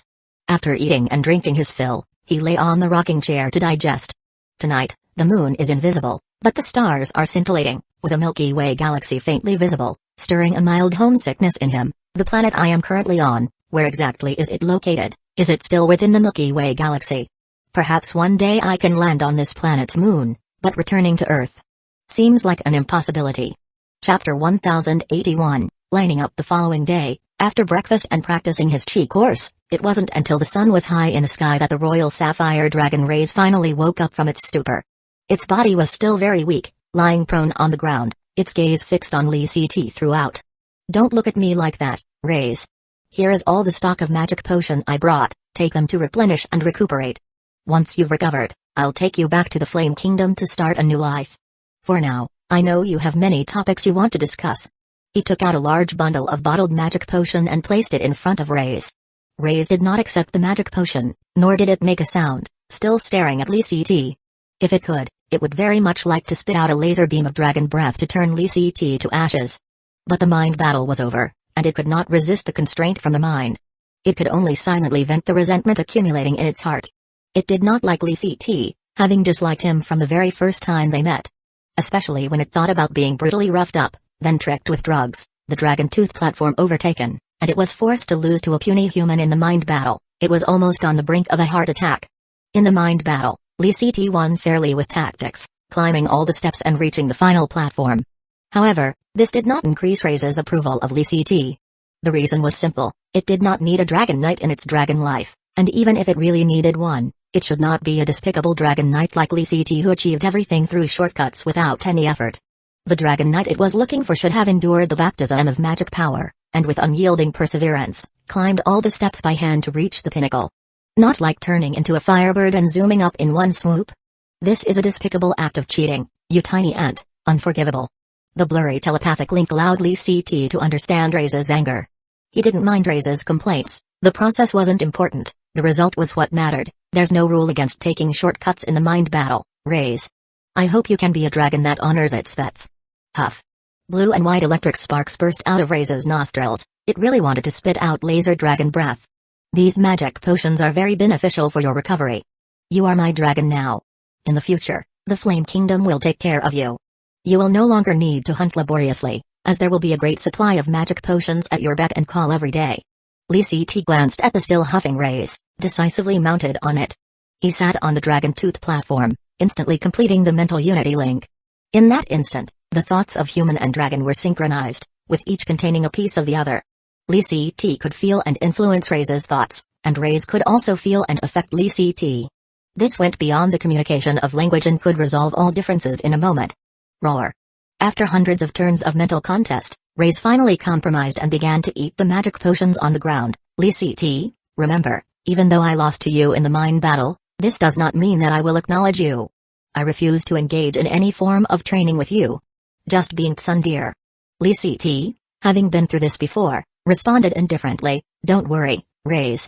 From now on, I will not force you, I will sincerely convince you. Time changes everything, there's no need to rush." After resting until the afternoon, Raze's body, thanks to the replenishment of the magic potion, quickly returned to normal. Of course, the restoration of the depleted superior magic would still need time. But at least now it was capable of flying. Considering Raze's pride, Lee CT did not continue to ride it, instead changing to the formless dragon Bard. He also did not choose to ride the gray iron dragon Orn. Orn was massive in size, making the Dragon Tooth platform uncomfortable to sit on. Bard, at 16 meters in body length with a wingspan of 16 meters, having grown by 1 meter since their first encounter, had a perfectly fitting position for the Dragon Tooth platform for riding, and its petite frame did not easily obstruct the view. Of course, when dragon riding, the vision of the rider and dragon can be merged into one. Let's go, we're heading to Heroic Yellow City. With a command from List, a man and 3 dragons swiftly took to the sky, flying through the clouds toward Heroic Yellow City. 3 days later, they arrived at Heroic Yellow City. Making use of the night, they passed through the magic gate of Heroic Yellow City, and with prior signals to the guard knights to extinguish lanterns and disperse the crowd, no one noticed the addition of a royal sapphire dragon. The same went for the Jade Mountain Magic Gate, silently shuttling through the night before flying non-stop to the southeast. Of the 9 major islands of the Flame Islands, only Mangrove Island and Anchor Island were left unfifed, and he planned to station the Royal Sapphire Dragon on Anchor Island. There were many Yuchous stationed around Anchor Island, and mermaids patrolling, which could well keep the secret of the Royal Sapphire Dragon. A day later, List arrived at Anchor Island with Rise, for now you will live on Anchor Island. Feel free to request anything you need, and I will satisfy you. You have a powerful vision, be cautious to avoid humans when going out, don't get discovered. You understand the grand ambitions of the Flame Kingdom, I hope for your cooperation. Rise responded with indifference. It had no interest in human ambitions, but it wouldn't hinder List's plans. Roar. It flew around Anchor Island, found a low hill, and reluctantly settled down. Magic potion, I need a steady supply. No problem, List agreed promptly, planning to supply Rise with magic potion for the time being. Once Rise's body had fully recovered, he would consider reducing the supply. After all, there's no surplus food in a landlord's house, and too many dragons to support. Even abundant magic potion won't last against 9. If it weren't for the Fire Dragon elixir specifically for Fire Dragon Leo, and the Water Dragon water for Water Dragon Walter, his supply of magic potion would be even tighter. For the sake of magic potion, this year's Pioneer Mandate must be carried out ahead of schedule. The rich foundation of the Eagle Kingdom naturally entails taking on the burden of supporting my dragons. After settling Royal Sapphire Dragon Rise, List returned to the Sun Moon Star Palace, dealt with a day's worth of official duties, and then set off without rest. He planned to take his great elves and spend a few days getting along with Rise, to see if any of the greater elves would suddenly fall in love with Rise, triggering evolution. Jayla, how are you getting along with Vinny? He met the Thorn Greater Elf in the valley, lying on the head of Bone Dragon Vinny. List, you're back. Vinny is a good dragon, but I haven't fallen in love with it yet, said Jayla excitedly, yet a hint of fatigue leaked through. It had tried its best to fall in love with each dragon, but the results were disappointing as no dragon seemed to catch its affection. Especially Bone Dragon Vinny, the most friendly of all dragons to it. After all, Vinny used to be human. But it just couldn't fall in love. If you haven't fallen in love, then let's take it easy for now. I'll introduce you to a new dragon. A new dragon?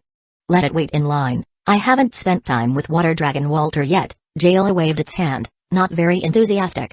The prolonged forced interactions with dragons had exhausted it. Alright, you should rest at the royal palace for a while. Don't tire yourself out too much. I know, Jayla responded languidly, then rallied itself and said, Wah, Jayla will definitely evolve into a dragon elf and become the true greater elf butler of the Sun Moon Star Palace. Bone Dragon Vinny looked at Jayla affectionately and communicated with List through Dragon Heart electrical signal. Jayla is really cute, I hope it evolves into a dragon elf soon. List, did you get another dragon? Yes, I encountered it during my travels, a Royal Sapphire Dragon named Rise. Royal Sapphire Dragon? Bone Dragon Vinny raised its head. That is a very powerful gemstone dragon. I remember the Magic Goat family once owned a Royal Sapphire, with which my ancestor fought alongside the first Sapphire Duke. Recalling the past made it somewhat wistful. However, it quickly snapped out of the nostalgia. Congratulations, Your Majesty, you are truly the son of glory, and under your leadership, the Flame Kingdom will rise magnificently. Chapter 1082, Magic Pool Revolution. Bone Dragon Vinny's compliments made List feel comfortable. Although the combat power of bone dragons is weak and they can strictly not be regarded as dragons, a non-flying dragon is indeed a disgrace to the dragon clan. Moreover, bone dragons don't possess dragon breath. If it weren't for the soul infusion by Virginia Truth, it would merely be a walking corpse. Vinny, I heard you've been researching with Ak lately? Yes, Your Majesty. Lord Akerloides takes an hour each day to discuss the soul structure of bone dragons with me to analyze the power structure of the cursed dragon, replied Bone Dragon Vinny. The cursed dragon is one of the 3 great evil dragons, identified by Ak and List as having broken the soul barrier, becoming a being that surpasses dragon knights. To cleanse the devil sea, to study the cursed dragon, and to research soul-type powers, Ak naturally lets Bone Dragon Vinny cooperate. If bone dragons must be defined, they are entities composed of soul elements, somewhat similar to the cursed dragon. Have you found any results from your research? Nothing yet. It's a pity that I am now a bone dragon, and it's inconvenient for me to conduct experiments personally, and Lord Akerloides can only spare an hour a day to study me. Lord Lerald is also very busy, and not much involved in soul research. I really hope to unravel the secrets of bone dragons. Becoming a bone dragon, Virginia Truth felt the joy of being alive, but after all, she was originally a human and still hopes to revert to a human form. There will be such a day, Vinny, you must believe in Ak. She is the greatest archmage of this era, and even during the era of Moon Empire, she would still be the greatest archmage. Your Majesty, I trust Lord Akerloides completely. Then I won't disturb you any further, I still have official duties to handle. List was ready to leave, but suddenly, a surge of mental waves from Bone Dragon Vinny came through. Your Majesty, it's been several days since I have left Sun Moon Valley. May I ask for a bit of Your Majesty's time to accompany Your Majesty for a stroll? Its dragon eyes flashed with azure fires. That can be arranged. List was non-committal. Since Bone Dragon Vinny wished it, he mounted onto the Dragon Tooth platform and instantly completed a mental fusion link. In that moment, thoughts and minds collided, surpassing the physical body. The dragon riding resonance was an unparalleled delightful feeling. Riding a dragon, especially one with a female human soul, was very exhilarating. They circled around Sun Moon Valley twice. He bade farewell to Bone Dragon Vinny and returned to Sun Moon Star Palace feeling refreshed and at ease. The next day, he summoned all the greater elves living in the palace, squeezed them into a large box, and instructed Formless Dragon Bard to grab the large box and fly directly to Anchor Island. Upon arriving at Anchor Island, first, he delivered a large number of magic potions to Royal Sapphire Dragon Rays to help it recover. Then, he gestured to the greater elves to carefully sense Ray's aura to see if any of the greater elves took a liking to this beautiful gemstone dragon. Roar. Rays, seeing countless little flies buzzing around, was very angry and shouted loudly. List soothed, Rays, endure it for just 3 days, please. Roar. Rest assured, this won't happen repeatedly. And don't you think they are cute? If dragons represent strength, elves represent beauty. Roar. It questioned. Can giant algae greater elf Pike, with a mouthful of sharp teeth, also represent beauty?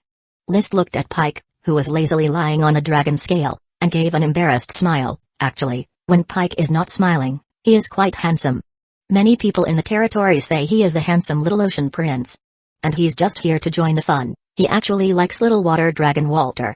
As if feeling someone complimenting his handsomeness, the sunbathing Pike suddenly turned his head, saw List looking at him, and burst into a big smile, exposing his sharp teeth. Hi, List, the sun today is really handsome, just like Pike. You're right. List waved his hand insincerely.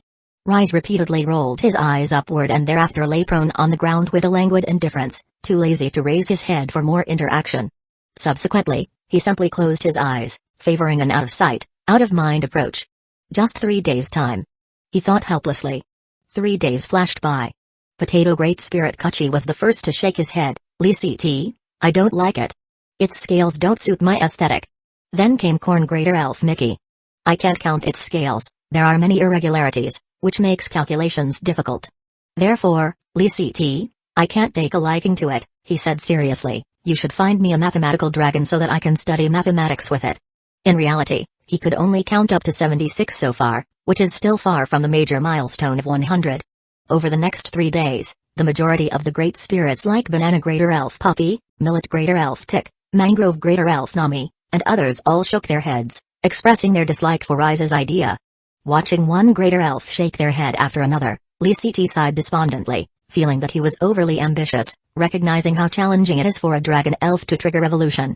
Moreover, these greater elves had been with him for a short period, with even Pike, the longest, only being 6 years. A greater elf can live up to 200 years, they still have plenty of time to brew and wait for the opportunity to evolve. Seeing the evolution successes of Phoenix Perch Parasol Tree Greater Elf, P Great Elf, and Pike's ongoing effort, he felt fortunate enough to be favored by fate. He shouldn't be overly demanding. However, just as he was comforting himself, he suddenly noticed another greater elf, standing on Rise's back, not saying anything but looking at Royal Sapphire Dragon Rise with a puzzled expression. Gourd Greater Elf Clay? Lee squinted his eyes, clearly feeling a thread of destiny flicker nearby, one end connected to Clay and the other to Rise. Could it be that Clay's moment for evolution has arrived? This is an exciting surprise indeed, it's Clay. In his minor elf stage, Clay wasn't very noticeable. The gourds were fun and always reminded Lee of the Gourd brothers. They had limited use. They could only hold some beverages, serving as containers. However, in his greater elf stage, as Clay's ability to store magic power was discovered, his value soared tremendously.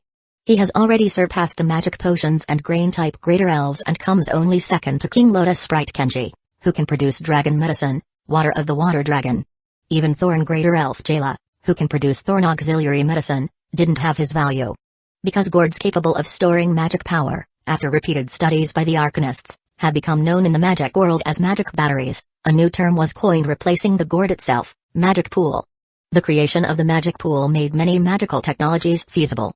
Although still far from widespread civilian use, it started a revolution of magic pools, which was more than sufficient. In military aspects, arcanists from the Royal Arcane Academy had developed a magic array powered by the magic pool for spellcasting. This meant that even ordinary people could cast some magic using the magic pool and magic array. It was essentially like having artillery in the magical world. Facing the impact brought by the magic pool revolution, Lee was still in a dilemma, unsure whether to support or ban it, but without a doubt, the intrinsic value of the gourd was immeasurable. Should Gourd Greater Elf Clay evolve into a dragon elf, the gourd production would surely surge. He was very satisfied with this harvest. The gourds storing magic power are unique to my territory, and I control the technology of the magic pool. Clay, strive hard in your evolution. Chapter 1083, Open Grey Iron Dragon. Even though the threads of destiny have already connected Gourd Greater Elf Clay with the Royal Sapphire Dragon race, after careful inquiry, List discovered that Clay's evolution opportunity is still very weak, not truly fond of this beautiful gemstone dragon. I don't know, List, I think it. Rays, is beautiful, very special, but I don't know if I like it. I understand, Clay, right now you only have a certain fondness for rays because you are not yet familiar with each other, List consoled, suspecting that it might be because Clay has become a greater elf not long ago and his body hasn't fully developed. This has led to a vague evolution opportunity. But the power of destiny has already captured their fate together, indicating that one day he will truly like rays. So he added, how about this, you come back with me first, and each time I come to train with rays, you come along, until you fully like it, then you can move over for extended contact. Alright, I do need time to digest. I really hope I can evolve into a dragon elf and get ahead of that jerk Jayla. Clay clenched his fist, squinting as he imagined how he would deal with Jayla after becoming a dragon elf. Should he beat her up, or should he beat her up? Soon. The noisy greater elves, with the ascent of formless dragon bard, left Anchor Island. The Royal Sapphire Dragon looked at the peaceful sky, and sighed long. I've breathed the free, sweet air again. The weather in June gets increasingly hotter. Flame Kingdom is steadily developing, and List's primary job has shifted from training with Grey Iron Dragon Orn to training with Aluminum Dragon Connor. Up to now, among his many dragons, Light Green Gem Dragon Ethan has already achieved completion level mine branding and became the Mount of Emily Flame. Fire Dragon Leo and Formless Dragon Bard have also achieved completion level mine branding, but List has not sought new knights for them, as these two dragons are reserved for his own riding. Bard's ability to shuttle through space makes an excellent choice for a mount. Leo possesses potential to break barriers. Now Grey Iron Dragonorn has reached completion level mine branding. Still remaining are Mountain Copper Dragon Mata, Aluminum Dragon Connor, Water Dragon Walter, and Royal Sapphire Dragon Rays, without completion level mine branding. Excluding Bone Dragon Vinny. Adult dragons have a set nature, it's difficult to reach completion level mine branding in a short time, so Mata and Rays are temporarily not considered. Young dragons have an unsettled nature, easily achieving completion level mine branding. Walter is still too young, let him roam freely for a while, first complete Connor's mine branding. However, before delving into deeper training with Aluminum Dragon Connor, he needs to find a new knight for Grey Iron Dragonorn. Dragons without knights cannot unleash their full combat power. He summoned the first batch of candidates for the Dragon Knight plan at the Sun Moon Star Palace. Only 3 people. Nicola, Hilita, Dagal, you haven't disappointed my expectations. Especially Nicola, who has already earned the name of a swordsman, cast iron swordsman, a little common title, but I see great talent in you. List approached Nicola and patted the young man's shoulder. Cast iron swordsman Nicola Fournier, 17 years old this year, is the nephew of Marquis Nicol Fournier of Dragon Valley Town, a member of the Iron Knight Fournier family. While a bit ugly, it does not hinder his exceptional talent. Thank you for the praise, Your Majesty. You are the idol Nicola admires. Your glory inspires me to strive tirelessly towards becoming a Dragon Knight, Nicola said solemnly. This flattery was a bit superficial but did not prevent List from being very pleased. I believe you will become an excellent Dragon Knight. Then, he turned to look at Dagal beside him. Dagal had no surname, he was the son of commoners, born on the Sapphire Duchy's Hot Spring Island. His father had once been a serf in the Eagle Kingdom, sold to Hot Spring Island where he was trained by the Count of Hot Spring Island into an Earth Knight, only to die in a pioneer mandate, leaving behind his unborn son Dagal. His mother never remarried, instead raising him on the meager family fortune. After Dragon Knight List eradicated the Count of Hot Spring Island, the young Dagal moved to the Flame Kingdom with his mother. 2 years ago, when he was chosen for the Dragon Knight Reserve program, he was just a 12-year-old elite Earth Knight, and now he has become a 14-year-old ordinary-level Sky Knight. Dagal, you possess exceptional talent, but what I value more is your perseverance and your filial piety towards your mother. Without my mother's upbringing and guidance, there would be no Dagal today, the young man replied. But do not be overly proud, List remarked, having heard that Dagal displayed a somewhat haughty demeanor while studying at the Royal Knight Academy. It is likely his past insecurities have led to his current arrogance. Others might stiffen up in response to such criticism, retorting, I became a Sky Knight at 14, what about you? However, in front of the legendary Dragon Knight List, he was nothing, hence he sincerely responded, yes, Your Majesty, I will stay humble, cautious, and diligently practice. List nodded, shifting his gaze to Hilita, who had grown into a young lady. The last time he visited the Royal Knight Academy, He thought Hilita was a beauty in the making with her statuesque figure and open-hearted personality, though her wheatish skin was slightly less favorable. However, now Hilita not only had gradually fairer skin, her figure had also fully matured. Her chest was not large but was firm, her waist powerful yet slender, her hips volubly curved, and her long legs equally slim and straight, transitioning from a girl to a woman. She was truly the epitome of beauty. It was said that, in private, enthusiasts referred to her as the flower of the killing moon, alongside Emily Flame, known as the flower of flame, and Paris Flame, known as the gemstone flower. Collectively dubbed as the three golden flowers of the Flame Kingdom. As for the more noble act, no one dared to call her by a nickname in private. "I heard you've been learning from Emily recently?" List asked with a smile. Hilita's eyes sparkled with admiration as she replied, "Yes, Your Majesty, Princess Emily has taught me many combat skills of the Sky Knights." Although her talent was exceptional, it still slightly lagged behind Nicola and Degal, having only recently advanced. "With Emily teaching you, I'm relieved," List nodded, cutting the conversation short. He returned to his throne forged from magic metal and seriously said, "Normally, you would need to reach completion level as a Sky Knight before having the chance to interact with dragons, but the Flame Kingdom is a young kingdom, and youth means more opportunities. I am prepared to open up access to the Grey Iron Dragon." "Ah! Ah! Ah!" 3 exclamations of surprise. The 3 young men and women all gasped, eagerly looking at List. Everyone wanted a chance to interact with dragons. List was pleased with the youth's excitement and did not tease them, directly stating, "I grant the 3 of you an equal opportunity to interact with the Grey Iron Dragon for 6 months. It's up to you to win overall, or perhaps none of you might succeed. Not every member of the Dragon Knight Reserve program can become a Dragon Knight, the successful rate is quite low." "Thank you, Your Majesty." The youths eagerly responded. "Very well, go prepare and report to Princess Emily, she will be fully responsible for arranging your interaction with the Grey Iron Dragon." List dismissed the 3 youths. Watching their spirited backs, he shook his head slightly, knowing Orn well, he doubted that any of the 3 would win Orn's approval. Nicola was too ugly, Degal too proud, and Hilita simply inexperienced. "I hope one of them manages to create a miracle. I need more Dragon Knights to assist me." The day before yesterday, the Royal Knight Academy, other Knight Academies, and the feudal nobles reported to me the outstanding young knights. Let's swiftly select the second batch of talents to join the Dragon Knight Reserve program. Chapter 1084, The Ancient Remnant Clan. The Royal Knight Academy is the largest Knight Academy in the Flame Kingdom. The prefix Royal denotes its equal standing with the Royal Arcane Academy. Not only is it a school, but it is also the supervising institution for all other Knight Academies across the land. Local Knight Academies generally only provide instruction up to Earth Knight level, at which point students graduate. To further study beyond Earth Knight, one must attend the Royal Knight Academy. This is somewhat akin to pursuing a master's or a doctoral degree. Consequently, the quantity of promising knights selected by the Royal Knight Academy is substantial, outnumbering the combined total from all the other Knight Academies across the nation and those recommended by the feudal nobles. All of them are youths who have become Earth Knights at a very young age or are hopeful to become Sky Knights. List's task was to select the most outstanding few from these candidates to join the Dragon Knight Reserve plan. It seems there aren't many promising talents, none that could match Emily, and even fewer that could stand shoulder to shoulder with Degal, Nicola, or Hilita. It appears difficult for this batch of Dragon Knight Reserve plan members to produce a Dragon Knight. But then again, can Nicola and the others truly become Dragon Knights? Shaking his head, he no longer pondered this question.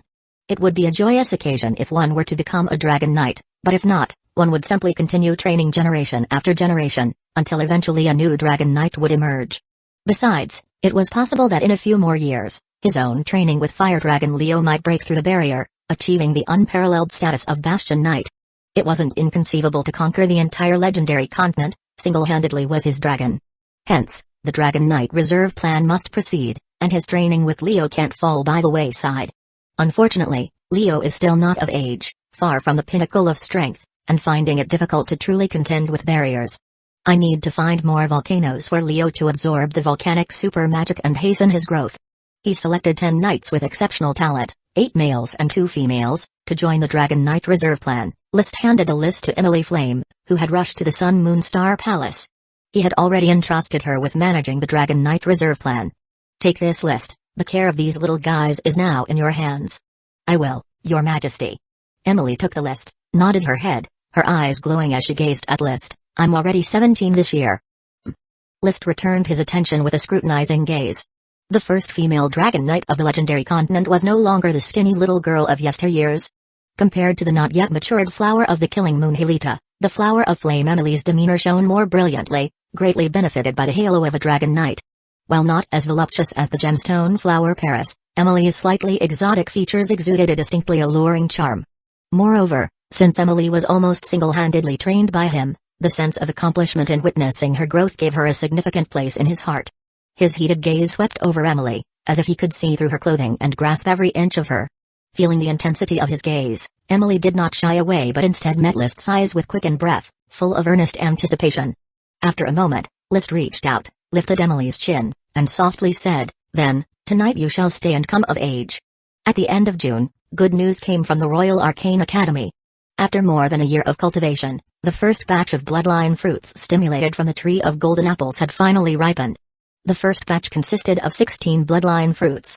The uses of these bloodline fruits were allocated well in advance, with 10 designated to evolve fierce earth dogs into blizzard beasts, and 5 to evolve livestock into magical beasts. One of them was left for rainbow whale Rose. Gyo. Rose was raised in Mermaid City. This low-level dragon beast was close to humans, and when it was in Black Horse Island, it served as List's exclusive ocean mound. However, with the growth of AK and the acquisition of the Heart of the Mermaid contract, Rose could no longer provide riding services for List. Like the fire dragon horse, blizzard beast Daosn, king of black blood treasure horses Lightning, and landwalker bird Loki, it had long been unable to keep up with his pace. It could only be raised. The fire dragon horse retired early to focus on breeding. Daosn now commands the increasingly strong group of blizzard beasts and has become an important member of the Blizzard Knights within the Burning Legion, still making valuable contributions. Lightning serves as a ceremonial symbol for List when inspecting the Burning Knights group. To express closeness with the members of the Knights group, he needed to choose a black blood treasured horse as his mount, but of course, only riding it during parades and other ceremonial occasions. It was impossible to ride Lightning into battle again.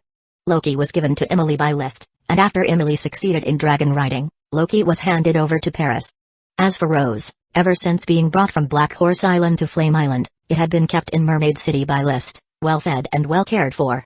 Sadly, like Loki, Rose was never able to find another rainbow whale and was forced to live a solitary life. Rose, eat up. After you've eaten, you'll evolve into a powerful rainbow whale. List stood by the water, stuffing a water attribute bloodline fruit into Rose's mouth and then stroked its big head. Evolution won't free you from loneliness, but at least you'll live for a few more decades. The lifespan of dragon beasts is not short. Low-level dragon beasts live for several decades without a problem, and it's normal for intermediate dragon beasts to live for over a century. Gyo. After eating the bloodline fruit, Rose was very happy, quickly reacting and growing excited, swimming around in the water. Duke Bluepizzy, I ask you to look after this rainbow whale, List spoke to the mermaids who were spectating nearby.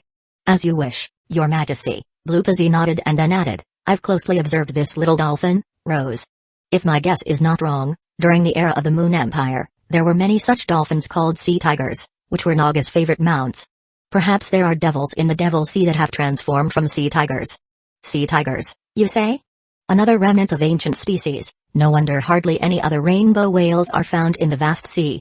List believed Bluepizzy's speculation. He soon thought of landwalker bird Loki again, wondering if landwalker birds are also an ancient legacy. Unfortunately, there is a civilization gap between the era of the Moon Empire and the present time, and many species and knowledge have been lost to the sands of history, becoming difficult to ascertain. Suddenly, he recalled an almost forgotten reward from the smoke mission. Beneath the Sun Moon Star Palace is a natural node, that is the entrance to the ancient ruins related to the ancestors of the Moon Slayers, that is, those 6 archmages who built the statues. I wonder if the ruins hold secrets of the ancient civilization. The stories passed down by the Moon Slayers tell of their ancestors battling the Moon Dragon and slaying it. The Flame Islands and this part of the ocean indeed contain many ancient bones of dragons, such as the important mining area of the Flame Kingdom. The Dragon Pit Great Mine. This indicates that a world-shaking war surely took place here, and so the ruins might well be hiding secrets from ancient times. Unfortunately, the spatial rift blocks the entrance to the ruins, and for now, AK has not found a way to sort out the spatial rifts, so I can only look at the entrance without being able to go in. List felt somewhat frustrated. His 2 most relied upon dragons, the formless dragon Bard and fire dragon Leo, were both not yet of age. Alas! Time waits for no one. Chapter 1085, Yellow Fire Teleportation Array Rainbow Whale Rose's evolution took place over a mere half-month, where its changes were minimal. It grew only a third in size and mastered a new water magic. Water Wave Shield. A very common water magic. Gyo. After evolving, Rose's life remained blissfully unchanged, perhaps oblivious to its solitary existence as a single dolphin. Or maybe, frolicking with the human caregivers and having no worries about food and drink summed up all the happiness it could comprehend. In any case, Rose seemed happier than List, as it didn't need to deal with the mundane affairs of the human world. Let the outer cabinet handle today's war in its entirety. Emily will manage the details. When the Pioneer Mandate arrives, I will, as always, protect the kingdom's Night Order in secrecy, free from disturbances by the Eagle Kingdom's Dragon Knights. He issued the authorization of the Pioneer Mandate during a plenary session of the outer cabinet. He then had a brief video conference with Marquis Yevich Water Peanut and Marquis Amot Ice Shield, who were far away in the Snowstorm Mountain Duchy. Yevich, has the second prince of Snowstorm Mountain reached a dead end? Yes, Your Majesty. The first prince Spot, by colluding with a Dragon Knight from the Yellowstone Kingdom, has gained the support of a large number of elite knights, severely affecting the Knight Order of Second Prince Skart, who can no longer vie for the duchy seat of Snowstorm Mountain, replied Yevich. Send a message to condemn your knights. Did Spot take this upon himself, or was it the Dragon Knight's intention? List inquired further. After the first Prince Spot Cornflower of Snowstorm Mountain Duchy defeated the Knight Order of Second Prince Skart, Yevich and Amot received a message sent by the opposing side, condemning the Flame Kingdom's interference in the internal affairs of Snowstorm Mountain Duchy. It was explicitly stated that it was the Flame Kingdom intervening, not the Eagle Kingdom. Regarding this matter, Amot responded, Your Majesty, knowing Spot as I do, if it weren't for the Dragon Knight's support, he wouldn't explicitly involve the Flame Kingdom. He would continue to default to the actions of the Eagle Kingdom. Such is the sorrow of small nations. Even though the two princes of the Snowstorm Mountain Duchy already know that people like Yevich are knights of the Flame Kingdom, they still have to play dumb and acknowledge the false identity of the Eagle Kingdom that Yevich has adopted. Otherwise, if they truly expose the situation, it might even provoke a large-scale invasion by the Flame Kingdom. A moment of silence. List eventually said, since a Dragon Knight from Yellowstone has already intervened, let's temporarily conclude our campaign against Snowstorm Mountain Duchy. However, you can invite Skart to join the Flame Kingdom, telling him I grant him a marquis title, and at an appropriate time, help him reclaim the duchy position. He recently planned to focus on strategizing against the Eagle Kingdom, so he intended not to provoke the Yellowstone Kingdom for the time being. Moreover, years of civil war had nearly drained Snowstorm Mountain Duchy. Out of a total population of 6 to 7 million, over 2 million had been secretly relocated, amounting to 1/3 of the total population. To further exploit it would mean stripping the duchy bare of even its sheepskin. So, a break was also good, keeping Second Prince Skart as an excuse for intervening in the Snowstorm Mountain Duchy and waiting for the right moment to continue harvesting wool. As you wish, Your Majesty, I will promptly arrange for Skart to pledge allegiance to you, Yevich agreed. Lys nodded. Once the Snowstorm Mountain Duchy matter is settled, shift your focus to the construction of the heroic Yellow Plains. This barren area is a stepping stone for the Flame Kingdom's advance into the legendary continent. We must hurry and cultivate it well. Yes, Your Majesty. Now the Flame Kingdom has a population of 8 million, myself and my feudal nobles account for about 5 million, and the feudal nobles hold the remaining 3 million. That's still not enough, not even reaching 10 million, less than some wealthy duchies. There's a long way to go. As July arrived, various knight orders began to assemble, ready to advance into the Eagle Kingdom's coastal hinterlands for the first issuance of the Flame Kingdom's Pioneer Mandate. List did not pay attention to the Pioneer Mandate. After successfully helping Gord Greater Elf Clay fall in love with Royal Sapphire Dragon Rise, he and Ak went to the fertile lands south of the former Grey Iron Duchy. This location is under construction for the Brassor Volcano Crater Magic Teleportation Array. The Yellow Fire Teleportation Array is temporarily closed to the public and is used only for military purposes, such as dispatching a large number of blood servants from here in the early stages, allowing these night bats to collect intelligence from surrounding countries. The blood servants' training difficulty has been reduced and their concealment abilities enhanced with Ak's help. Thus, under the flag of the Burning Legion, a constantly growing Blood Knights has been formed. Under the cultivation of Marquis Mary Dawnbreak of Reed City, the Blood Knights' blood servants already number over 360 members. They are distributed among the 3 major kingdoms and the surrounding duchies. They patiently lie in wait, using the magic platform to communicate, continuously transmitting intelligence, allowing Liz to keep abreast of the dynamics of the neighboring countries. Recently, the Steel Ridge royal family has been getting closer to the Eagle royal family, with 2 secret royal meetings already hinting at plotting against me. The Blast Furnace Fortress royal family is relatively stable, not much involved, focusing on confronting the Fallen Leaves Kingdom to the west. Beyond the Fallen Leaves Kingdom lies the Kashan Imperial, where the Blood Servants have just arrived. It will take some time to gather information from the Kashan Imperial. Once I complete the unification of the northeastern corner of the legendary continent, it will be Kashan Imperial's turn. Emperor Jupiter, you dare to send someone to assassinate me? What goes around comes around, and when Bard comes of age, I will personally arrange for you to understand clearly. List has never been a magnanimous person, he harbors grudges and thinks of vengeance day and night. Especially for such major life-threatening grudges. Of course, revenge is a dish best served cold, and since his power isn't yet strong enough, retaliating against Emperor Jupiter can wait for now. Brother, the magic array is now open, the brass or magic gate can be propped open for a short time. You and Bard can now proceed with the established plan to open the wormhole space and set up the teleportation array. Ak's voice brought the somewhat distracted List back to reality. Okay. After regaining his senses, he and formless Dragon Bard quickly passed through the natural node and arrived outside the realm of matter. Focusing his thoughts to activate the space magic power, he connected the Brassor magic gate with the volcano crater magic gate, opening a wormhole space that could be traversed freely. Thus, after Ak's finishing touches, the yellow fire teleportation array was successfully built. The remaining work, such as establishing strongholds, could be directly transferred to the outer cabinet. List took Ak, leaving the fertile lands, not returning to the Flame Kingdom, but instead delving deeper into the southwestern hinterlands of the Eagle Kingdom. Bard flew along the material boundary. List rode on the Dragon Tooth platform, with Ak lying in his arms. Beside them was Unicorn Charlie, who occasionally looked at him with disdainful eyes. Whenever this happened, Charlie would become exceedingly annoyed, his perception of a pure maiden slowly being tainted. And he had no ability to change this, only able to passively accept. Ak rested her hands on List's chest, enjoying a twist of her small, soft body. Brother, shall we stay here for a few days? The mermaids will be back soon, and Ak promised them to help purify the sea. Purifying the sea is not urgent, let the group of mermaids wait, I will decide the specific time. List had grievances against the mermaids. The blood servants found this volcano. Although not large, the magma supply is abundant, enough for Leo to draw from for 2 or 3 months. His trip was specifically to send Fire Dragon Leo to the newly discovered magma volcano to aid Leo's growth.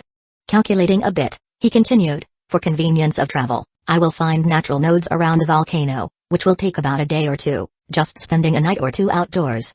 Don't always think about work, take the opportunity to relax since we're out traveling. Alright. Chapter 1086, Punishment Order. Fire Dragon Leo dived headfirst into the magma, having not absorbed volcanic super magic for many days. It was desperately eager, and the mere dragon medicine, Fire Dragon Elixir, was not nearly enough to satisfy its appetite. Following that, Lee CT began searching for natural nodes around the volcano. Each natural node is related to super magic incidents and may hide something significant, such as deposits of metal ores, dragon skeletons, gemstone veins, or remnants of divine objects. However, after scouring the area within a 300-kilometer radius of the volcano, he did not find any natural nodes. It might be due to the scarcity of super magic incidents on legendary continent, which would explain why there are so few natural nodes. The Flame Islands and Shell Sea were the sites of ancient wars of yore, hence the abundance of natural nodes there. Eventually, 2 days later, he discovered a natural node near a city located 500 kilometers to the northeast. Unfortunately, it was close to a human castle, making it impossible to mine any resources, if any were there. However, it was enough for the formless Dragon Bard to use it to traverse. The Eagle Kingdom would be his sooner or later, and then he could comprehensively inspect all the natural nodes. Big brother, are we going back now? Ak had been accompanying Lee CT. She was able to enjoy sightseeing while putting her work aside on the first day, but by the second day, she was already missing the laboratory. She had several experimental projects in her hands, waiting for her to oversee. Lee CT shook his head helplessly. Since you can't wait to go back, then let's return. But remember, Ak, truth is boundless. While some truths are discovered, there may be more waiting to be explored. We must learn when to stop, we still have lives to enjoy. Ak knows. Big brother, don't worry about Ak. We both have long lives ahead, so there's plenty of time to enjoy. 400 to 500 years may seem long indeed, but short nonetheless. We should still enjoy the moment. Lee CT smiled, knowing it was hard to persuade Ak. The little sea monster had long been lost in the ocean of magic, beyond the point of self-extraction. He would have to intervene with external force. He must take the time to disturb Ak's magic experiments in the future, forcing her to relax and enjoy life. It would be a great pity to have only magic for company in life. It was I who led Ek into the magic detour. I have the responsibility to bring her more beautiful life memories. Not long after Ek returned to the laboratory, 5 mermaids who had been roaming the seas finally came back. Marquis Fisherman, Gulvig, Marquis Aquamarch, Tabadize, Marquis Sea Trench, Sharivaura, Marquis Fugitive, Viswinti, Marquis Lost, Kukulix. Lee Ct did not receive them immediately. Instead, he arranged for Duke Salty Sea, Brubo Sea and Marquis Great West, Eternia to prepare the ennoblement ceremonies for them at sea. He would meet the 5 mermaids at the ennoblement ceremony and arrange their duties. Your Majesty is dissatisfied with you. No, with all of us as well. Eternia conveyed Lee Ct's attitude explicitly. The king released us from our seals, granted us new lives, and kindly allowed us to explore. But our return to him was delayed. We only wanted to understand the current seas better. Why would His Majesty be angry?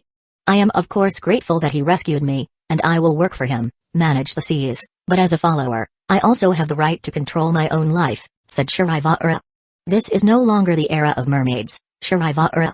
But the seas ultimately need us mermaids to manage them, don't they? Eternia glanced at Sharivaura. I think it's because we've slept for too long and failed to keep up with the changes of the times. That's why we mermaids have lost the proper reverence for the human king. Or perhaps His Majesty has been too kind to us, making us lose our proper judgment. Gulvig tried to mediate. Eternia, could you be more explicit? Originally, Eternia only intended to convey Lee Ct's attitude and was not planning to kindly remind the other mermaids. Mermaids are not social creatures. Besides the relations for breeding, all of them are relatively independent individuals. Even in the ancient times, the kingdoms of mermaids were constantly at war with each other. However, looking at the possibly few mermaids in this world, she ultimately let out a deep sigh. Purifying the ocean is our wish, yet it requires the aid of Lord Dacroloides, and Your Majesty can directly influence Lord Dacroloides.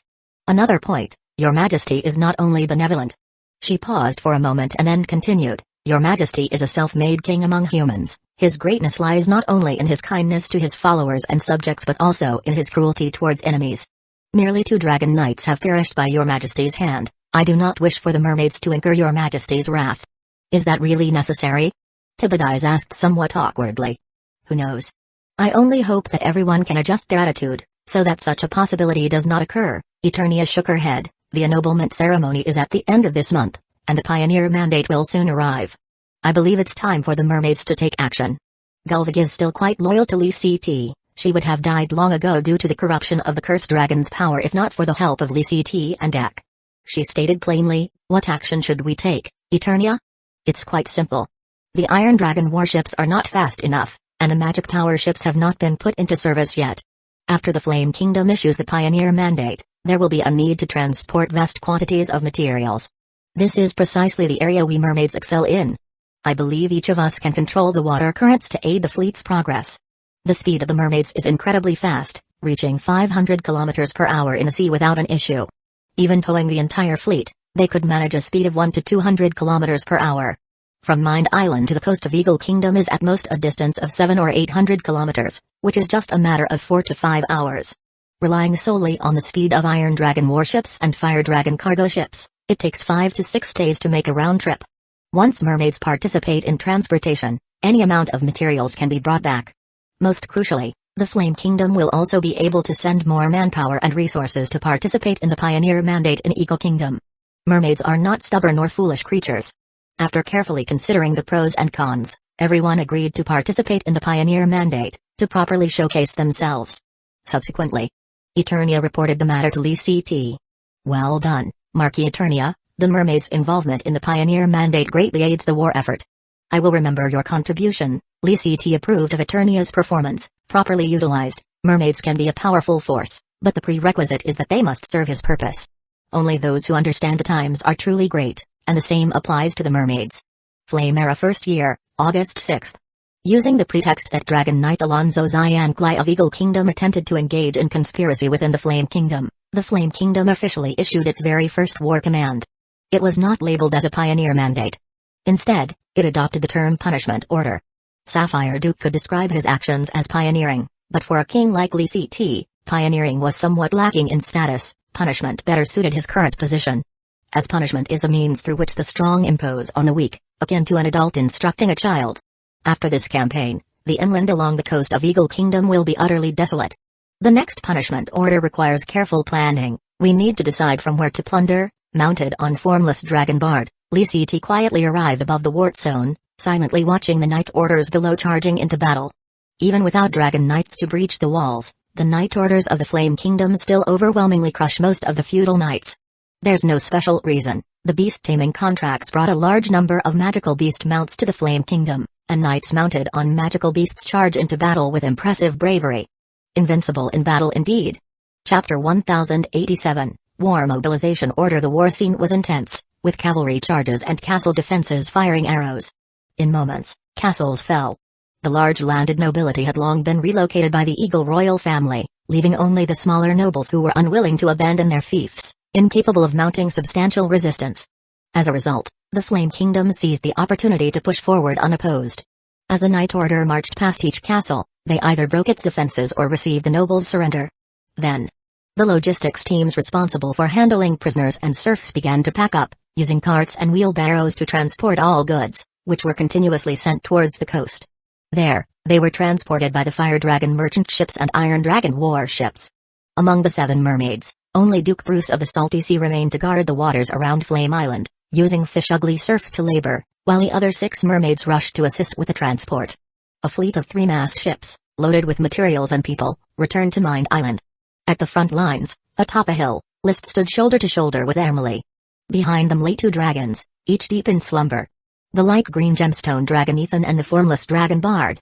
Your Majesty, with the punishment order ending this year, there will be no more resources for the Eagle Kingdom's inland coastal areas to plunder. Where shall we plunder in next year's punishment order? Emily inquired. We could push up along several major rivers to pillage some wealthy areas, but the to and fro would be a waste of time. Fortunately, the shipbuilding industry in our interior is booming and we have ample reserves of sailors, enough to sustain the long marches of the Night Order. List squinted his eyes, however, whether it's necessary to do so remains to be seen. Emily looked up at List. Is there another way if we don't do this? There is. Mary recently reported to me that the Eagle royal family has had several secret meetings with the Steel Ridge Kingdom. It's possible they may set aside past grievances and form an alliance. List's intelligence came largely from the Blood Knights led by Mary Dawnbreak and her numerous blood servants. As the first Minister of National Defense, Emily, although not directly subordinate to Mary, was also privy to some information. Does Your Majesty believe the Steel Ridge Kingdom would likely ally with the Eagle Kingdom and take a war stance against our country? Maybe not against the Flame Kingdom, they could be targeting the Sapphire Duchy. Blood servants have discovered rats from the Steel Ridge Kingdom flooding into the Sapphire Duchy in large numbers. Moreover, a considerable number of shipyards have been built in the northern seas of the Steel Ridge Kingdom, with a sizable fleet already assembled. In the past, kingdoms on land had no interest in the sea, with only the Eagle Kingdom plotting a dragon-slaying war to eliminate the pesky Sapphire Duchy and conspiring with the Bull family to build a fleet. However, since List and Ak rose from the sea, the perception that the sea was barren and desolate was quickly changed. The royal families of various nations have come to realize that there may indeed be resources above the vast sea. Thus, the Steel Ridge royal family also started to secretly prepare a fleet, ready to wage war across the sea at any moment and invade the Sea of Azure Waves. The Shell Sea is probably a place no one dares to touch. Building a fleet and sending out rats is indeed preparation for war. Your Majesty, I need to consult with Marquis Mary and then draw up war defense preparations, said the adult Emily, who had become a qualified commander. The Sapphire Duchy is the primary target, and Mind Island is directly in the line of fire. Mind Island holds a magic gate, an essential route for the Flame Kingdom to attack the Eagle Kingdom. One can imagine its strategic value. A site coveted by all strategists. At least the Eagle royal family certainly dreams of destroying Mind Island, destroying the Heart Reed teleportation formation, cutting off the Flame Kingdom's eastern sea gateway. Mary will soon return from the Steel Ridge Kingdom, bringing with her the latest developments of the Steel Ridge royal family. Should a maritime war break out, would the Steel Ridge royal family and the Eagle royal family dispatch dragon knights to initiate a new round of dragon-slaying wars? As Emily spoke, a flicker of excitement sparkled in her eyes. Since becoming a dragon knight, she had yet to participate in a true dragon-slaying war. She had only trained a few times with List. Either dragon-riding combat or engaging in close-quarters battle. Embracing Emily's slender and powerful waist, List spoke with boundless pride. Whether we initiate it or not does not matter. Whether it's a conventional naval battle or a dragon-slaying war, the outcome has already been decided. The sea has, and only has one master, and not just the Sea of Azure Waves or the Shell Sea, but the entire ocean. Emily gently rested her head on List's shoulder, feeling his grand ambitions. Her excitement subsided slightly, replaced by a surge of sweetness. Yes, my king, your majesty. The punishment order lasted for a full 4 months, from the beginning of August until the end of November. Since the Eagle Kingdom continued to follow a strategy of non-resistance, List unceremoniously stripped the land down to 3 feet, packing up and taking away all the population and materials on the land, even the unripe crops in the fields. Since there was no one left here, there was no need to leave any resources behind. After the war, a census was taken. 800,000 people were plundered, of which feudal nobles were allocated 200,000, the remaining 600,000 went to List and his castle nobles. The greater elves did not receive a single one, all having migrated away with the nobles. The little minor elves only received 3. The rest belonged to the elves owned by some smaller nobles. Overall, this year's harvest from the punishment order, other than being quite substantial in terms of population, none of the other aspects were as good as a last year's pioneer mandate. The captives and newly recruited members of the knight class are mostly lesser nobles with poor talent and character, summarized Duke Li William of Tulip Island at an Alger cabinet meeting. It seems that the Eagle Kingdom's move to migrate their nobles has allowed them to minimize their losses considerably, sighed Duke Piro of Phoenix Tree Island. I'm disappointed to say that there may be nowhere left to carry out next year's punishment order. We need to open up a new battleground, said Marquis de Maria of P Island eagerly. Without sufficient wars to achieve merit, how could he realize his dukedom? Perhaps targeting the Snowstorm Mountain Duchy could offer a breakthrough. The civil war in Snowstorm Mountain Duchy has just ended, and with the support of the Dragon Knights from Yellowstone Kingdom, Duke Spot has successfully ascended the throne, now also acknowledged by the Cornflower Gem Dragon, making it difficult to control them at will. Moreover, their domestic resources aren't abundant, and 2 rounds of punishment orders are likely to render the duchy non-existent. List directly halted the minister's suggestions. For now, we will mainly pursue peace with Snowstorm Mountain Duchy, focusing on conquering the Eagle Kingdom. Don't worry, the march of war for the Flame Kingdom is ceaseless, and perhaps someone will actively provoke a new war. As if to validate List's foresight, just as the Flame Era first year came to an end in November and December barely began, the Blood Servants reported an important piece of news. The Eagle Kingdom and the Steel Ridge Kingdom had announced an alliance and issued a war mobilization order for the conquest of the Sapphire Duchy. The traitors must be punished. The Sapphire family has betrayed the Steel Ridge Kingdom, betrayed their own master the Platinum family. Only blood and flame can cleanse the sins they have committed. With the issue of the mobilization order, the Sea of Azure waves began to surge once more. Chapter 1088, The Cost of Provocation. War is upon us. List tossed aside the paper with the war mobilization order, his gaze moving from the outer corridor of the Sun Moon Star Palace, casting towards the bustling Flame King city in the distance. His crimson cape floated in the wind, occasionally revealing the golden striped leather armor underneath. His expression was very relaxed. The invasion of the Sapphire Duchy by the Steel Ridge Kingdom in alliance with the Eagle Kingdom was all within his expectations. All the preparatory work had been arranged well in advance, so there was nothing to be surprised or anxious about. Is the Sapphire family ready? The Knight Order has already assembled, the Interception Fleet has set sail, and the Sapphire Dragon has also departed, ready to protect and ensure that the Interception Fleet prevents the Steel Ridge Fleet from successfully reaching Blue Dragon Island. Emily stood beside List. Duke Anthony's relatives, as well as the relatives of the great nobles of the Sapphire Duchy, have all been moved to Reed City. The Sapphire Duchy was under threat from 2 great kingdoms and could become a battlefield ablaze with war at any moment.